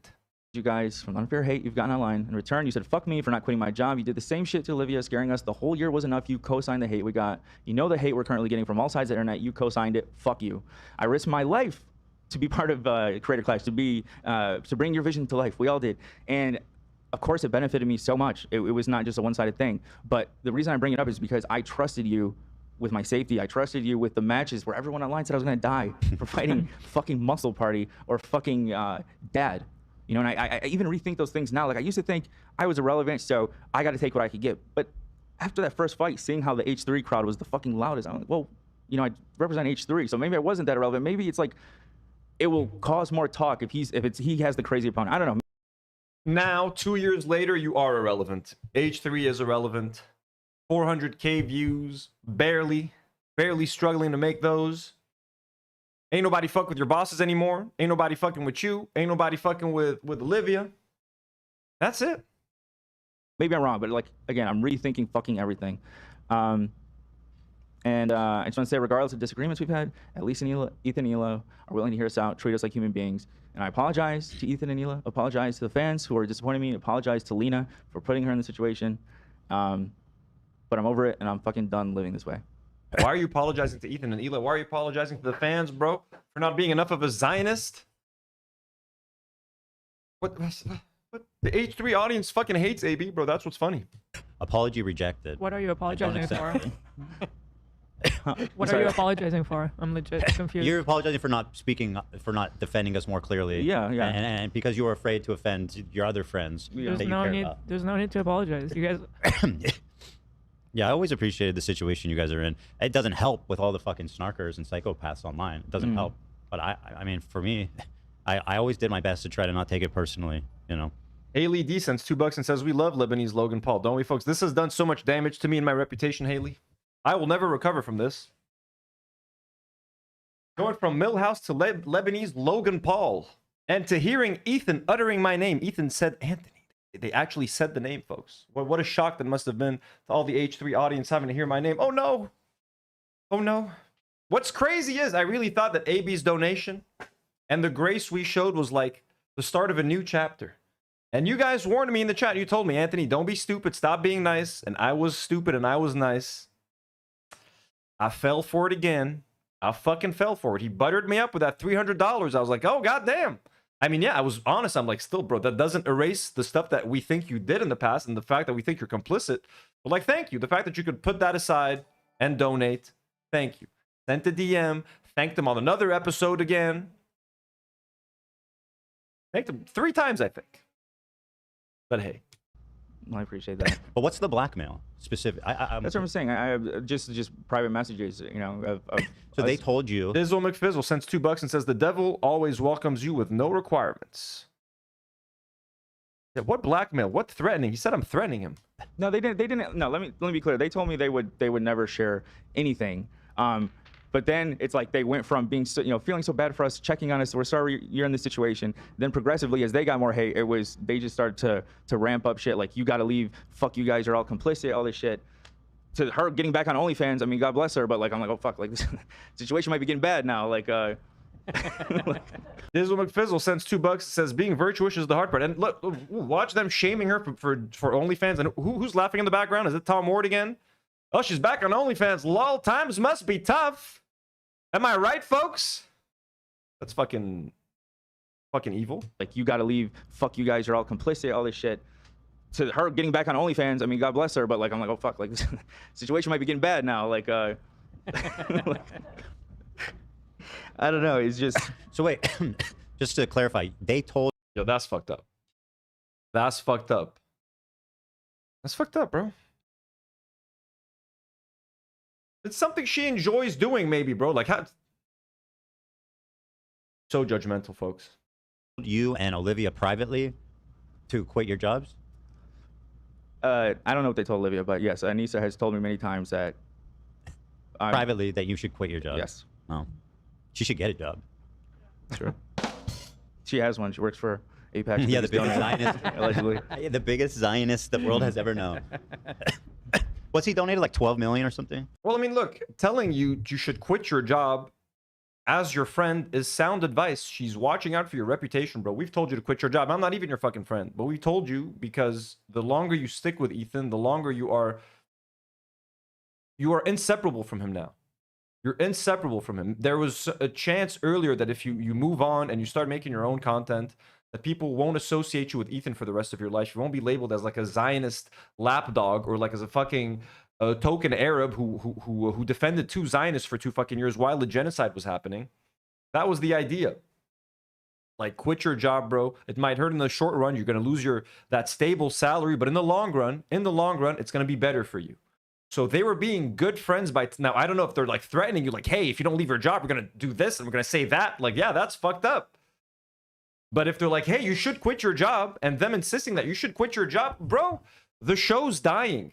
The show's at 400,000 views. Like, It's all falling apart around you. So in fact, they were right. They were right. You should have listened. You should have listened, AB. 11. Jew. Yeah.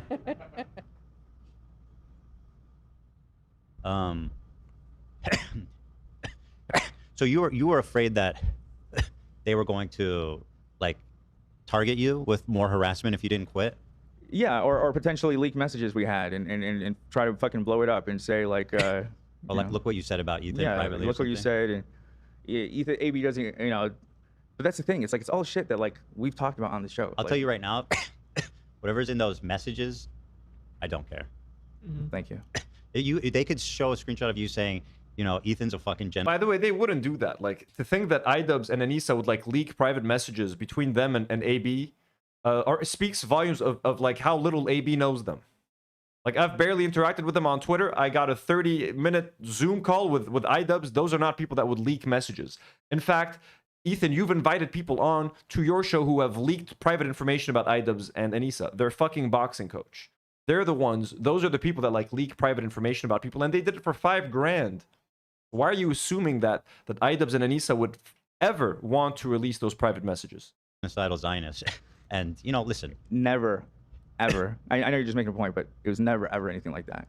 I don't care either. And to me, you can judge a person by their actions. And like you said, the way you feel that we've treated you, I feel the same way about you and Lena. Like there's never been any bad blood or any weird feeling. And we've had open conversations about Israel-Palestine specifically. Yeah. And I'm aware that some things we can agree on and some things we cannot agree on, and that's fine. But you guys have always been like family, basically. Have those conversations on camera, maybe. Let AB have those conversations on camera, or encourage him to have them on camera, because the way it's looking now, he's a fucking pussy and a fucking coward who lets you guys get away with anything. If you have disagreements with AB about Israel-Palestine, please have those conversations on the show. Basically. Thank you. And it's not... And that, just like Ethan, I couldn't care less what they have in their messages with you. And that was the main part of it. It wasn't, Ethan, like he showed, he's been very understanding with the, other situations. And I never thought I couldn't tell him, but it wasn't like just the fear of like being fans. fired. It was, or the fans. No, Probably it's just we look at you guys like family too. And we, the thought of you guys, we owe everything to you guys, and betraying you guys, it's just. You never did. Well, you haven't, I mean.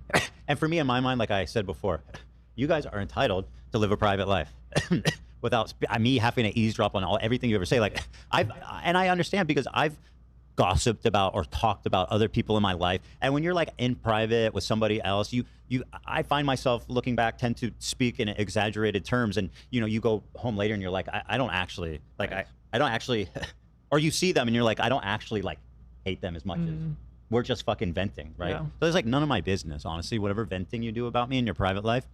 And if your friends, quote unquote friends, are willing to leverage that, then that's just, by the way. Forever like, and yeah, thank you for saying that. And again, it was nothing, everything. It was never ever like that, like hateful or anything like that. Yeah, and that I trust, by the way.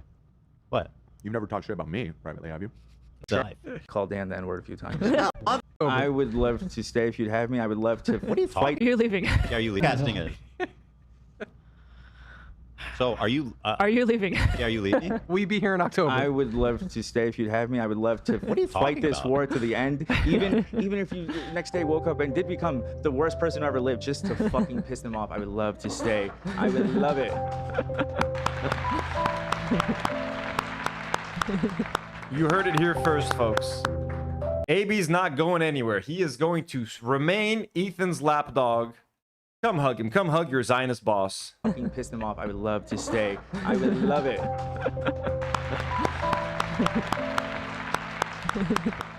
Just a reminder, folks. I would love to stay. I would love to stay. Let's look at the view count again, shall we? Oh, no. Oh, I mean, look, 31K watching because they're doing Idubbbz. Of course. This one's going to cross 600K, folks. Oh, 340K, 373K, 400K, 400K, 500K, 400K, 400K, 400K, 500K. Good luck with that, guys. Good luck. One more year. I give the show one more year. Good luck, AB. You should have left when you had the chance. Oh. You guys also... AB and Lena are the best. And it was never in question. Your intentions, like I always say, you continue to hold yourself with dignity and respect the whole way through, walking an impossibly narrow line, right? You know, it's not easy being Philly D for 2 years straight. Yeah. But honestly, we love you, and we're 1,000% on your side all the way. And Lena is not here right now because she's helping us with the dogs because Chief just has a crazy energy moment right now. So she's letting... She's helping us clean the dog shit. Hey, Lena, did you clean the dog poop?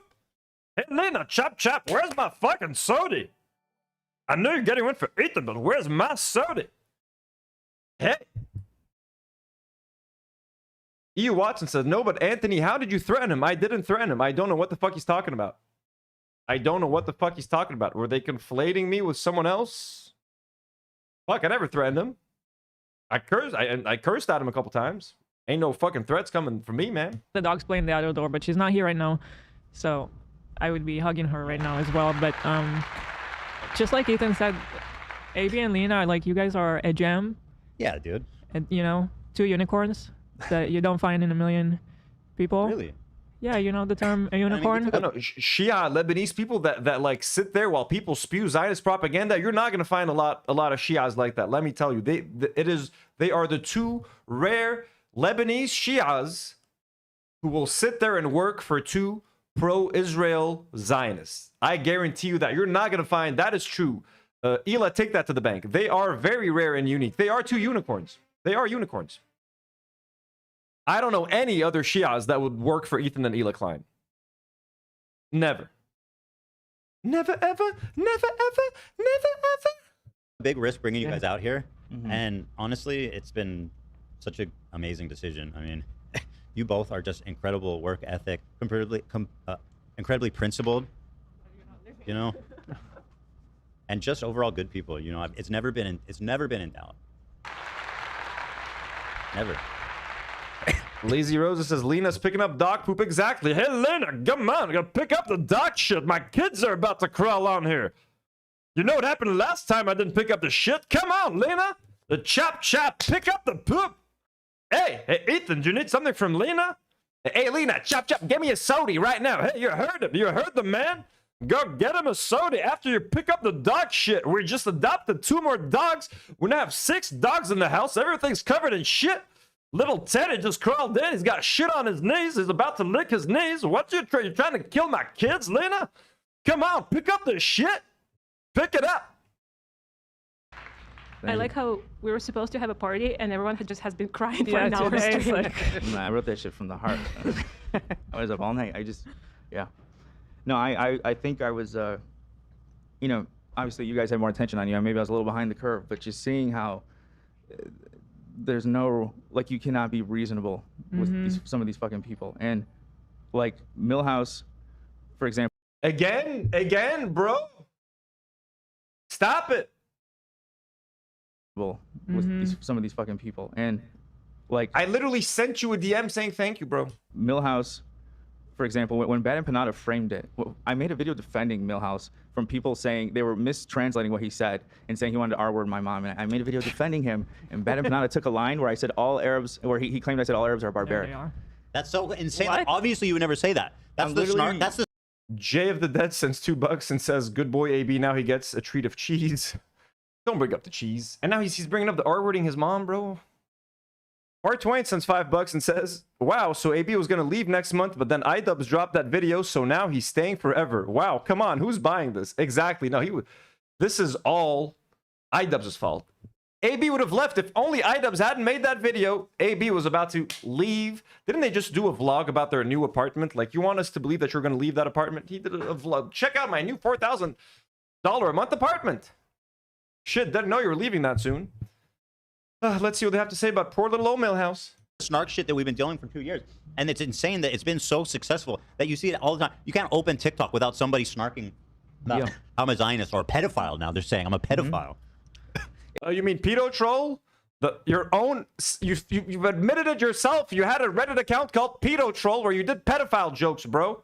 Why are you so shocked, you fucking dumbass? Like, there's no fucking... But if you just think for a second, like, why would AB say that? He would never say that. Yeah.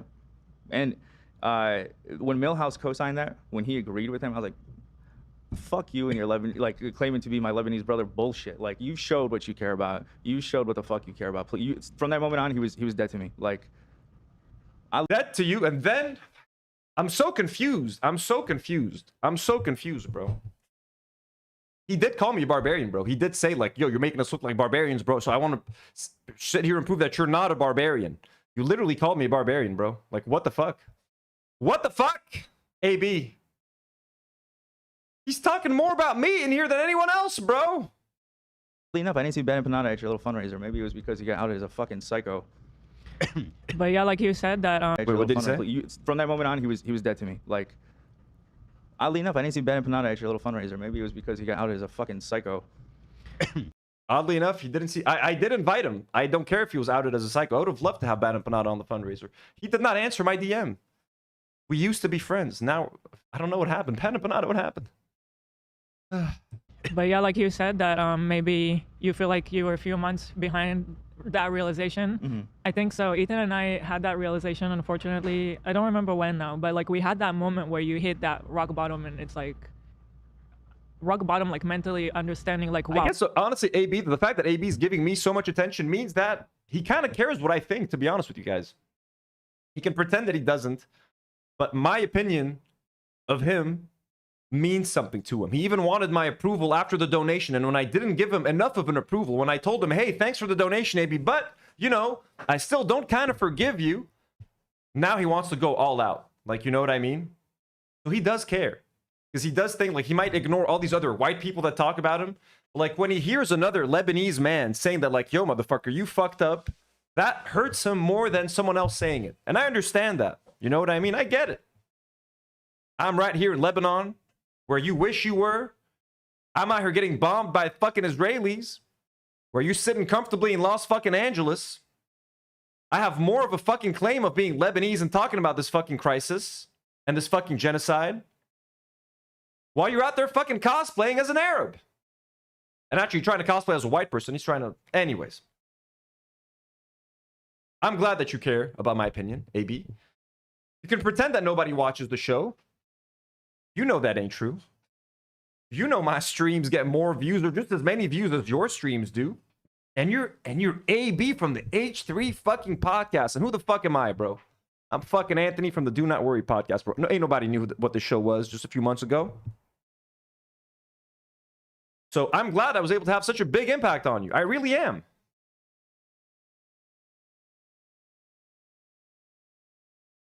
You know? AB wishes he could have my approval.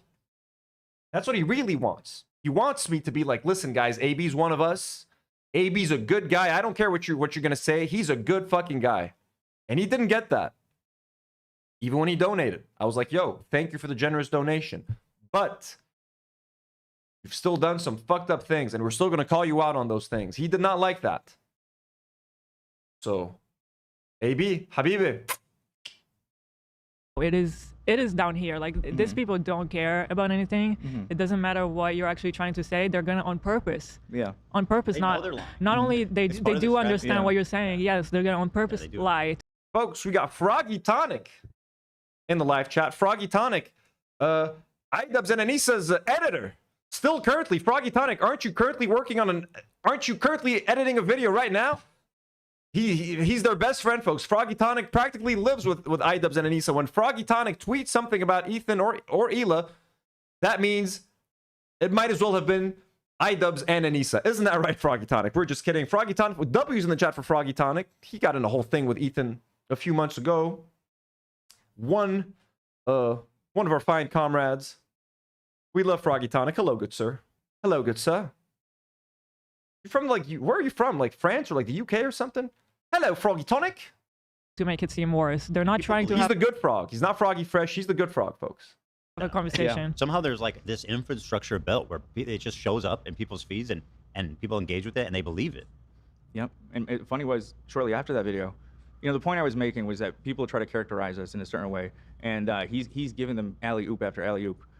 Him and, you know, and just people, whatever. But my dad called into my fundraiser for Palestine, and someone asked him in chat what advice he has, and my dad said, "Be a good representative of the movement." I heard him say that, and and people were thought it saying was that I great. fed him that I told him this, that I prepped him to say that ahead of time. Yeah.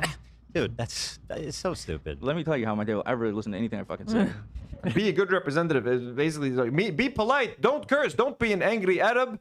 Listen, folks, after 2 years of genocide, if you can't fucking scream, if it doesn't make you go a little bit fucking crazy, if it doesn't make you fucking angry, I doubt that you're a fucking human being, bro. If you can watch fucking children get fucking butchered to death for 2 years and still think that I need to be polite while I condemn this, fuck being polite in the face of Zionism. Fuck being polite in the face of genocide. Fuck being polite in the face of an ethno-state trying to wipe out a whole fucking population and trying to take your fucking country too, AB. They're trying to take the fucking south of Lebanon, bro, where both you and Lena have family, bro. Okay, motherfucker? All right? I forgot the point I was making, but I feel like I was on fire right there. Yeah.